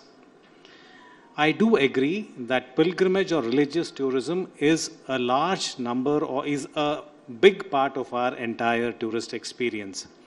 That is because the state has listed, monitored by the government, more than 44,000 temples, which is perhaps the largest in any state in the whole country. So people naturally come to Tamil Nadu, the land of temples, for very divine experiences. The state government, understanding this, has now sought to enlarge the scope of tourism. We want people not only to come for religious tourism, but also spend more time doing other things which they can. Similarly, what we have done is we have taken, for example, Rameshwaram as a hub which attracts a lot of tourists. We have a beautiful experience there. We have some wonderful beaches which are very shallow. So we are promoting them as water sports destinations where people can come for sporting activities, people can come from pleasure activities and those kind of things. Similarly, in Rameshwaram again, there are other attractions we are trying to develop. That is one, the Gulf of Mannar, which has very good biodiversity. People can go snorkeling, people can go underwater diving, scuba diving and things like that. Then there is, of course, Raama. We are trying to develop the hub and spoke model of tourism, where an anchor destination will get a lot of other things developed around it, so that people, instead of spending 1 or 2 days, can spend 3 to 4 days in that particular place. That's the first thing. Second thing we are doing is, times are changing. From destinations, people are seeking experiences. So we are now introducing newer sectors of tourism. For example, adventure tourism. People want to seek different kinds of thrills, and they want to go through certain activities which will give them exhilaration. So we have identified adventure tourism as a big thrust area and developing various hubs in the state. Because they also involve some risk and they have to be regulated, the state government is very shortly issuing detailed guidelines for safety protocols for adventure tourism. We are also promoting bed and breakfast and homestays. That also is getting. Third one is caravan tourism, and third one is water sports. So all these different sectors, we are laying down guidelines which will enable the tourists not only to have a good experience, but also a safe experience. Similarly, I think Sriram, actually, we did a heritage walk recently, and it was a very nice experience. His point about temples have to give more information about their heritage, about their mythology to the devotees. Every temple now in the HRNC department, we have come up with a system where the temple will educate or will showcase whatever heritage that temple has to offer for the devotees. Each temple has a website that completely involves everything, and also people can just pick up flyers in the temple about the temple. So this is all work in progress, and we are attending to that. Please. Okay, you talked about providing experience to people. People are now looking for experience. Now that also means that you would need a lot of skilled manpower. I have heard that Tamil Nadu Tourism Department, they are introducing certain programs also to create that skilled manpower. But do you have enough talent pool and one program or two programs, will that help? And at the same time, there is a language issue that we always hear about southern parts of India that not knowing Hindi. So that may create problem in catering to people who are not fluent in English from other parts of India. So how are you approaching these challenges? It's a good question, but if you go to any tourist place in Tamil Nadu, I think you will never find that language is a problem, because invariably wherever there is economic growth, wherever there is economic opportunity, people do learn multiple languages. And I'm sure in many places people are able to converse in multiple languages. Apart from that, the Tamil Nadu Tourism Development Corporation is working with the Skill Development Corporation to develop a skilled manpower for the state. In fact, the Institute for Hotel Management, which is based out of Chennai, is ranked consistently in the top 5 in the whole country. Apart from that, we are working with adventure operator associations, trade associations to develop those skills, because they are little specialized skills. That is currently also happening. Another very important sector we are promoting is, right now the government made out a policy for that, is plantation tourism. The tea estates, the coffee estates and the rubber estates actually are beautiful. And people would like to just go there, stay for some time, go on a trek, see bird watching, take a walk. This kind of tourism is actually finding a lot of traction. So government has enabled by a policy decision for this particular sector to grow, and we are increasingly working with plantation owners to make it happen. Mr. Sriram, this tourism development and ecological destruction, they are always in conflict. So whenever there is a large-scale tourism infrastructure development, so there would be protests against these. How is the situation in Tamil Nadu? How is the state balancing the two? Because as and when there would be more tourists and you are exploring newer forms of tourism like adventure tourism, plantation tourism and all that, that will add more pressure to the ecology. So what have you seen from your experience, how Tamil Nadu as a state organically is balancing the two?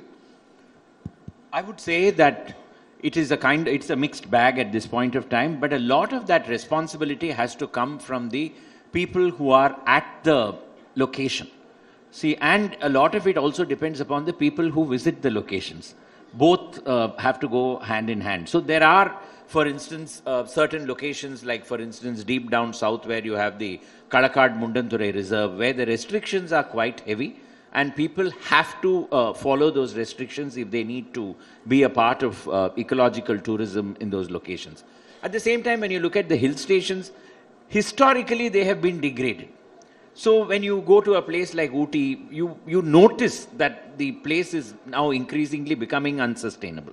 But lots of steps have been taken, but I guess the pressure of the tourist keeps adding to, those particular... the solution would be to identify alternatives and spread the load to other places while this location is given its time to rejuvenate itself, and then bring in restrictions over there in order to ensure that it doesn't destroy further.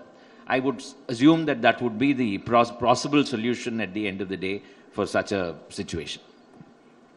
Tourism industry also cannot survive in isolation, and I think there is an urgent need for government and private-public participation and to work and sing. And in that context, Mr. Songadwala, how do you see in Tamil Nadu that initiative, the government, public-private ventures, what are the options that can be explored?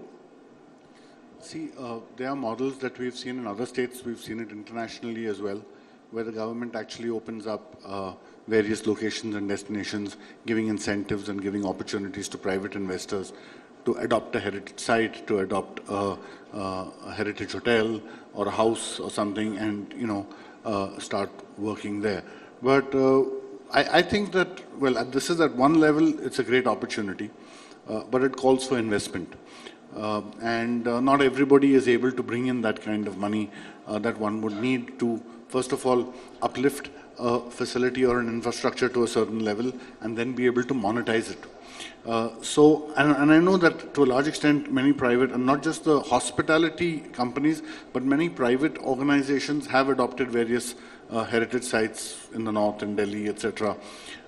So that exists as an opportunity. But I think what's important is for the industry to come together with the government in a responsible manner, be able to support the infrastructure, not just the infrastructure, but should I say the software, which is the people who provide that service.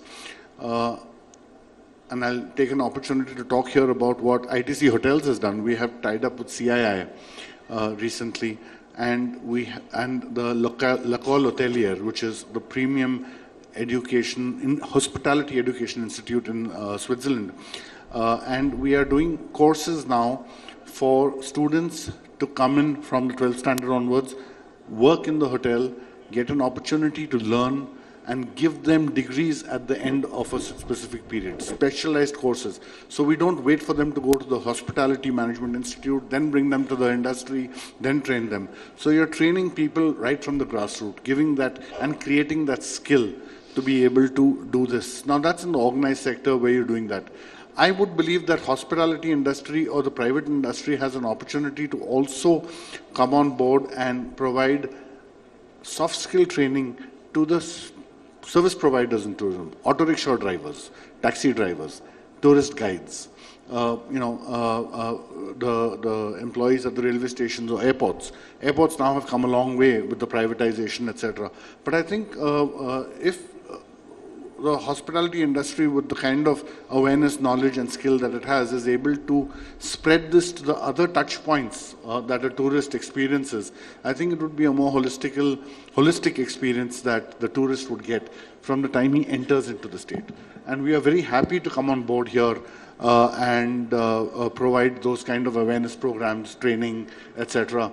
For this set of people as well. I wish I could continue this discussion, but already our time is up, and Shweta is already on stage. So that's a clear indication. Yes. Okay. Thank you so much. You raised some very important points. I would like to share with this august audience that for the first time, Tamil Nadu government is bringing out a Tamil Nadu tourism promotion policy, and one of the aspects which this policy is going to address is giving industry status to the hospitality industry. That's number one. Number two, it is also going to clearly provide three kinds of investments. One, what the private sector is supposed to do. One, the public-private partnership. And a very important other category is what government will be doing in terms of improving the experiences in various destinations. For each of these, there is a set of incentives, facilitation frameworks that are being put in place. Very shortly, this is going to be put in place, and it will help the hospitality industry to take off to the next level. Thank you. Absolutely. Thank you very much. I had a series of questions, but we have already run out of time. Thank you, gentlemen, for being here, participating in this discussion, and we are very happy that here is a government who would like to speak more. Thank you so much. Thank you. In fact, that's been a long-standing demand of the tourism industry to be recognized as an industry amongst a lot of players across the country. Can I please invite Mr. Karasu and Mr. Balachandram to please come on stage and felicitate our guests.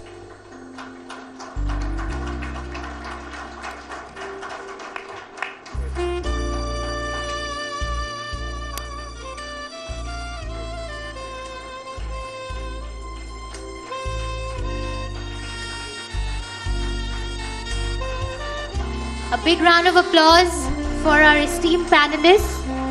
Thank you so much. Can I request all of you to leave the hall for 10 minutes? Please have some refreshments, some tea that's been served outside. We have to get a security drill done in the hall right now for the CM session later in the evening. So can I please request everyone to please go out and enjoy some refreshments while we get the Chief Minister's Office security team to come in to conduct a security drill here. Please. Thank you.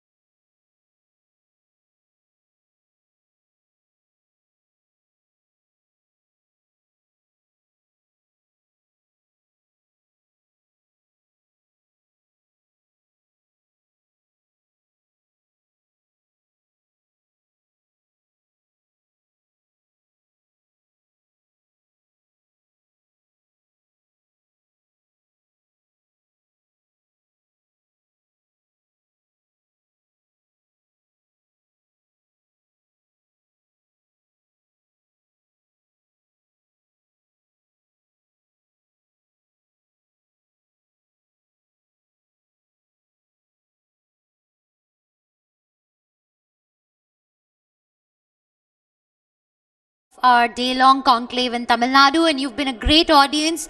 So thank you very much. We've really enjoyed ourselves being here, and we do hope that you've enjoyed yourselves too. Can I request everyone to please sit down?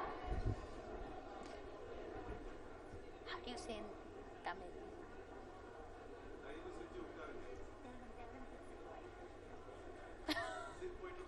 Sit down and be quiet. Come, tell them. அன்பிற்கினிய மக்களே, தயவு செய்து அமைதி காத்து தங்களது இருக்கையில் உட்காரவும். நன்றி.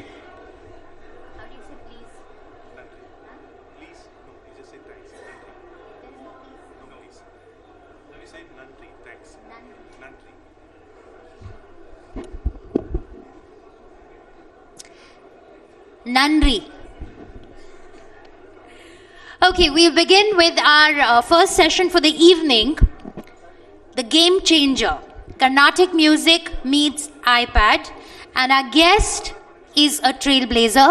He has fused the most latest technology, the iPad, with the most traditional form of music, the Carnatic music. Can I please invite Executive Editor of the India Today magazine, Mr. Ranjit Sahai, on stage to welcome his panelists.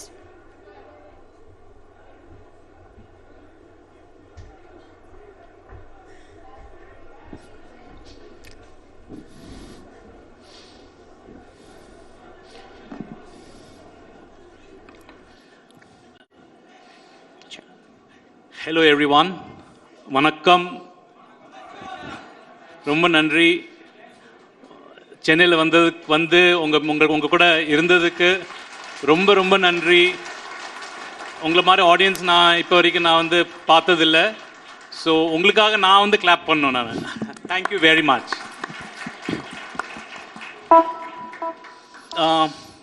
We have a game changer, Mahesh Raghavan. He is young, he's already roaring, and he has created his own sense of music with technology. Can you hear Mahesh, what type of music he produces? So once you get to know what type of music he produces, then we go ahead and we ask him a few questions.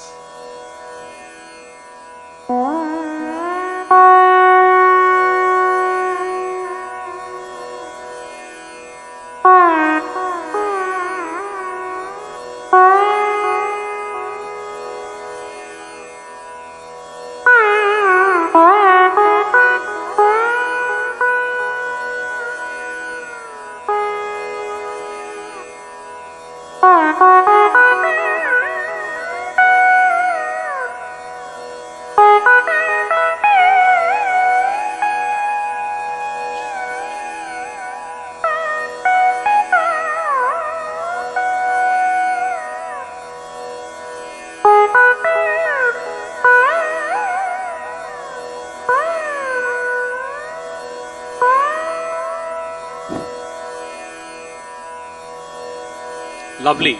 That's Mahesh Raghavan for you. He has created something through the iPad and has created this beautiful new sound. So Mahesh, let us know how you created it, what made you create all this. So, hello everyone. So this is an iPad in my hand, and I play music on various technologies, and it's my dream and creative vision to fuse Indian music and technology. So on the iPad, I have an app called GeoShred that I play. And let me tell you how it works. So I'm guessing you're all able to see this on the screen. So this app is very special in many ways. So there are a lot of boxes on the screen, and each box represents a different music note. So for example, there are orange boxes, which are sa, or the root note. And all of the other boxes are different other notes. And what makes this really special is the ability to slide between one note and the other, which is what makes me able to do things like this.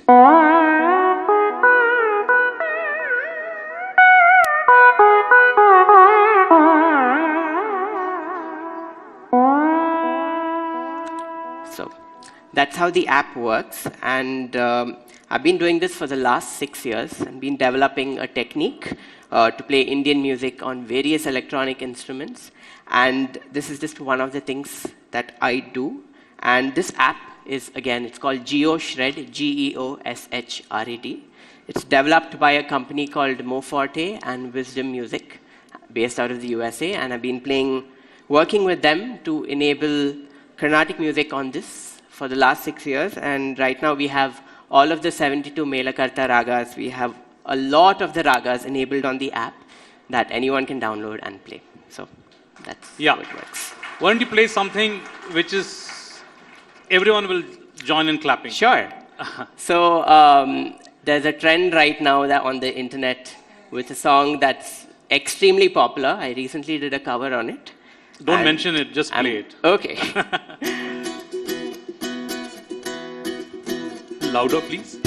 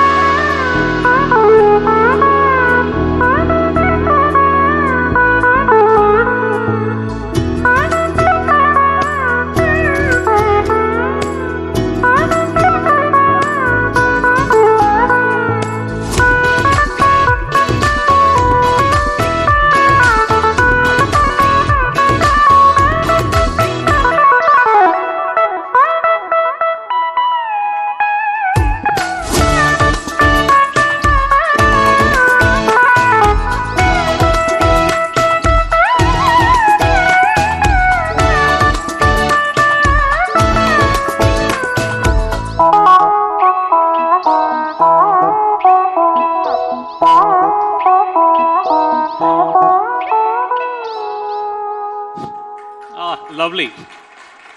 Thank you. What made you innovate? What was it that made you innovate into this? Because you already learned your vocal, you also learned guitar, and I think one more instrument. I learned the piano. Piano also. So going not pure instruments, and why did you go for a techno instrument? So I started learning music from a very young age, from the age of 3. And I learned Carnatic music, I learned Western piano, and later on I picked up the guitar as well. And I had another passion apart from music when I was small, and that was technology. We had a computer at home, and I was always playing around to see, okay, what are the new games out there, and what tech is out there. And my parents, they are a very, very strong pillar of support for me, and they said, okay, you're so good in music, why don't you pursue it as a career? And not many parents give that kind of support. So after my 12th, they said, okay, why don't you just do audio engineering and see where that takes you?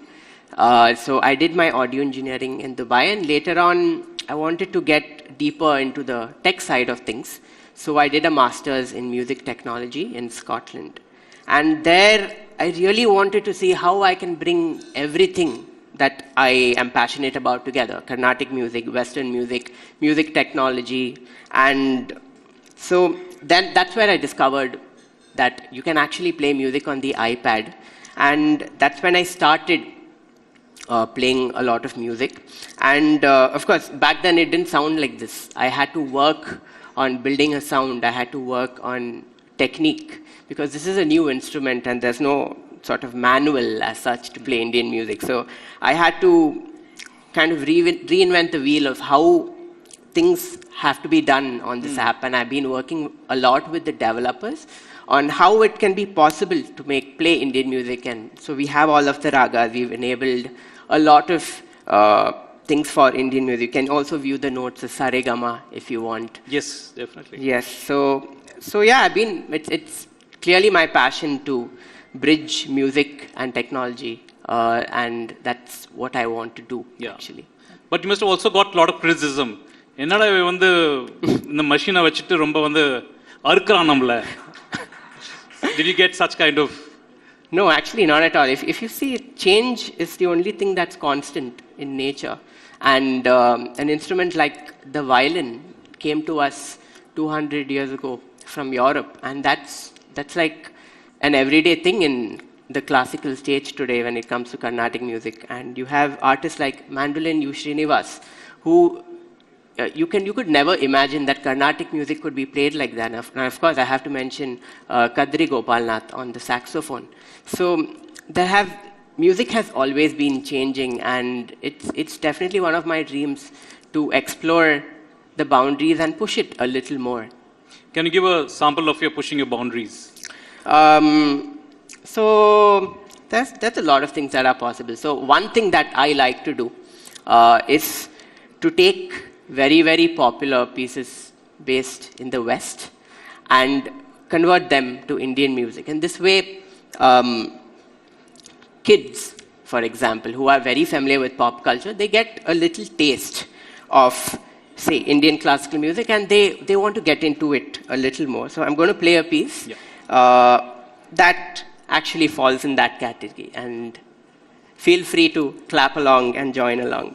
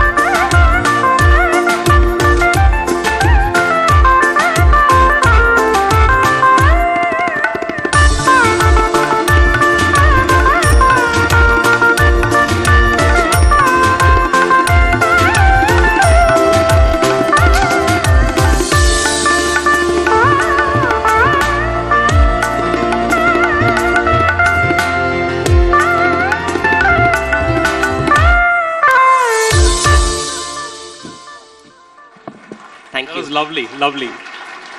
You've also taken folk music and you've tried to do it.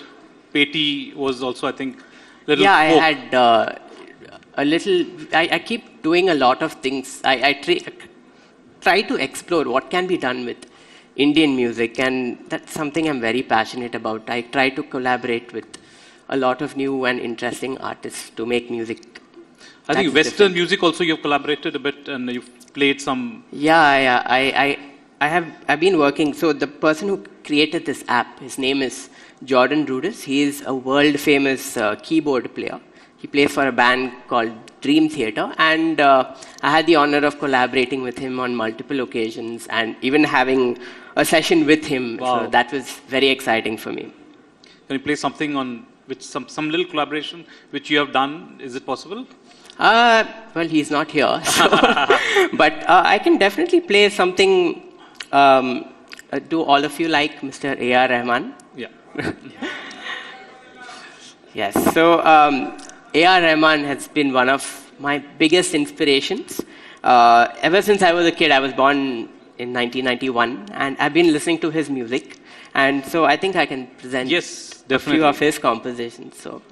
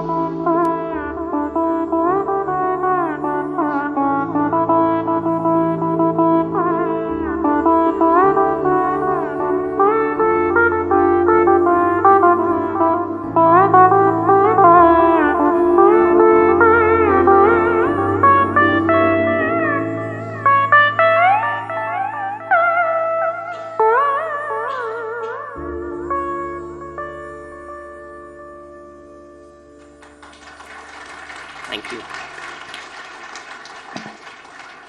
So the future is it techno music? I mean, with all that you're hearing, and it's more techno and more techno. Is the future going to be everything on iPad and smartphones?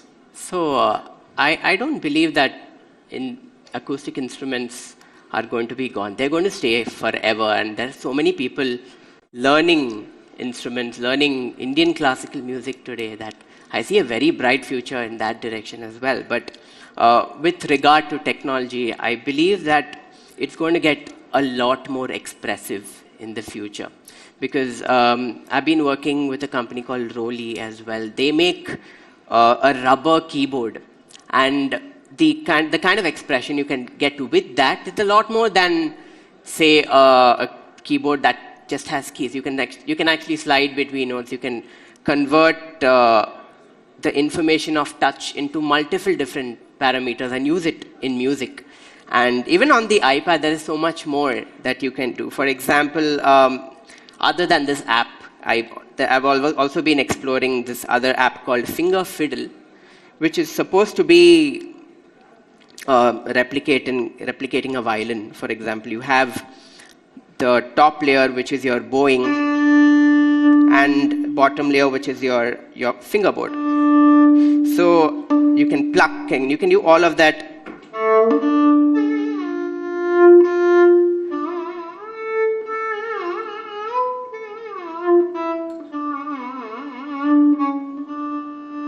So there's so many other things that are possible, and so many other different sounds that can be brought to the iPad. And even on GeoShred, they're trying to introduce technology called physical modeling, where you can replicate the actual timbre of the instrument. For example, you can get a very, very realistic trumpet and, say, a trombone, for example, which sounds like this, and I can, at every moment, I can control how much loud it can be. Yeah, so that level of, so things like that. So the amount of realism you can get and the amount of expression and texture you can get is, I see that going a long way in the future, and that's definitely something that I'd like to explore. What are your future projects that you're working on? Future projects that there are plenty that I'm working on, and I'm very much passionate about music education as well. So you already have disciples of. He's just 31, and I think he already has many followers who want to take up this. A lot of people definitely want to learn, and I'm working with a company called Live Demi, and they are a platform for online music education. So for whoever wants to learn this, I actually have a course designed online. You can just go to livedemi.com, LIVDEMY, and you can just look up my course and start learning. Lovely. Can we wind up with something peppy which everyone can clap and... Sure. So for all of you who watch things like Netflix, I have a medley planned. So if you watch a lot of English TV, you'll be able to recognize these themes. So here goes.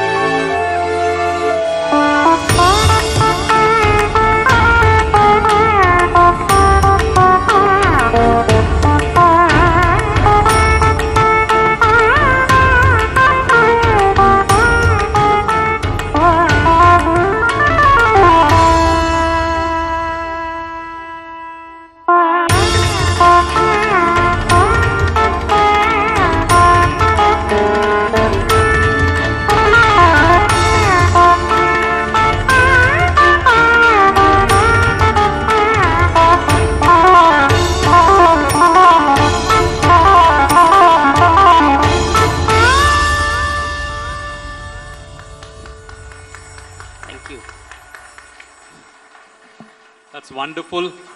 And on that lovely note, we wind up this session. Thank you very much, Mahesh. Thank you very much. And thanks for being a lovely audience. Thank you so much.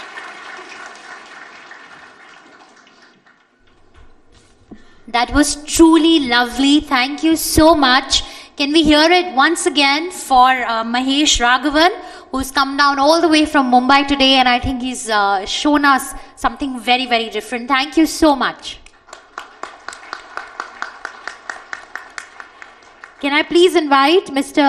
Pumalai and Mr. Logannatham to please come on stage to please present our guest with a token of appreciation.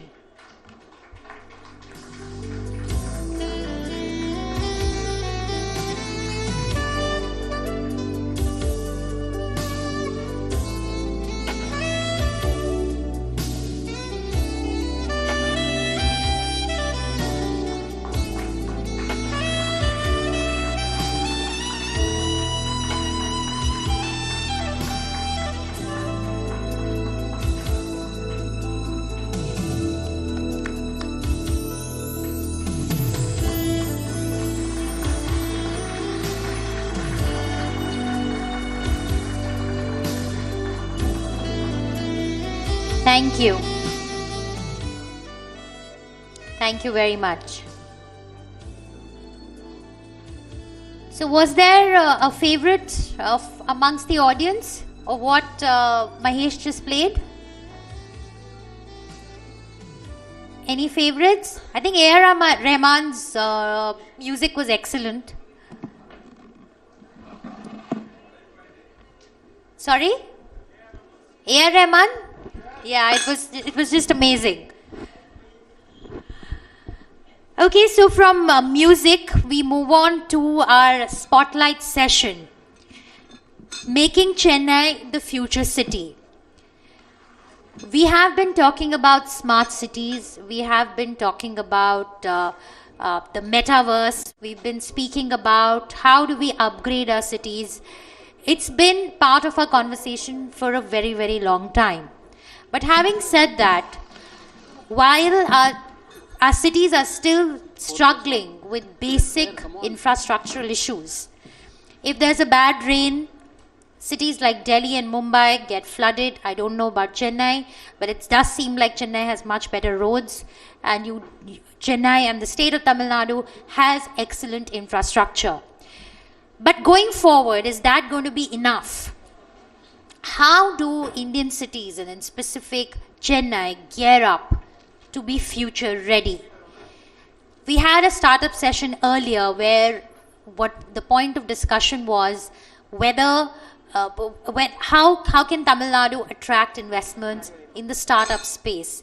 And all the founders were talking about building Tamil Nadu as a hub for startups.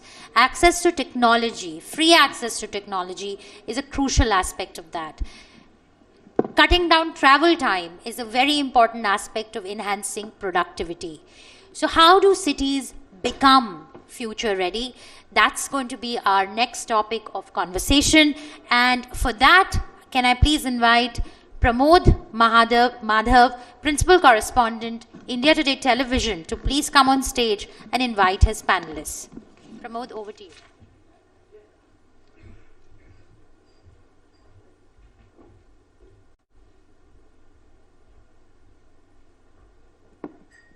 Thank you so much. And it's a real pleasure to actually welcome the panel for this session. And this is like a set of people, people from Tamil Nadu, especially the media community, have been conversing with. In fact, to various locations, we've also gone over and we've sought certain kind of like expertise, used their expertise in during various periods actually.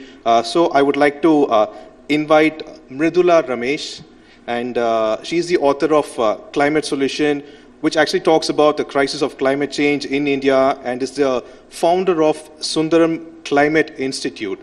Sorry.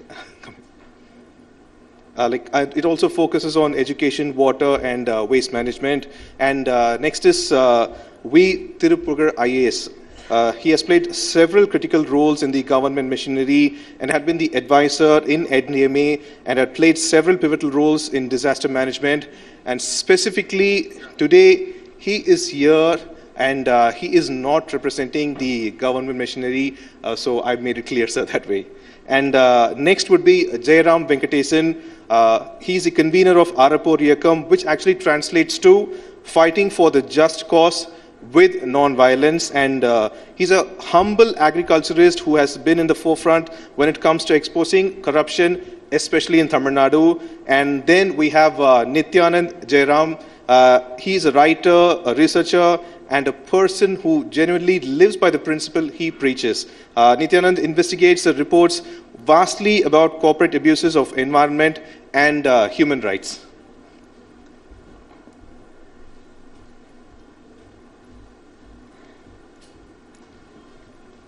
So today's topic would be this making Chennai the future city, and it is a real pleasure to share this stage with academicians, researchers, and people we generally see on the ground when it comes to any kind of issue. So to begin with, Mridula, you know Chennai very well, and this city has gone through its ups and downs, and on one side we see it expanding vastly. And people are enjoying that vast expansion, that development. But on the other side, we are also seeing that negative effect of such expansion, especially during the rainy season. So it's like that particular season which gives a kind of sense the people into a panic mode. You are, like, I know you're humble, but you are an expert in climate change. So your view on it.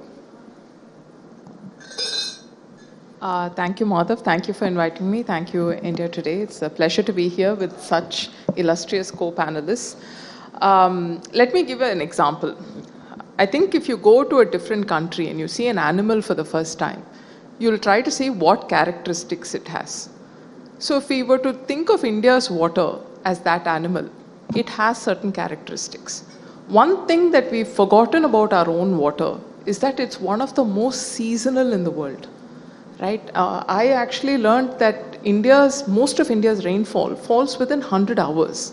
If you look at the number of days on which it rains in Chennai, it's about 40 to 50 days, whereas in Western countries, it's well above 100. So, but we use water every day. So when we get water only during certain times of the year, but we use water every day, what do you need to match demand and supply? You need storage. Okay, and our ancestors actually built that with the Aries and the Kurams and the Kanmais and all of that. But as we expanded, what did we do? They became very convenient pieces of land to build over. So we filled them up and we built them over. So I think, so when it rains, there's nowhere for the rain to flow into. And conversely, when the area is there, it recharges the groundwater. So when you filled it up, there's you experience the contrast. And you mentioned climate change, so I'll end with that. Now, all of you have a smartphone in front of you. So take a photograph on it, and you know the contrast dial. Push the contrast dial all the way to one side. That's exactly what climate change does to your water. So if there is seasonality, it increases seasonality. So it makes wet days wetter, it makes wet regions wetter, it makes dry regions drier. It makes wet seasons wetter, it makes dry regions drier. So without the storage, it's exposing you more. Hope that I've answered that. That's right. Thirumaavalavan sir, this question is specifically about the infrastructure development when it comes to the state. Is it a main reason for the destruction Chennai faces every rain season? Because like Mridula said, it seems like we are not concentrating on saving water bodies, be it like artificially constructed or the natural ones. Is there any kind of solution Chennai could have for this issue? See, that is not conserving or preserving water bodies is one of the reasons. For mitigation of flood risk or any other disaster risk, first of all, we have to understand the risk. Understand not only the risk that has been exposed, but underlying risk. What is the risk that has not been exposed? And also we have to understand not only the current risk, but how this risk is going to change in future. So you need to have good risk assessments, a complete hazard, risk, vulnerability and capacity assessment of Chennai city. That is very essential.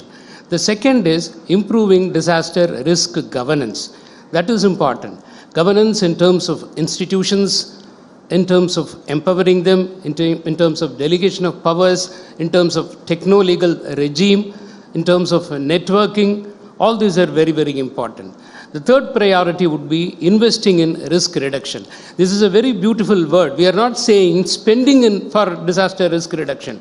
It is actually an investment. Many studies say if you spend 1 rupee on disaster risk reduction or mitigation today, you will be saving about 7 to 8 rupees in terms of search and rescue, relief and post-disaster reconstruction. So we have to invest in risk reduction. Particularly, we have to focus on critical infrastructure like hospitals, roads, communication.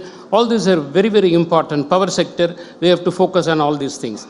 And finally, whatever you do, risk will not become zero. There will be some residual risk, and you have to be better prepared for facing the risk. You need better early warning systems, better preparedness, and if at all there is a disaster, then we have to build post-disaster reconstruction should be in such a way that we build it better than what it was. We say it has to be in contrast to building back similar.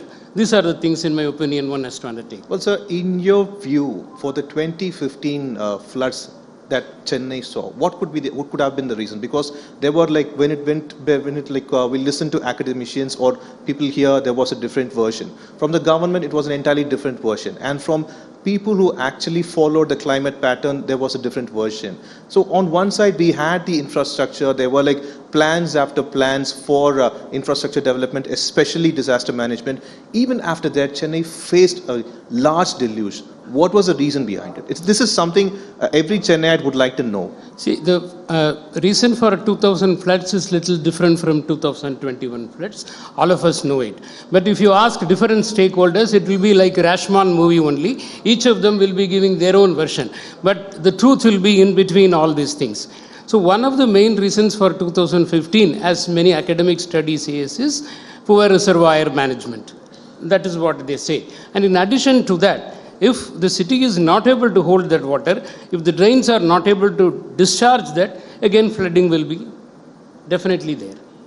And you actually mentioned about the need for power. And Nityanand, you are actually spearheading a movement where it is involving the Ennore power plant, which is supposed to also provide power to the city. And there seems to be an issue looming. And you have been cautioning people about how it can actually cause issues to the city.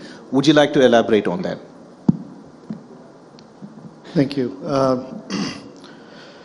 So the Ennore wetlands are probably the largest wetlands in Chennai. So stretching all the way from Manali, which used to be a marshland, and then we sacrificed the marshland because we felt that a petrochemical or a petroleum refinery is more important than a marshland.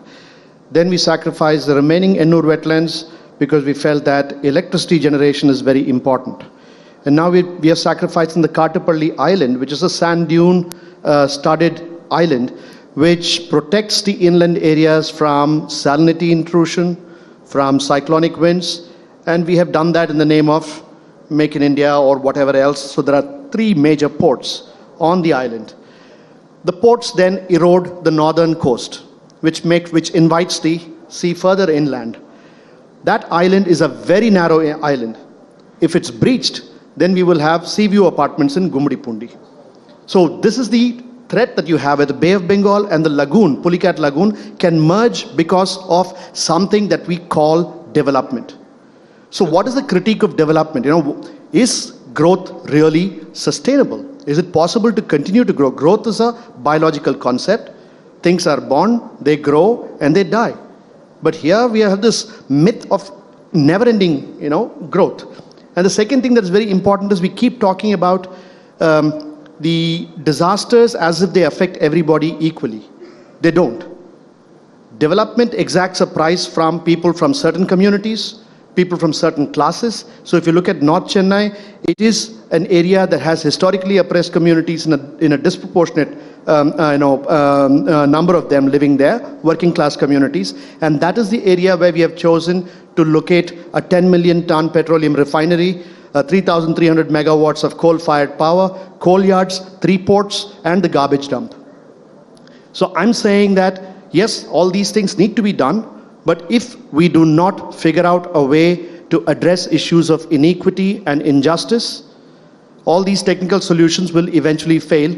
And there is not just me, but also the Intergovernmental Platform for the Climate Change that has just now said that without addressing issues of equity and justice, any risk reduction measures and adaptation measures will end up being maladaptation, because it will just mean that you're shifting the problem from one community, which is usually the elite dominant community, to communities down the pecking order.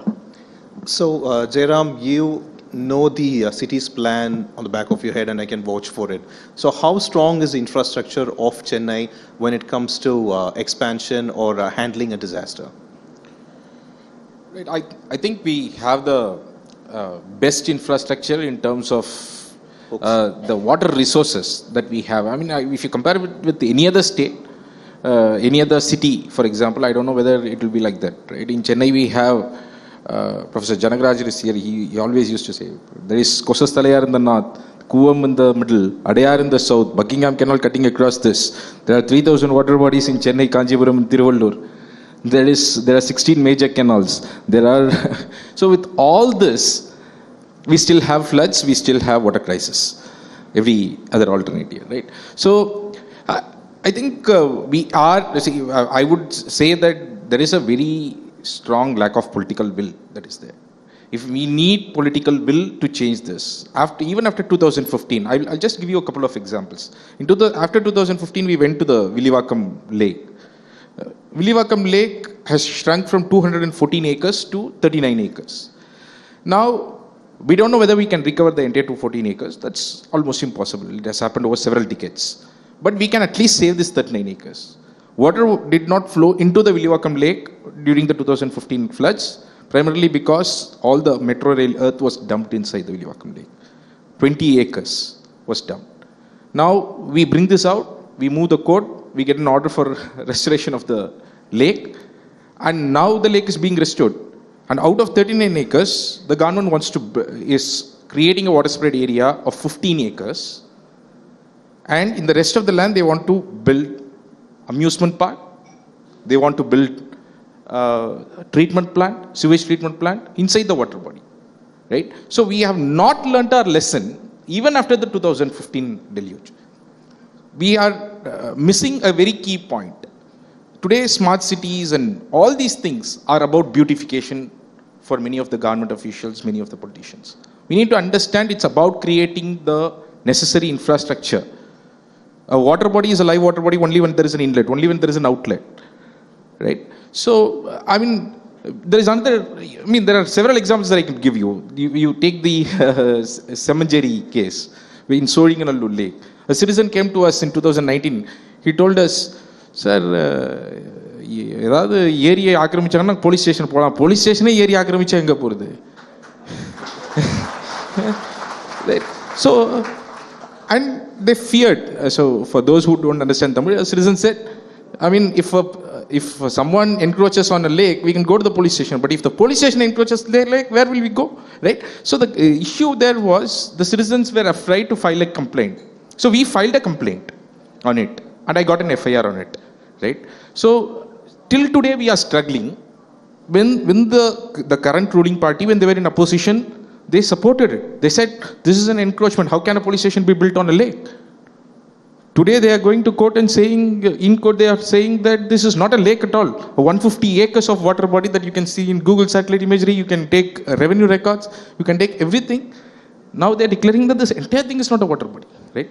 So therefore we are, it requires a very strong political will. We are not saying that you have to restore all the lands that was encroached 50 years back, but you need to have some kind of a timeline. You have to say, okay, at least 2015, after 2015. You won't allow. CMDA still, till today, they are allowing reclassification of the land. Reclassification of water body has been termed illegal. The state does not have the power to alienate a water body for some other purposes. And it has been declared as illegal. Supreme Court has said it, High Court has said it, several others have said it. CMDA has at least taken up 20 proposals after 2015. They have reclassified 11 lands after 2015. The rest 9 is because of objections from people like us. Right? So, therefore, there are several. Pallikarne marshland, it's the, we don't need to tell about marshland. But in marshland, can you imagine 1,000 acres of registration has happened over the last 20 years? 1,000 acres of registration. We have to declare, this is after declaring it as an ecological spot, after declaring it as saying that, it has been handed over to the forest department. After this, the registration is happening. So, this political will come from transparency and accountability. If this transparency and accountability is not there, see today, none of these officials who have taken this, who have registered the marshland, who have changed. We are talking about not just encroachments by the poor, encroachments of houses. We are talking about legalized encroachments, where the land classification has been changed over time. It has been changed.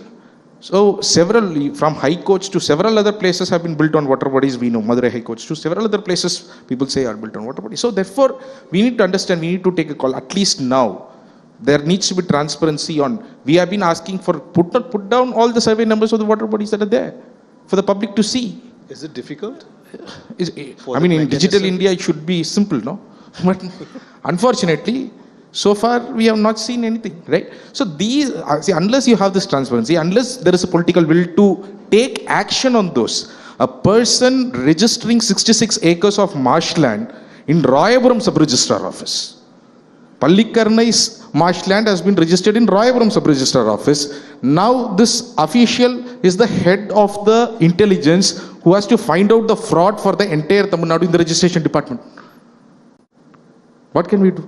So we need transparency, we need accountability, and we need that political will. Unless that happens, things are not going to change, is what we think.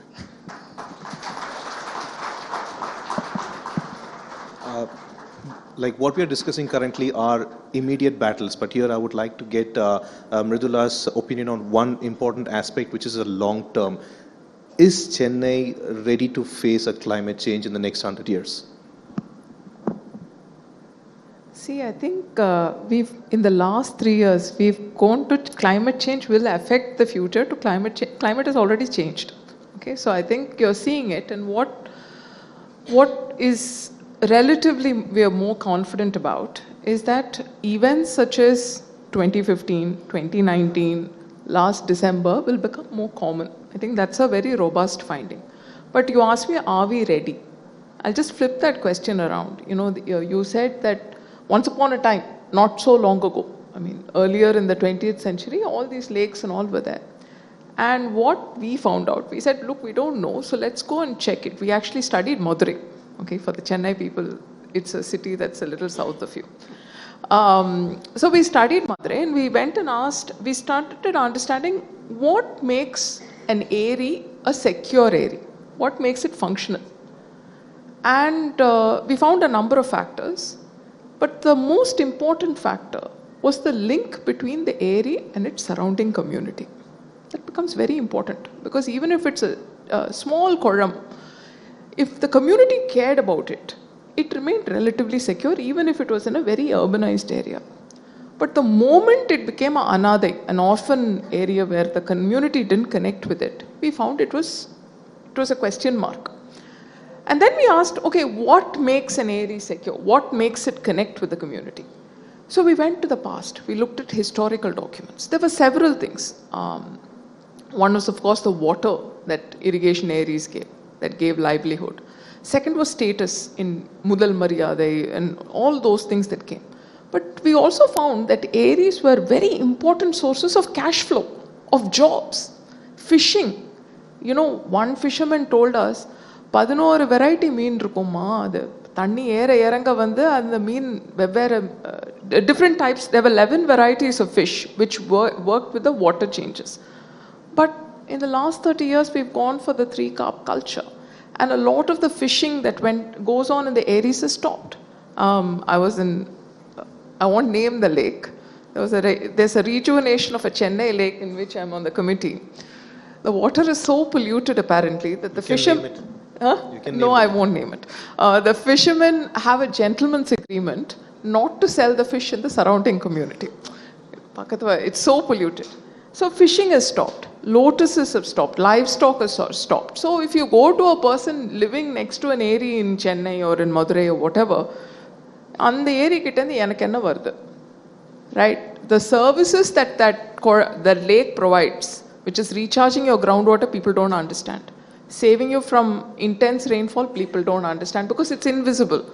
All of you have a bottle of water. We also have it. How many of you know, how many of you work towards getting that water into your bottle and into your tables? That has become invisible. So you take it for granted. So the services provided by the area have become invisible and taken for granted. Right? So that is the biggest thing. The link between the community, either status, either cash flow, or the water services have become invisible. You flip it around, you make it visible, and I can assure you, I agree with you that, you know, many of the Indian cities have not the best, but we have infrastructure that can make us climate proof. Because we think the climate is only changing now. It has changed several times in the past before. So it will protect us and we can protect ourselves, but that link between community and area has to grow stronger. I think that's an important start. Thanks. Sir, Thirumaavalavan sir, you visited Tamil Nadu during 2015 floods, and you visited Nepal during the earthquake. You have vast knowledge about disaster management. Is Chennai, what is the present condition? Because like anytime it rains for 2 hours, it's this much deep water, and we have to go stand there and show it to the general public. So is there any kind of solution to this immediate effect? Because on one side, Chennai needs to become a future city, and this is definitely going to hold it back. See, we have to do 2 things. One is we should stop accumulating new risks. From today, let us say, we should not accumulate any risk. The second is mitigate the existing risk. For mitigating the existing risk, as I said earlier, you should have a complete asset risk vulnerability assessment. Risk also follows almost Pareto's principle, 80-20. 80% of the risk is concentrated in 20% of the places. If you can rightly identify those 20% of the places which have maximum risk and attend to them on priority basis, risk will be reduced. As said here earlier by other panelists, that preserving water bodies is absolutely essential.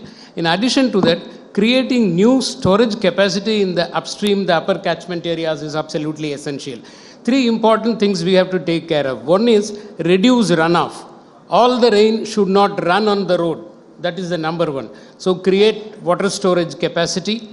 Rainwater harvesting, many other steps can be done. The second is stagger runoff. Don't let all the water run into the drains at the same time. So you have to create temporary holding ponds, retention structures. Many countries have done many innovative things in this. Like Japan has constructed a huge underground storage tank. Malaysia, they have converted a tunnel of 9.5 kilometers into a temporary storage tank during rain for preventing floods. So many innovative things can be done.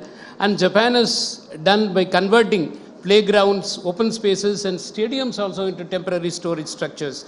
And then once the water subsides, then you release it into the drains. That can be done.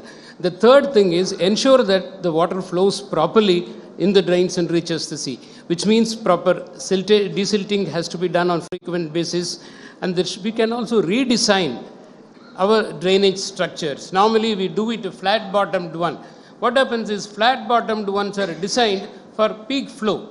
During normal times, silt accumulation will start. You should redesign it in such a way that you can have a parabolic or a circular one at the bottom. So the siltation, the velocity will increase, siltation will not take place if the peak flow is not there. So many other things. Techno-legal regime has to be taken care of. We should not allow constructions on the floodplains, and we should take care of the buffer zones.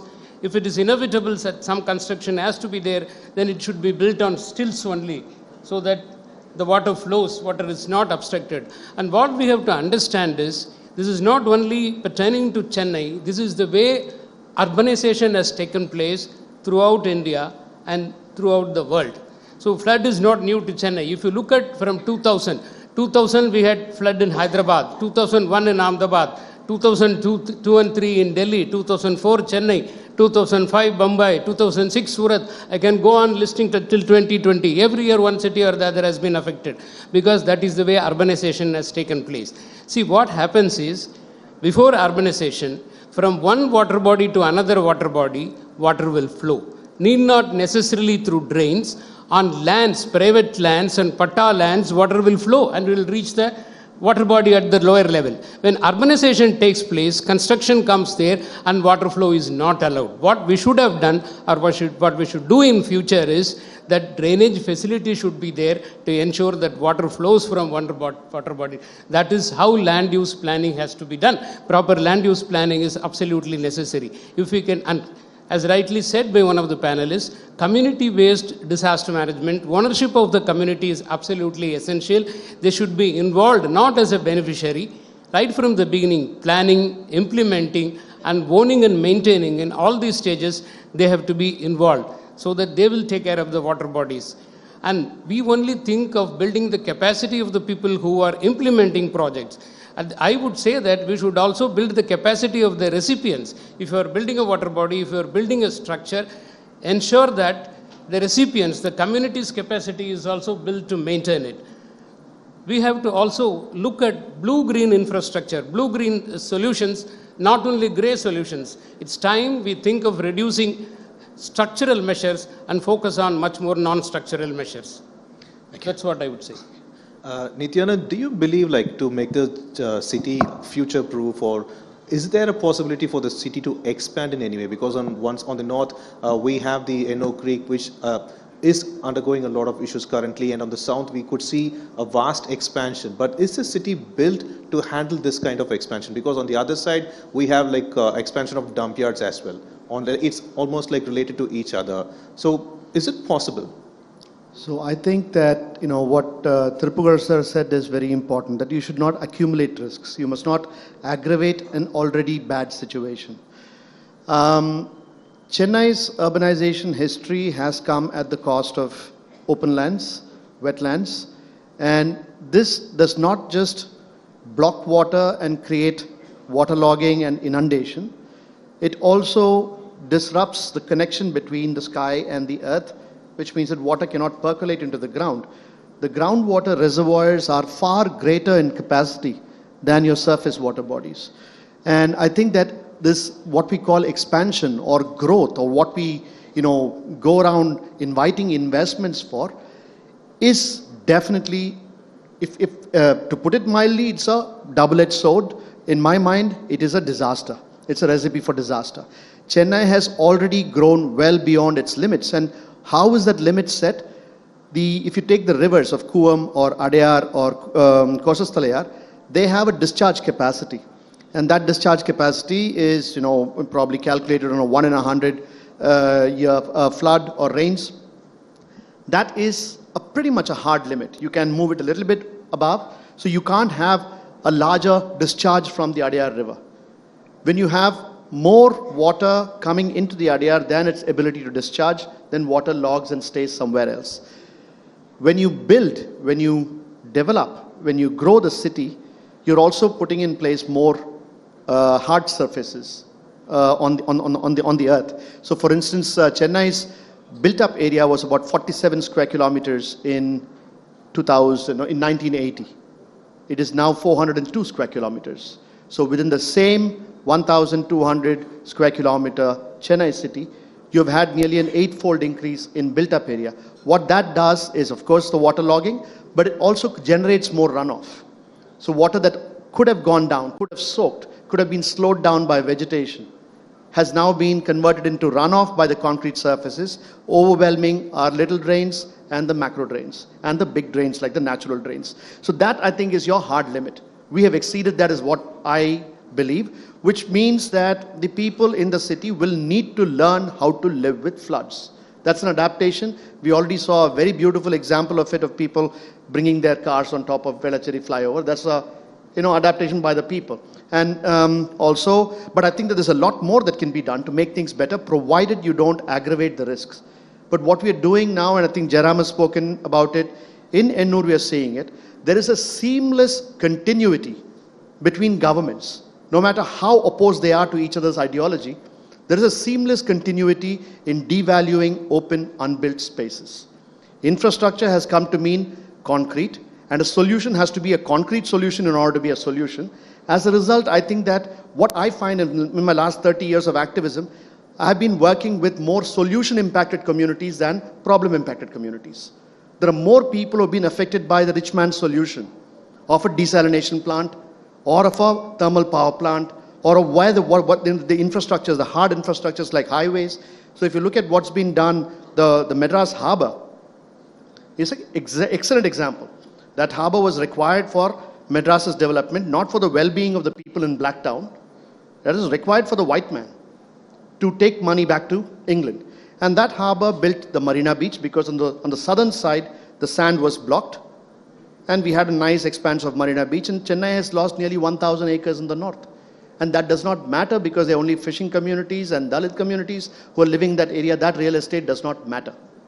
So at the bottom of it, I think that the issue of discrimination stands out, that we are still a very racist kind of a society, and that needs to be addressed. So I think that, and the fact that you need to look at the limits to growth. Nature tells you what are the limits, and you would need to figure out whether you want to do that. Otherwise, you'd have to live with the consequences. And unfortunately, the consequences fall heavier on certain communities that are not necessarily the ones who have caused the problem. So, Jayaraman, earlier you criticized the smart city plan. So many experts here have given out like various ways, solutions to actually handle the current situation and could help in making Chennai the future city. Does the smart city plan, according to you, have any of these solutions in it, incorporated in it, or are you still going to criticize it?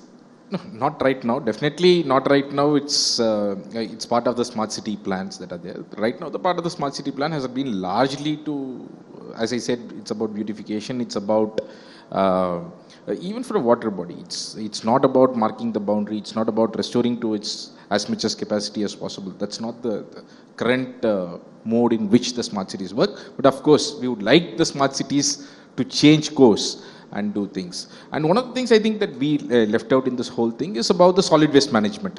That also affects this, creates the flooding, affects a lot of things that we are doing. For example, Chennai spent almost budgeted 6,000 crores just a couple of years back for solid waste management.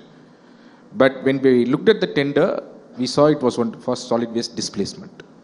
It was not for solid waste management, right? Because the solid waste rules very clearly say that you need to ensure that composting needs to be done. You need to recycle it, and then you have to take a very minimum percentage to the landfill. But today we are dumping everything into the Pallikarnai marshland, Kodingiyur space, and many other places. So therefore, this is another key problem that we are facing, for which, of course, there needs to be political will. They also said about biomining, using that and such. Right. See, but again, many of these things that comes about are centralized solutions, right? So that is also a very key problem. Today, you see battery vehicles all over the road. So the battery vehicles have 3 bins. So they are supposed to collect it separately from people, but then they dump it together into a lorry and take it to the Pallikarnai marshland and dump there, right? So this is the kind of displacement that we are seeing, number one. Number two, even with respect to the flood, floods can happen, but it's also about how quickly we are able to bounce back from the flood and other things that we are seeing. So therefore, for that, we need to ensure that our water bodies are restored to its as much full capacity as possible. We need to ensure that solid waste management is there. We need to ensure, as he said, the desalination plant. What we are doing, we are mixing, clear water with sewage, letting it to the water body, taking it to the sea, and then you build a desalination plant to clean it. Why do you do that, right, in the first place? Right? So these are important issues that we need to look at, and the smart city will be really a city which will look at these infrastructure issues, address it at the first point itself, to make sure that these are not rocket science, these are simple science where we can restore our water bodies, take care of our water bodies, take care of our solid waste management, take care of our other kinds of restoration works that we need to do. So if we are able to do that, I think then we will be able to change course. But right now, we are not seeing any change. No, if I can add, I couldn't agree with you more. I think solid waste is like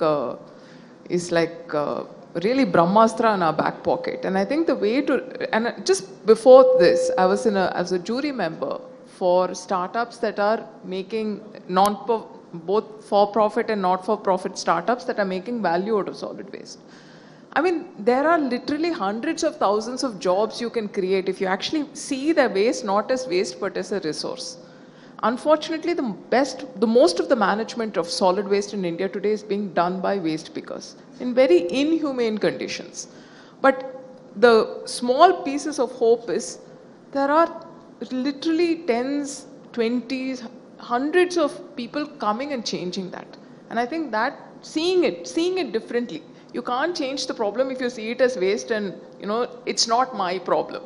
The moment you say it's my problem, I am a part of the solution, and you see it as a resource, I think you can really change it. Really great point on this already. Thank you so much for sharing your thoughts with us, and brilliant points, especially brilliant solutions. Every year we are facing it, and currently we've got a lot of solutions over here, and hope the lawmakers and those who write the drafts for the smart city also have listened to these solutions over here. Once again, thanks to the panelists. Yes, sir. Yes, sir. whenever a major catastrophe happens or a disaster happens, all the disaster management planning and prevention mitigation is centered around or focused on that particular disaster, the most recent disaster. It should not be like that. Chennai is a multi-hazard prone city. Other hazards should also be taken into account. We should not exclusively focus on floods. It should not be flood-centric disaster management. That's what I would say. Right, sir. Thank you so much. Thank you to our panelists for your valuable thoughts here.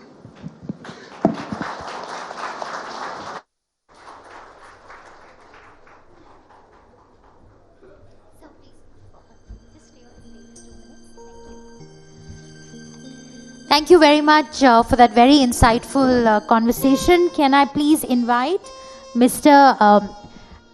Arul Molirajan and Mr. R. Sabrinatham to please come on stage and present our guests with a token of appreciation.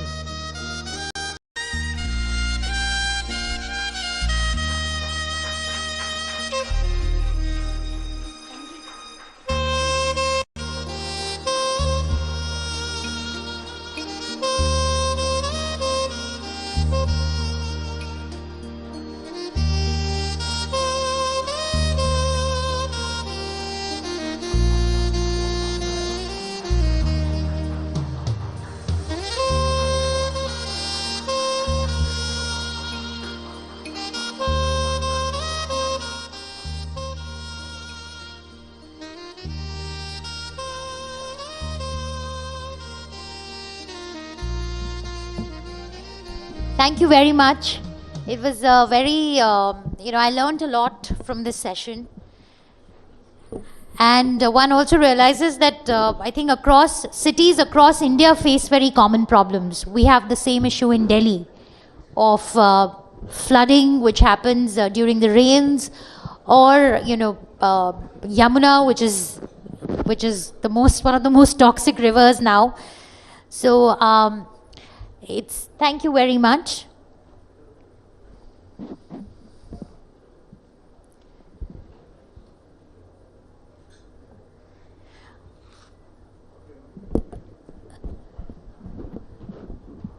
Well, now we get to the political part of our day-long discussion on making Tamil Nadu a force to reckon with. Our next discussion, the big political debate, can Tamil Nadu forge a federal front? Can I please invite my colleague Kaushik Deka, Deputy Editor with India Today magazine, to please come on stage.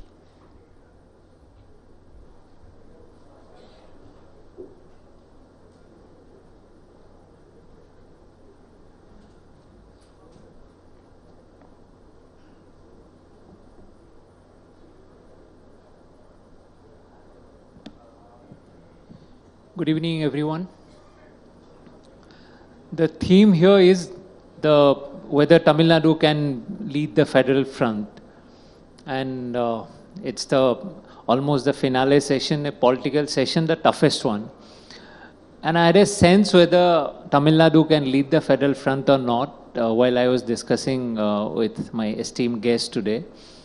And I was fascinated when two opposing leaders were discussing with so much ease and friendship. I could sense that there is actually a possibility of a federal front.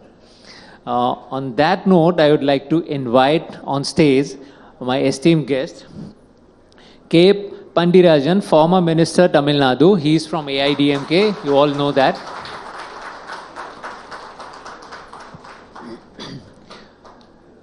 My second guest is Peter Alphonse, Chairman, State Minorities Commission, Tamil Nadu government, and he is from the Congress. The third guest is T.K.S. Elangovan, Rajya Sabha member of DMK from Tamil Nadu.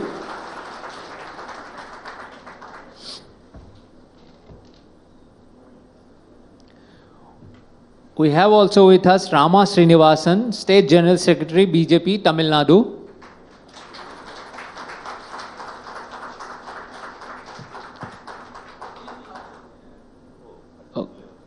Okay, we'll wait for her.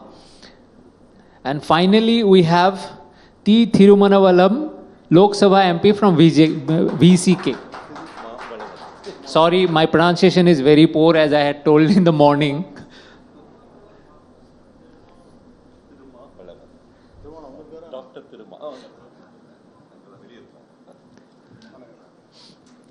Welcome you all, sir.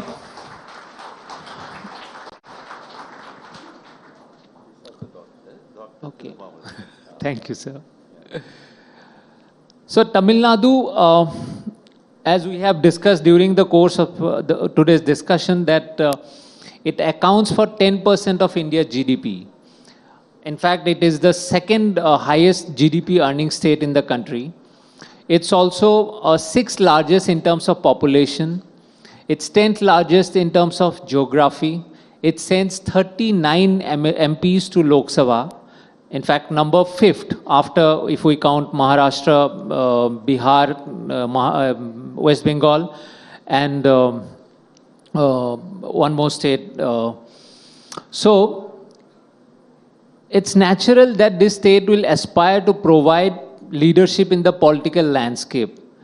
And as we discovered today, that there are 3 chances when Tamil Nadu could have given India a prime minister. That didn't happen because of circumstances. Now there has been a time, especially after this BJP government coming to power and Congress slide happening, there is a discussion about third front in the national discourse. And with Tamil Nadu sending 39 MPs to Lok Sabha, there is always the possibility of the party having the maximum number of seats from Tamil Nadu, providing that leadership to that so-called third front or federal front. And this time DMK is in that position. So in that context, I'll start the discussion. But let's get the basics right first. Whether the country needs a third front or not. So I'll come to first to K. Pandiarajan. Does the country really need a third front? First, let me thank you for giving me the opportunity. State of states, I'm very delighted that India today, for 4 years in succession, gave number 1 to Tamil Nadu. So the Tamil Nadu first is the theme that you have, and let me thank you for it. And all the 4 years, it was ruled by AIADMK, because the last report that you published was 2021 March end, and the last 4 years, Tamil Nadu has remained as number 1.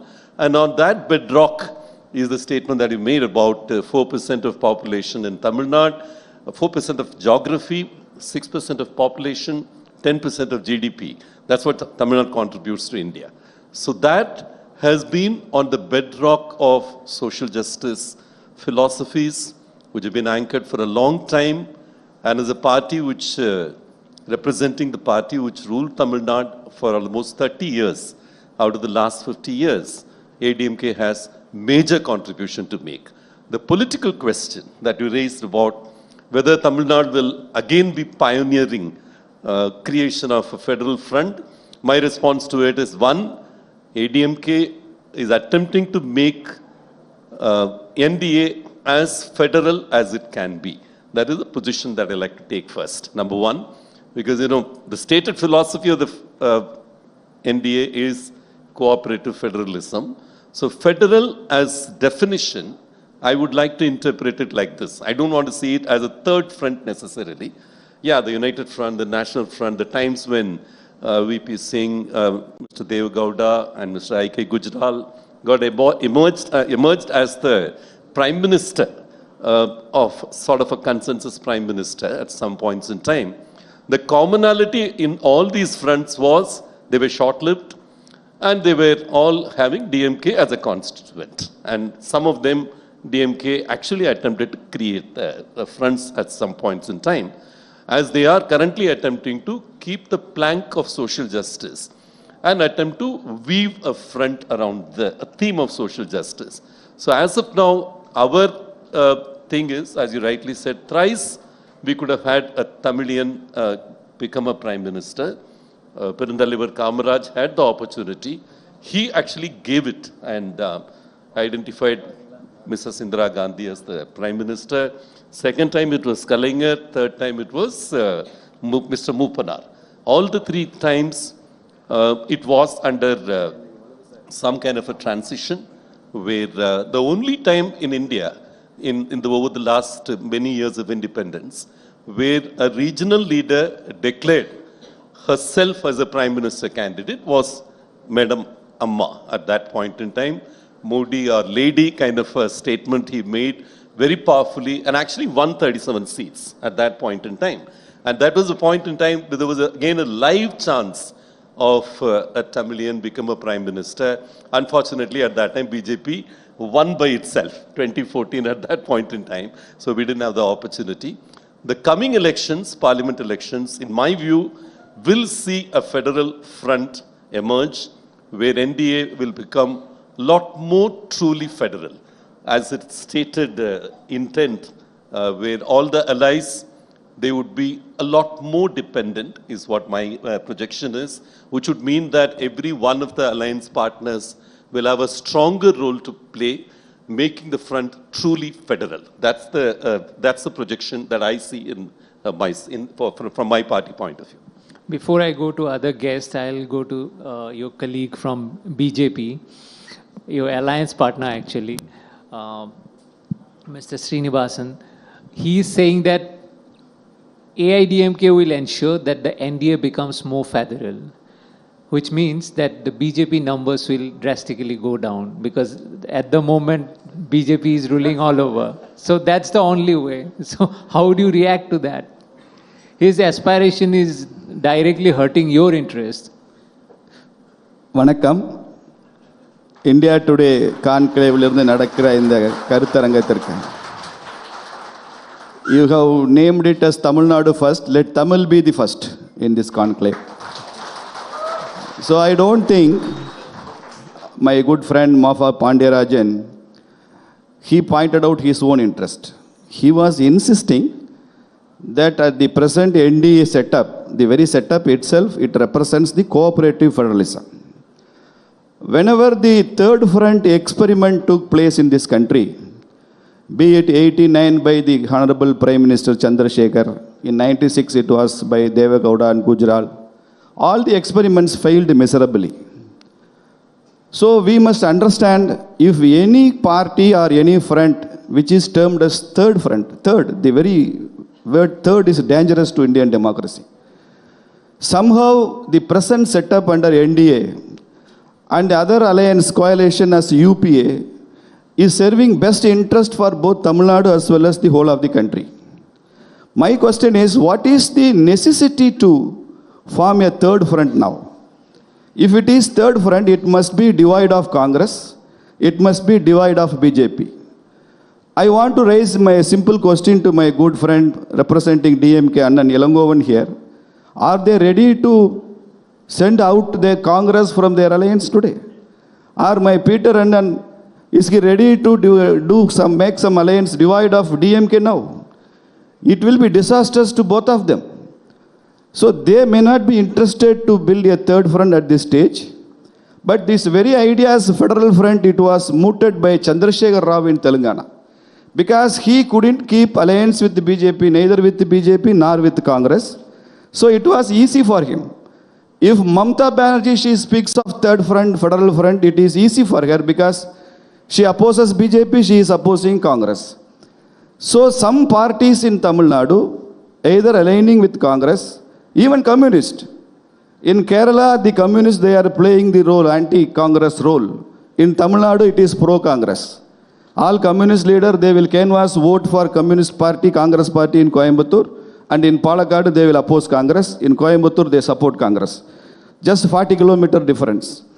So this will be an irony and it will be a mockery of democracy if any such third front emerges at the national level. This is my first response to your question, sir. Okay, I'll come to the DMK point of view now. There is a question of third front, and then there is already the rival coalition, which is UPA, which is existing already.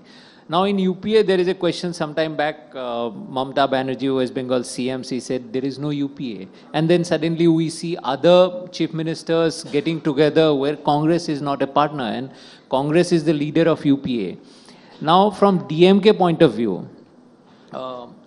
Elangovan, whether it could be a UPA minus Congress, or you think a third front can emerge? Thank you for the question, and I must also thank my friend Professor Srinivasan on this, because they were always not for third front. When the Bharatiya Janasangh was there, they did not want to create a third front. They merged with Janata Party, and they were the second front. Then subsequently they once again came out to form the BJP. See, we are not talking about a third front. We are talking about a federal front. Federalism is in danger now. What we feel is one India, one nation, one everything is not federalism, it's anti-federalism. That is where we are fighting. We want to create a third front. The state should have more powers to rule their people. The state should decide on the development of the people of that particular state. But for one example I can tell you, in Tamil Nadu, we have a system called Universal Public Distribution System, just one thing, which means every household will have a public distribution card, ration card. But in the rest of the states in India, they have ration card only for the below poverty line people. So now when you say one nation, one ration, will you accept the model we are following, or will you push us to take up the model which you are following is the question. Federalism means the state should have more powers to rule and to help the people. In education, you see, Tamil Nadu was the first state to ensure that children study, come to school. We were the first state to introduce midday noon meal scheme. And the dropout rate of students is very less in Tamil Nadu when compared to other states. So the question of federalism is that leave the states, let the states work for the people of that state. That includes everything, that including reservation, including development, including admission to medical colleges, I can say, which is where we are facing the problem now. So third front or second front is not the question. We are opposing the policies of one nation concept. India was never one nation. Until 1947, India was never one nation. Even after that, many kings, the government had to go to the kings, and they were paying privy purse until 1970, which means it is a rented country. The entire country was not one nation, and a sizable area of the country was ruled by separate kings. Even in the south, south of Vindhyas, we had three major empires: Hyderabad, Travancore, and Mysore. The remaining part was ruled by the Britishers. Maybe they are under the control of the Britishers, that is different. But they cannot elect a representative to the state Tamil Nadu Assembly, Madras Presidency Assembly. So India was never a country. We thought that our policies, our culture, our language will be respected if we stand to, we will respect others' culture, policy and language. We want our policy, culture and language should be respected. That is the only thing. That is the federalism. I think that federalism alone will ensure that the people of a particular state speaking a particular language, because India was divided into linguistic states, particular language will be protected if a federal front is formed, which it will fight for the same. That is our idea. So what would be the shape of that federal front? My question was that. Okay, let me finish this question. You will answer and then I'll come to you. What would be the shape of that federal front? Whether it will have Congress, whether it will not have Congress, who will provide the leadership? If the Congress at the center is willing to give more powers to the state, Congress will be in the federal front. What do you mean by giving more powers? Giving up the leadership position? I'll tell you, we had state autonomy. To review the constitution, we had formed committees which will give more power to the states. there were 2 committees, and the government of India also set up a committee, Sarkaria Commission, to go into the powers of the states. So if that commission reports are accepted, any government, whichever government, whether if the BJP, if the Congress accepts that, we will go with the Congress, because our problem, we are a state party. We are the first regional party in the whole of India, I can say. My question was, sir, about the leadership position in a structure. You can name it UPA, you can name it Federal Front, or whatever nomenclature you give. Are you saying that Congress is welcome in that front, provided they give up their claim to the leadership position? Because there are other claimants also. Recently, we have seen Telangana CM going to Maharashtra. Maharashtra CM is there. Bengal CM is there. Then if some turnaround happens in Uttar Pradesh, there will be another claimant. So are you saying in this whole structure, the Congress is welcome only when it gives up the leadership position? I have a very direct question. It has nothing to do with the leadership position. The question of leadership does not arise. It is a question of policy. We are talking about policy. If the Congress accepts our policy, definitely will accept Congress as our leader. So what Congress the policy is in our alliance now. I am talking about federalism, state autonomy. That is the basis for federalism. So if Congress accept that this is the way it would run the country, so you are okay to work under Congress leadership? Yes. Okay, that's a very welcome statement for Congress leader. But I'll come to the BJP leader. He wanted to make a point. Just one small objection to what Annan Elangovan told. If India was never a country before British came, how could British establish an East Indian Company in 1598? Even when British never visited this country, they registered a company in London named as East Indian Company. India was there in the history. Columbus wanted to discover a new seaway to India only, not to America. So India was the word widespread across the world, and in India, it was introduced by the British. India ஒரு நாடாக எப்போதும் இருந்ததில்லை என்று சொன்னால் தமிழ்நாடும் எப்போதும் ஒரு மாநிலமாக இருந்ததில்லை. இங்கே சேர சோழ பாண்டிய இப்படி தான் இருந்தோம். இங்கே புதுக்கோட்டையில் ஒரு சமஸ்தானம், ராமநாதபுரத்தில் ஒரு சமஸ்தானம். This was the kingdom. It was never one state. But after 1947 only Tamil Nadu became one state. It is very surprise to our audience, the very word One India, it was given by DMK. When our Dayanidhi Maran, respected Maran, was the cabinet minister for telecommunications, he coined that word One India. What you described as One India, we are saying as One Nation. What's the difference, sir? Both are same. And providing ration card and providing ration are two different things. That is left for other thing.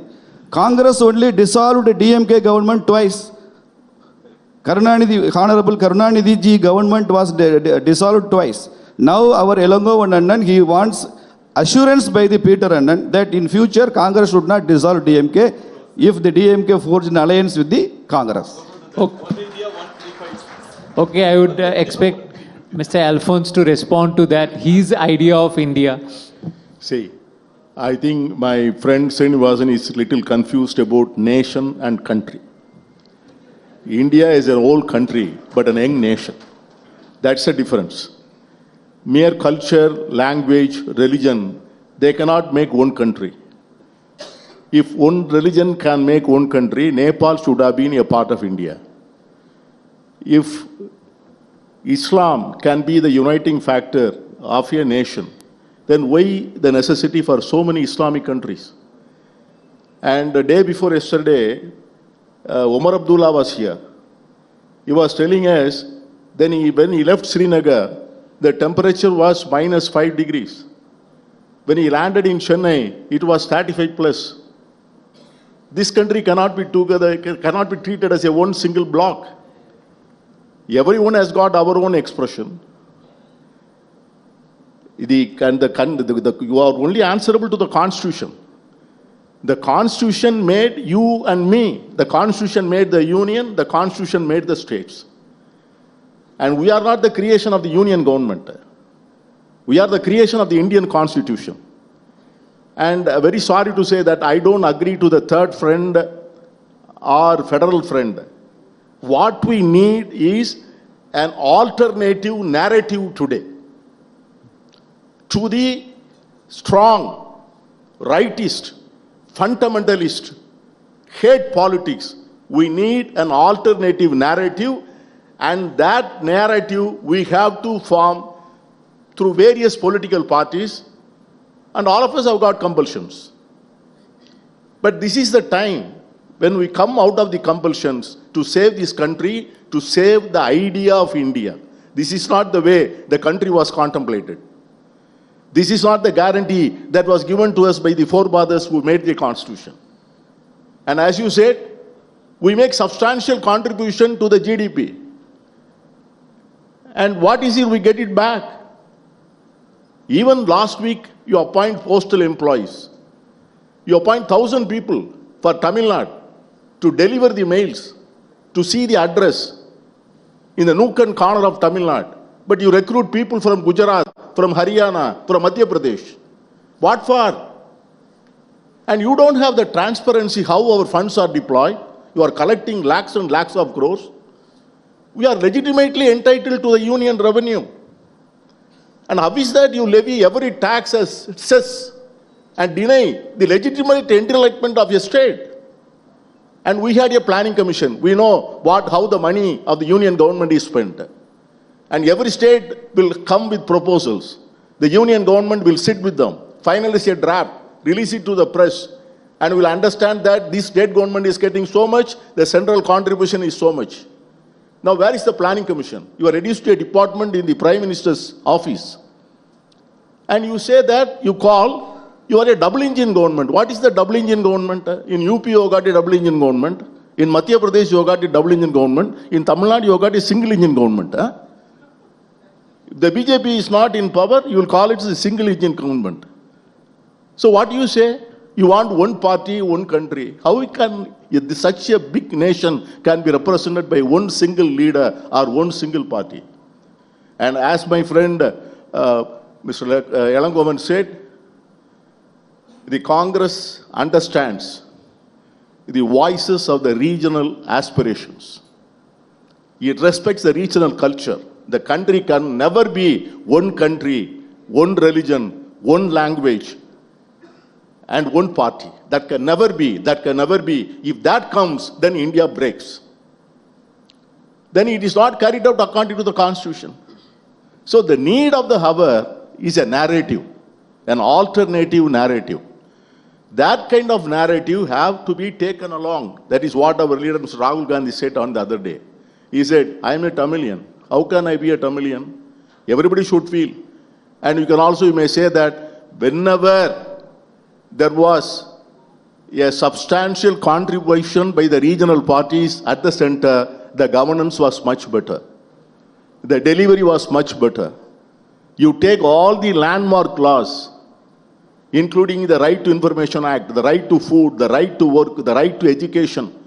All these laws were promulgated, enacted only when the federal parties have got a substantial contribution in the running of the government at the center.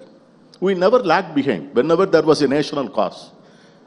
Whenever there was a disaster, whenever there is an aggression on the borders, the regional parties were the first to come and contribute to the national cause. And patriotism is not the monopoly of a single political party.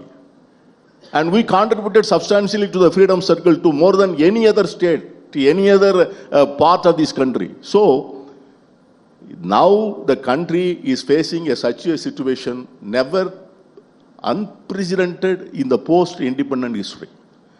Everything is at stake. Every democratic institution is reduced to crumbling.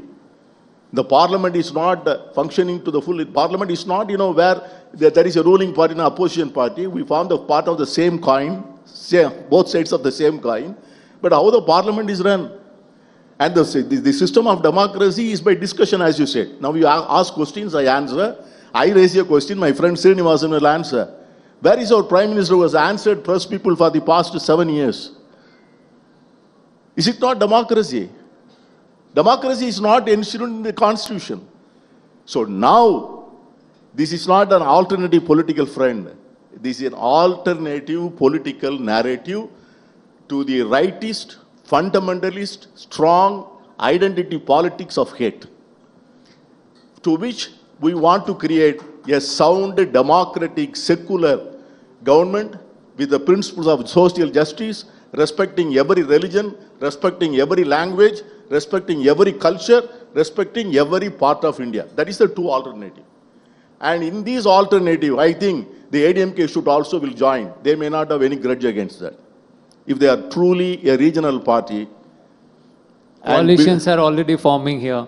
But before he responds, I would like to continue with the same question. Just quick response to what he said. 1 minute response. Okay. In terms of social justice centered alternate narrative, AIADMK is next to none in terms of making that statement. The one who first gave 50% to backward classes is MGR. The one who moved that to 69% is Madam Amma. Okay, this is irrefutable facts there alive in terms of if reservation, which is one aspect of social justice. We've been pioneers, and the only issue we have in the invitation for social justice platform, not the narrative, is that the one who is extending the arm of social justice has been very anti-social justice. That has been our issue in terms of not joining in the front based on social justice. Our issue is that we have lived social justice true to our heart, while the party which is inviting, most of the times have not lived their word. That's the reason we didn't join in. Otherwise, in the alternate narrative, except that what you said about the alternate narrative of diversity and freedom of expression, democratic institutions getting cramped up, we don't think it is true, frankly, in terms of being a part of NDA. The leader is BJP, and I don't see any place where there have been undemocratic stuff. Yeah, we've been demanding a lot more of sharing for the state. Yes, we've been doing that. But this idea of one nation and any separatist tendencies being put down ruthlessly, we are one with BJP. We have no issues about it. Even the narrative that you're talking about, Ondriya Arasu, is more talked about to actually have an undertone of separatist tendencies. Honestly, what we are really doing, why are we constantly, till now we have been talking Mathiya Arasu, Mayya Arasu, and suddenly why does the narrative become Ondriya Arasu, Edo Kundriya Arasu madri varudhu? I think some of these, in the last 10 months, we have seen many separatist undertones in Tamil Nadu. And to us, we are not part of it. We are as strongly national. Is a nation, country, both ways India has been one, in my view. Culturally, I think the kind of integration we have had in India, we have not had in most other countries. So I don't think there's anything, whether it's a nation or a country, we've been one very deep in the core of our cultural ethos. So to me, that's my response. Yeah, thank you.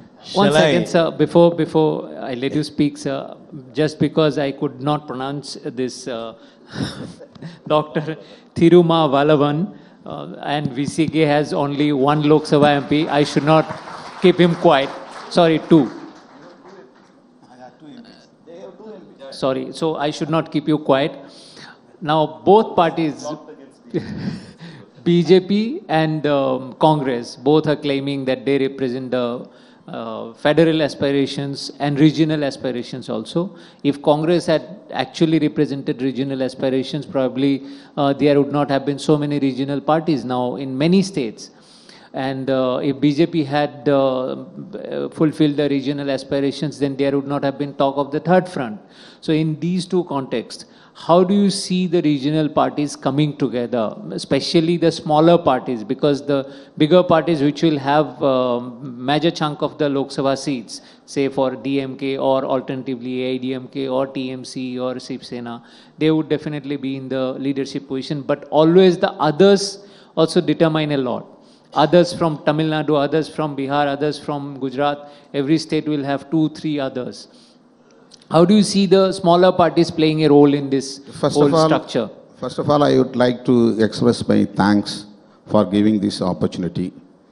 And I would like to appreciate India Today group for this great initiative to discuss about the federal system in our country.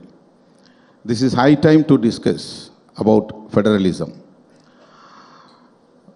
I would like to clarify that there is a difference between federal front and political parties front. We are mostly talking about political parties alliance, whether it is third front or alternative front. We are talking about this. But I want to emphasize that our constitution gives federalism for our national integration. Federalism is nothing but a form of government at the center and state, two governmental setup. What for? This is for our national integration. This is for our national unity. We are not against unity, but we are against unitary. Now we are running government at the center as a unitary government, not as a federal government. But our government, our constitution provides two set of governmental mechanism. A union government at the center, state government at peripheries. These are the two government mechanisms in our country. So we are talking about, mainly we have to discuss, we are implementing the federal system in our country or not. That is very important.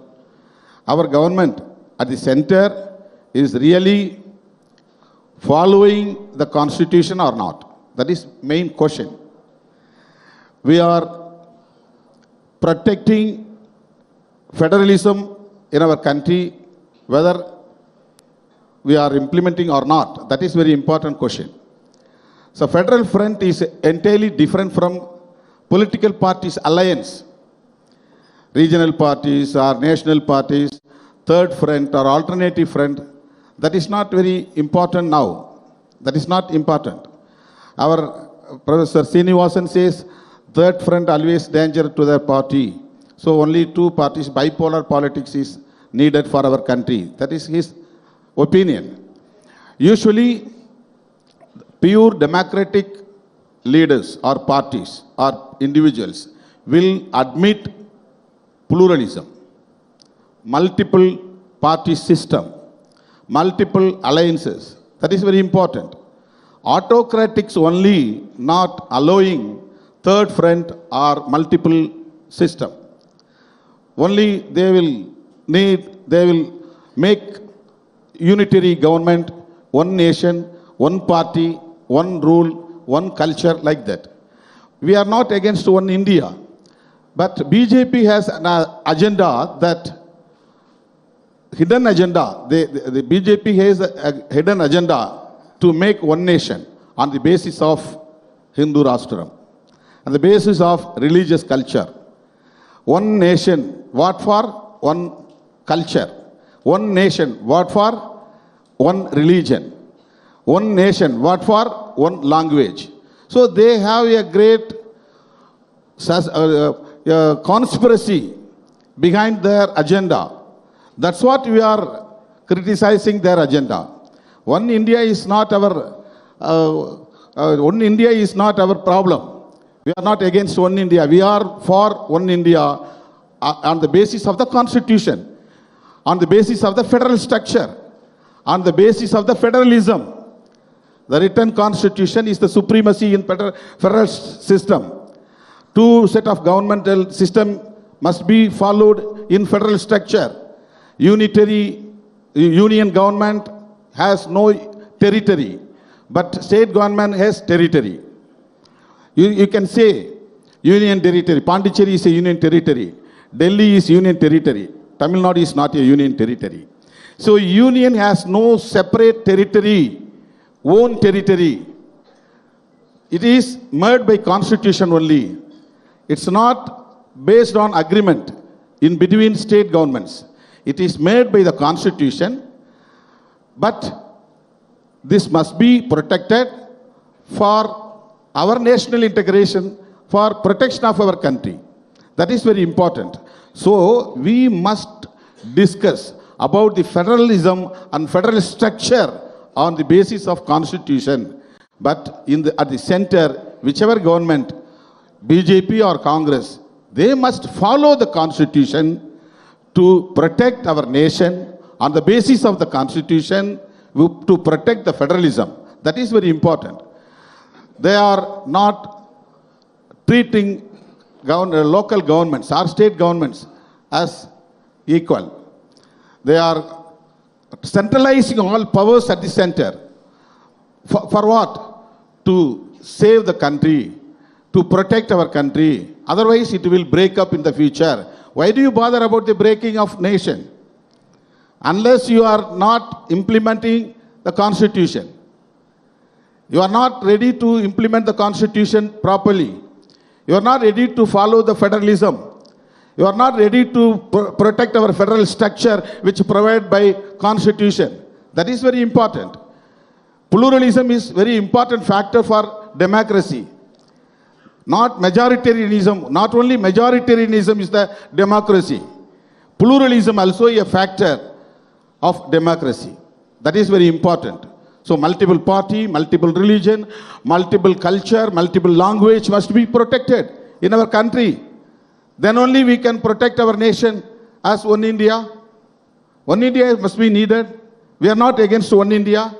One nation is very danger.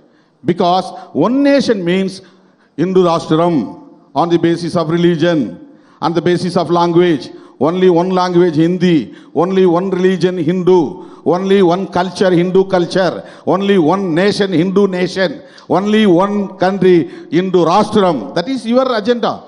This is against constitution, anti-democracy. That's what we are talking about federal front. This is high time to discuss about the federalism. Decentralization of power is the democracy. Decentralization of power. This is the federalism. Power should be decentralized, not should be at the center. That is very important. So I am not bothering about the political parties alliance. That is a strategy to replace the BJP at the center. That's all. To protect our constitution in future, we need an alternative front on the basis of federal policy. That's all. We include all democratic forces to defeat religious forces, caste-oriented forces. This is disastrous to the nation. The religious politics, caste-oriented politics, language-oriented politics, this will split the country. This is more danger to our nation. So what? That's what we are trying to make a political alliance in alternative form, not a third front. I don't agree with that term, third front. That is alternative front. Alternative front. It may be Congress also included. Congress also included in this alternative front. If you say third front, you mean BJP, Congress, other than BJP and Congress all are called as third front. We are not for this point. We are including Congress. We have to make alternative front to defeat religious political agenda in future. To protect our nation through protection of constitution, which provide federalism and allow all multiple system in our country, multiple culture in our country, multiple language in our country. It is very important in this time. This is high time to discuss. This is my point. It seems that third front has already been killed on this stage. One side has gone with NDA, one side has gone with UP and the Congress leadership, and VCK is ready to whichever front will accommodate regional aspirations and interests. It will support that front. So there is end to third front on this stage at least. But coming back to... you don't... I have certain clarifications to make, simple clarifications. I'll come to time. Mr. Elangovan. This is the question actually for you. What happens is that when regional parties take charge and too much decentralization happens, then the focus loses. Means as a country, we need uniform policies on certain issues, but regional interests become conflicting. What may be of interest to Karnataka may not be of interest to Tamil Nadu. When the Kaveri water dispute will happen, who will mediate? Or you should take into account the common interest of the country. At the same time, this whole Hindi, for instance, the Hindi not being accepted, I am not talking about the imposition, but the lack of knowledge of Hindi, as you all have discussed also, that it has always been an handicap for a party from, say, Tamil Nadu or Karnataka to take the center stage. For instance, someone from Gujarat could sell a Gujarat model. Someone from Bengal can also sell a Bengal model, but it's very difficult to, as he was talking about, social justice model. So it's very difficult to sell it across the state, across the country. So don't you think that there is also a need, the talk of one India, I'm not talking of religion or other things, but certain uniformity, for instance, your ration card, you were talking about, you said about ration card, one ration card will create a problem, but at the same time, if you give ration card to everyone in the state, it also adds pressure to the state exchequer, and Tamil Nadu debt ratio is very high. So on those things, there is a need of an uniformity. So in that context, how do you see the future of Tamil Nadu leadership? Any party, it could be any party, a Tamil becoming the Prime Minister of India. Don't you think that prospect will always be hampered if you do not take part in this uniform narrative? Thank you. I am an Indian. First thing, I am an Indian. But I am happy that I am a Tamilian because Tamil Nadu has grown. See, there are about 30 states in the country. If India is ruling the country, every state will be on par with each other in employment, education, everything. But Tamil Nadu has developed, is number one because it is ruled by a state party. We know the interest of the people. Earlier also, when I said that different cultures, different civil practices were in different religions, I was not talking about against India. See, there was Gupta Empire, Magadha Empire, they were both fighting. Here, Chera, Soda were fighting. There were many countries. So when Britishers came in, we stood together.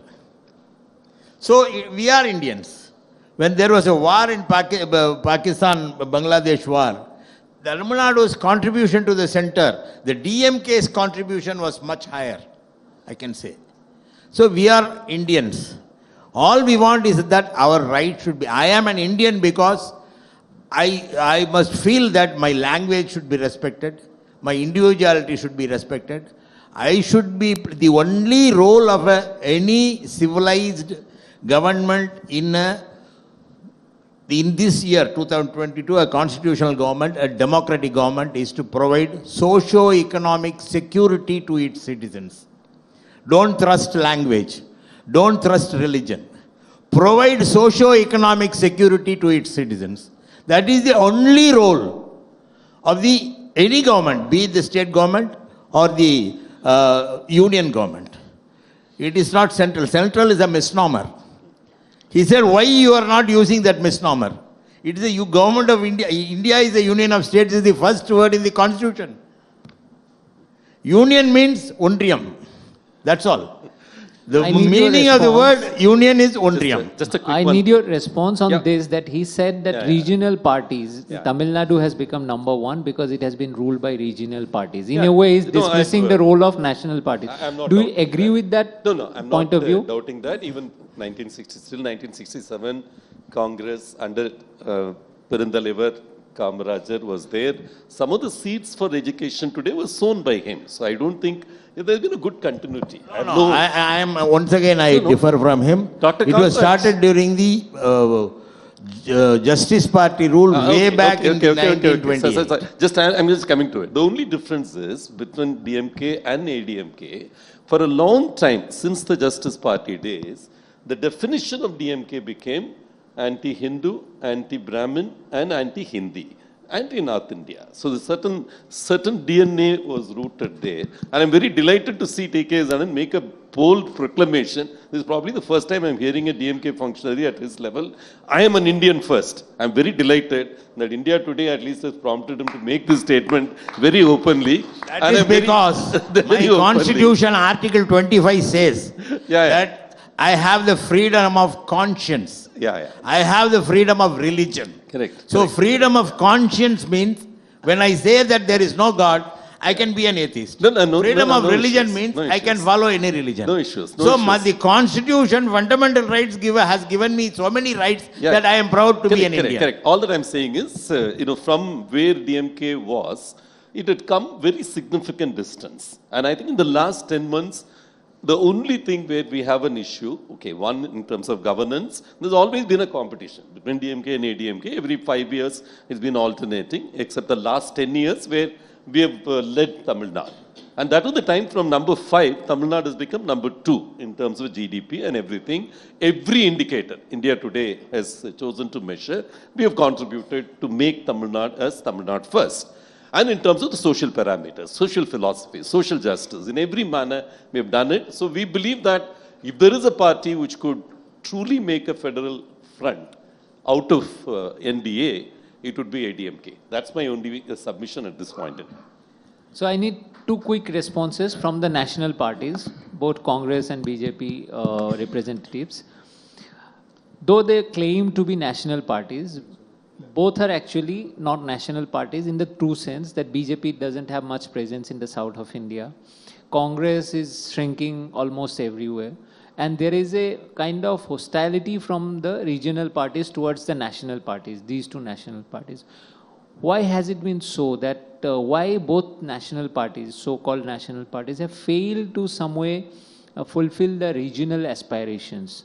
And they are always, both parties are always controlled by high command, which is creating a lot of dissidence also in states.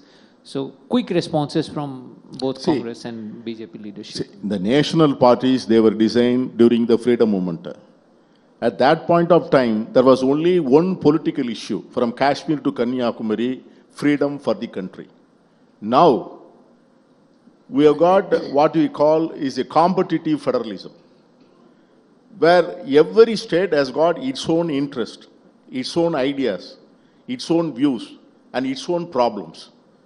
My problem is not the problem of the Northeast. And I and Northeast people can never see a thing in one single perspective. So as you said, there are disputes with regard to sharing of interstate waters. A national party cannot take a stand. And the state party alone can be very specific, can be oriented towards a state interest. Because all the deliveries are made through the state government. Whether be it road, be it hospital, be it education, be any other basic requirements of life, only the state government is interested to do the job.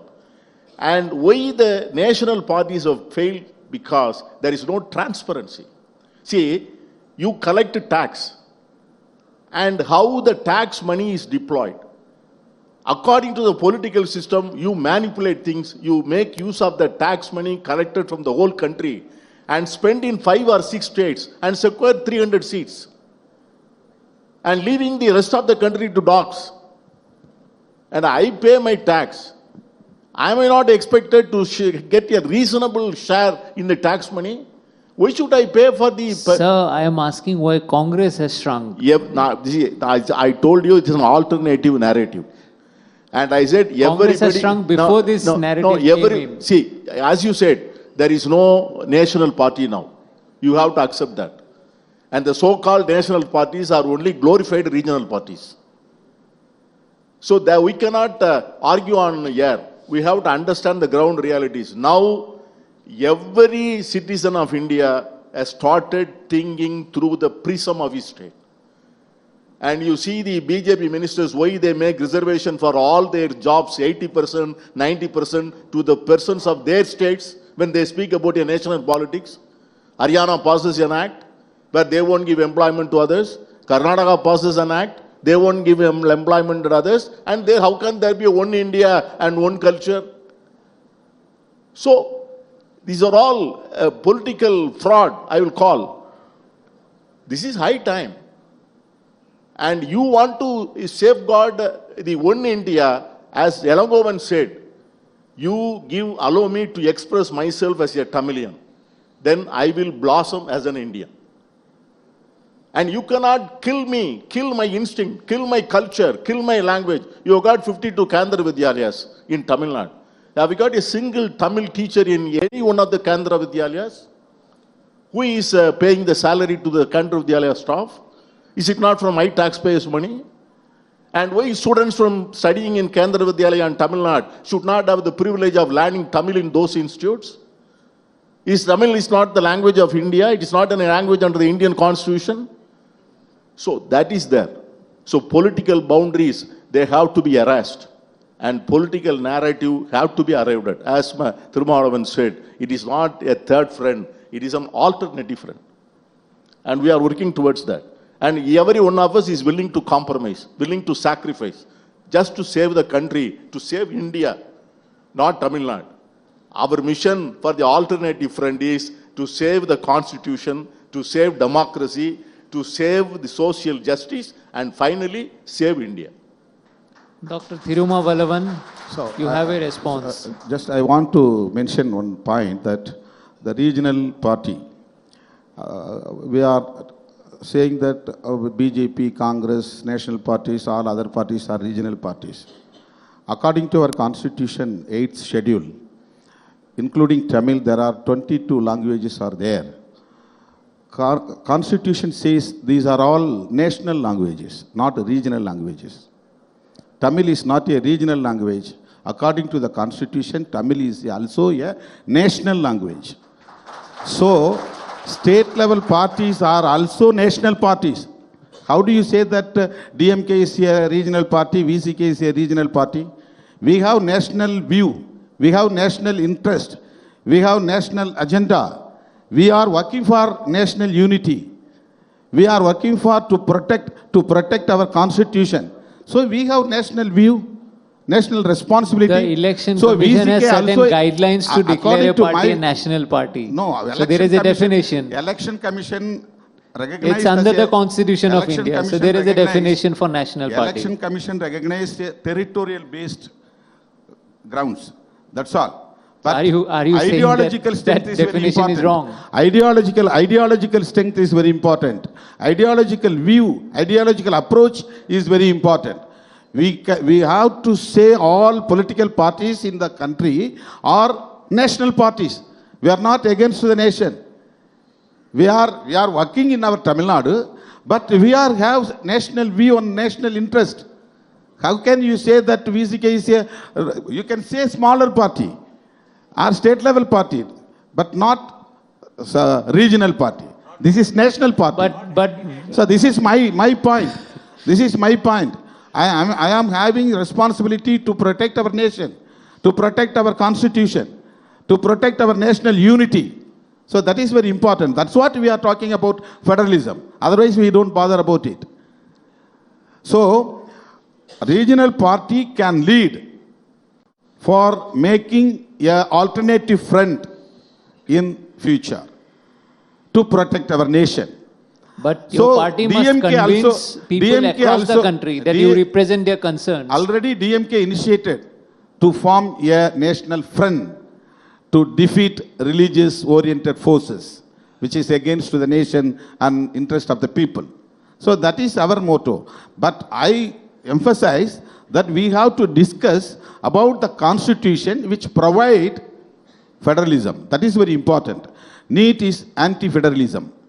NEET. They are centralizing all powers to the center, to the Delhi. So that is very dangerous one. IIT entrance has been going on for years.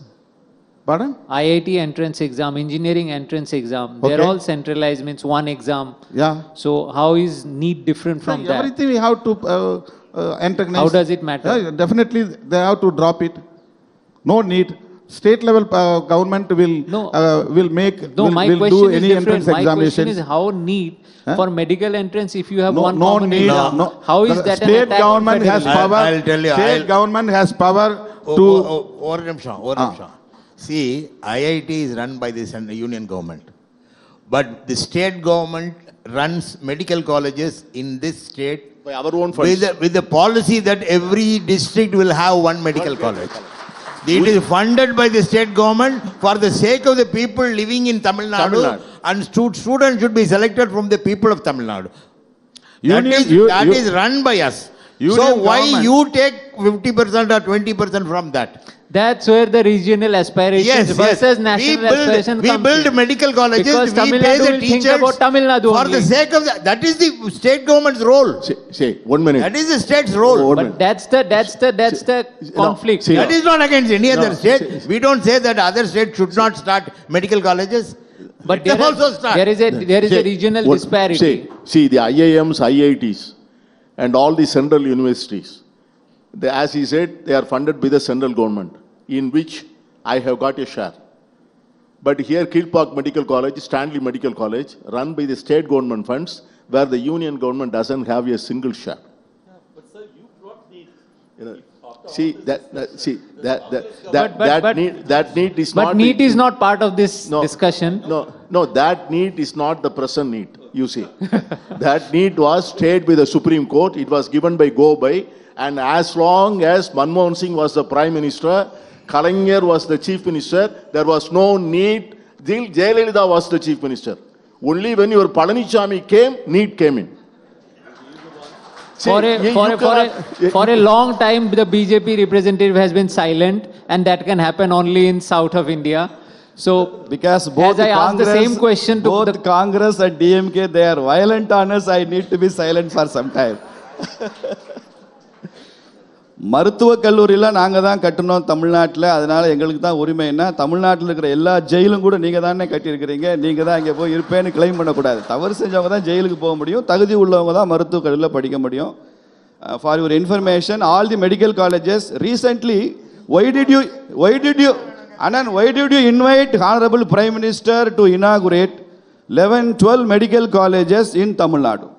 Because every medical college, it gets a huge central fund. Central government is funding. Then why did you invite? You would have opened all the medical colleges. Why did you invite Honorable Prime Minister? See, all these projects get central funds, and healthcare is the concurrent list. So both center and state, they have stakes in this climb. And only after NEET do you come to say 15% reservation that it goes to All India quota? Even before that, when Congress was ruling, what was the ratio of the All India quota? It was 15%. After NEET, it is only an entrance test, only eligibility test.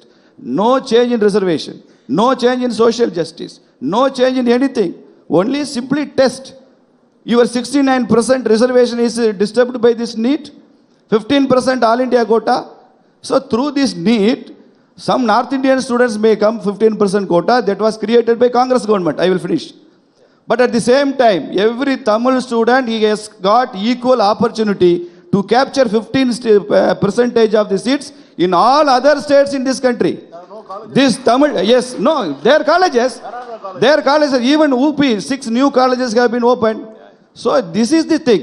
And there too, this 15%, it was provided by S.Peter, not by Modi ji. It was given by the Congress government. With the MCI, it framed rules in Congress government, not by BJP.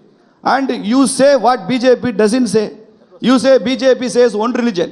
You quote me at least one leader, one document, one principle of BJP saying there must be only one religion in this country. I will resign from the party. We will not contest here after elections. Everywhere you are speaking, everywhere you are doing. No, sir, there is no official document. All over the country, you are doing this. With respect to Thol Thirumaavalavan, I am saying, I am representing BJP here. We don't say one religion. On behalf of BJP, I am announcing here, all religions are equal. What do you mean by one culture? One culture. How can you make one culture? One culture means, this is not BJP slogan, sir. This was said by Max Muller. This was said by Madam Kama. This was said by Annie Besant. All the glorious Western scholars, they have described this country as one nation, one culture. And I will finish. I will finish. One culture. So it is not that this is the hegemonization. We see unity in diversity. BJP's policy is seeing unity in diversity. And DMK is seeing diversity in the unity. This is the difference. I appreciate India Today conclave today. Because India today, they have made DMK to accept I am an Indian first. Indian first. And they have made my honorable brother Thol Thirumaavalavan that I am also a national party. Yeah. So this is the success of the India Today conclave today. Both of them become nationals today. No, he is wrong. And it is not never he ever. want Thiruvalluvar, not Max Miller. One thing. Never ever BJP told one language, sir. We glorify all the languages. Hindi is only official language. I like to only Hindi say, is only an administrative language. If anyone claims that Hindi is the only national language, BJP would be the first party to fight it. We will be protesting it. Hindi is one of the national languages, and convenient sake it has been made as an official language of this country or administrative language of this country. Never accuse with false allegations, please. Answer this together, sir. With humble, just half a minute. I will finish in half a minute, sir. Sorry. When Atal Bihari Vajpayee was the Prime Minister, he established one public sector, Bharat Sanchar Nigam Limited, BSNL. All the public sector established by Congress government, it all starts with the word Hindustan. Hindustan photo films, Hindustan aeronautics, every Hindustan petroleum. You only termed this as Hindustan. We tell this as Bharat. See, I will ask my friend Srinivasan.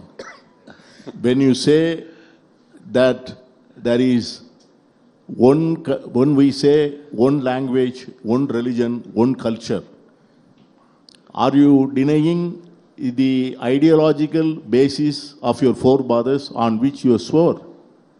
What is the concept of the RSS? What is the fundamental thought process of the RSS? Whether RSS, the ideological forefathers of the RSS, they say that Muslims and Christians can only be a second-class citizens in India?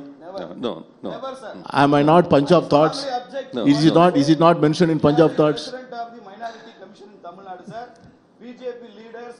See, how can your UP Chief Minister says this is an election between 80 versus 20? How can he say that? 80, this is an election between 80 versus 20. Who is the 20? Who is the 80? You speak one thing and do another thing. You say that you equally respect all language. I thought, what is the allotment of funds for the development of Tamil language? You provide 600 crores to Sanskrit. How much of money you provide for Tamil? That's why I asked the question, 52 Kendra Vidyalayas. You, Mr. Srinivasan, you please ask your Human Resources Development Ministry. When you were ruling the country, how much funds you allotted for Tamil, sir? 10 years you were ruling Congress. How much fund you allotted for Tamil? There was no allotment for Sanskrit. In Kendriya Vidyalaya, how many Tamil teachers you appointed when you were ruling? I only asked Tamil was the syllabus in the Kendriya Vidyalaya when 60 years you were ruling? And all the allegations, when I say which is one India, you object. But when you were ruling, you were selling Indra da India, India da Indra. This was your emergency slogan. Mr. Srinivasan, you have got always a knack of going to the history 50 years back, 60 years back. We have never discussed history here. We discuss only the present day here. And this is a necessity. Why there is a necessity for a federal front? I say federal front is needed because my language is sidelined. I say federal front is needed because I am not given my due share in the tax revenue. I say federal front is needed, the central government... Let AIADMK have the last word. I need to ask only one question to Dr. Thirumaavalavan. I want him to respond to this. This country is one country, sir, mainly because of one man, Dr. Ambedkar, who created the constitution in a way that you can be flexible and everything. He created 3 lists, sir. State list, center list, concurrent list. There's only one party which has always moved the things which are in the state list to concurrent list. That party is Congress party. This you have to accept. Education went from state list to concurrent list during Congress regime. Misa period. Emergency Congress. We are running out of time. Very much Congress. We are running out of time. Now I would you take tell the me final whether response from anything has been DMK. shifted from the state list to concurrent list by BJP or NDA. I have only one final clock. Our constitution allows that federalism in emergency time, unitary government, that means unitary form.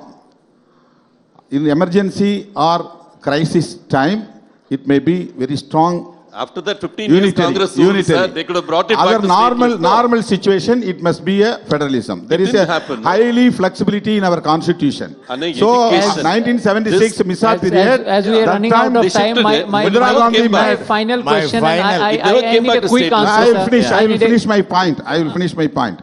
Please. Sir, we are running out of time.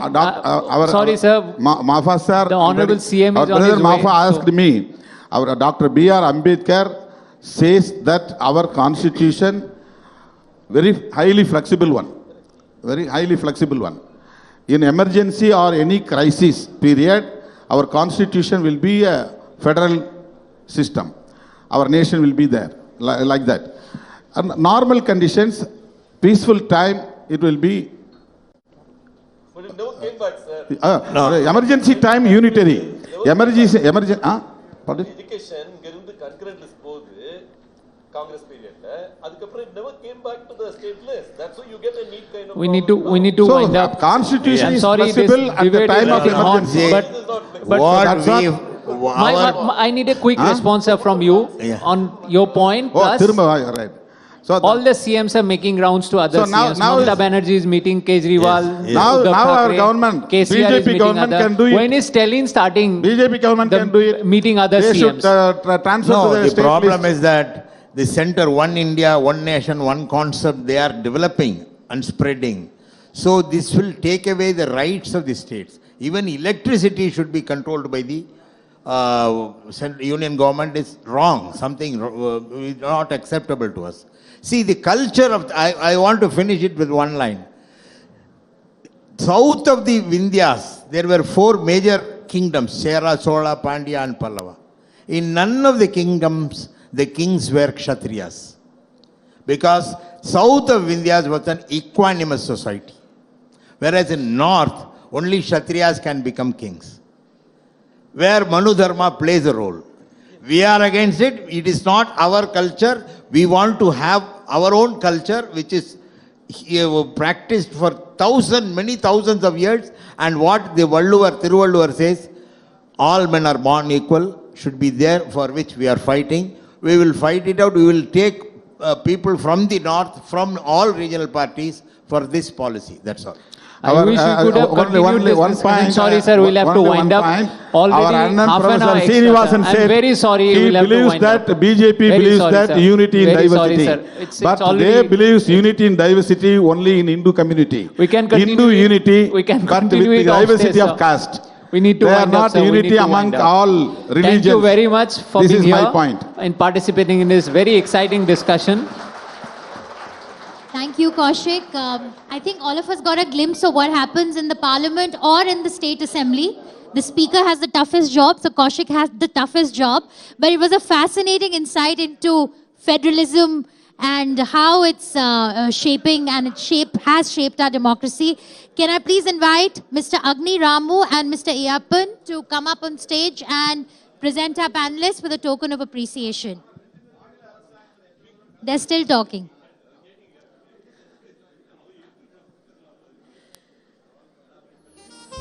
Sir, can we request you all to... No, please be on stage. We'd like to present you with a token of appreciation.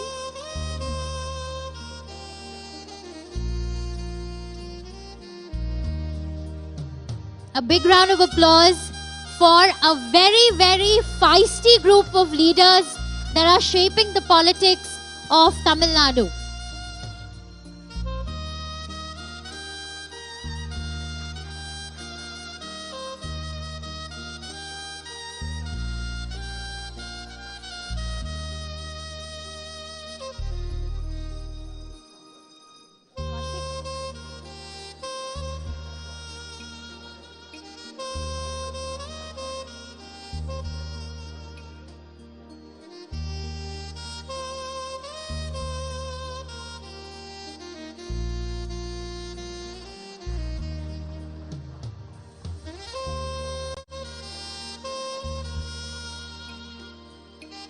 Well, we do hope that a third front emerges and Tamil Nadu takes the lead in building an alternate narrative in our political dialogue.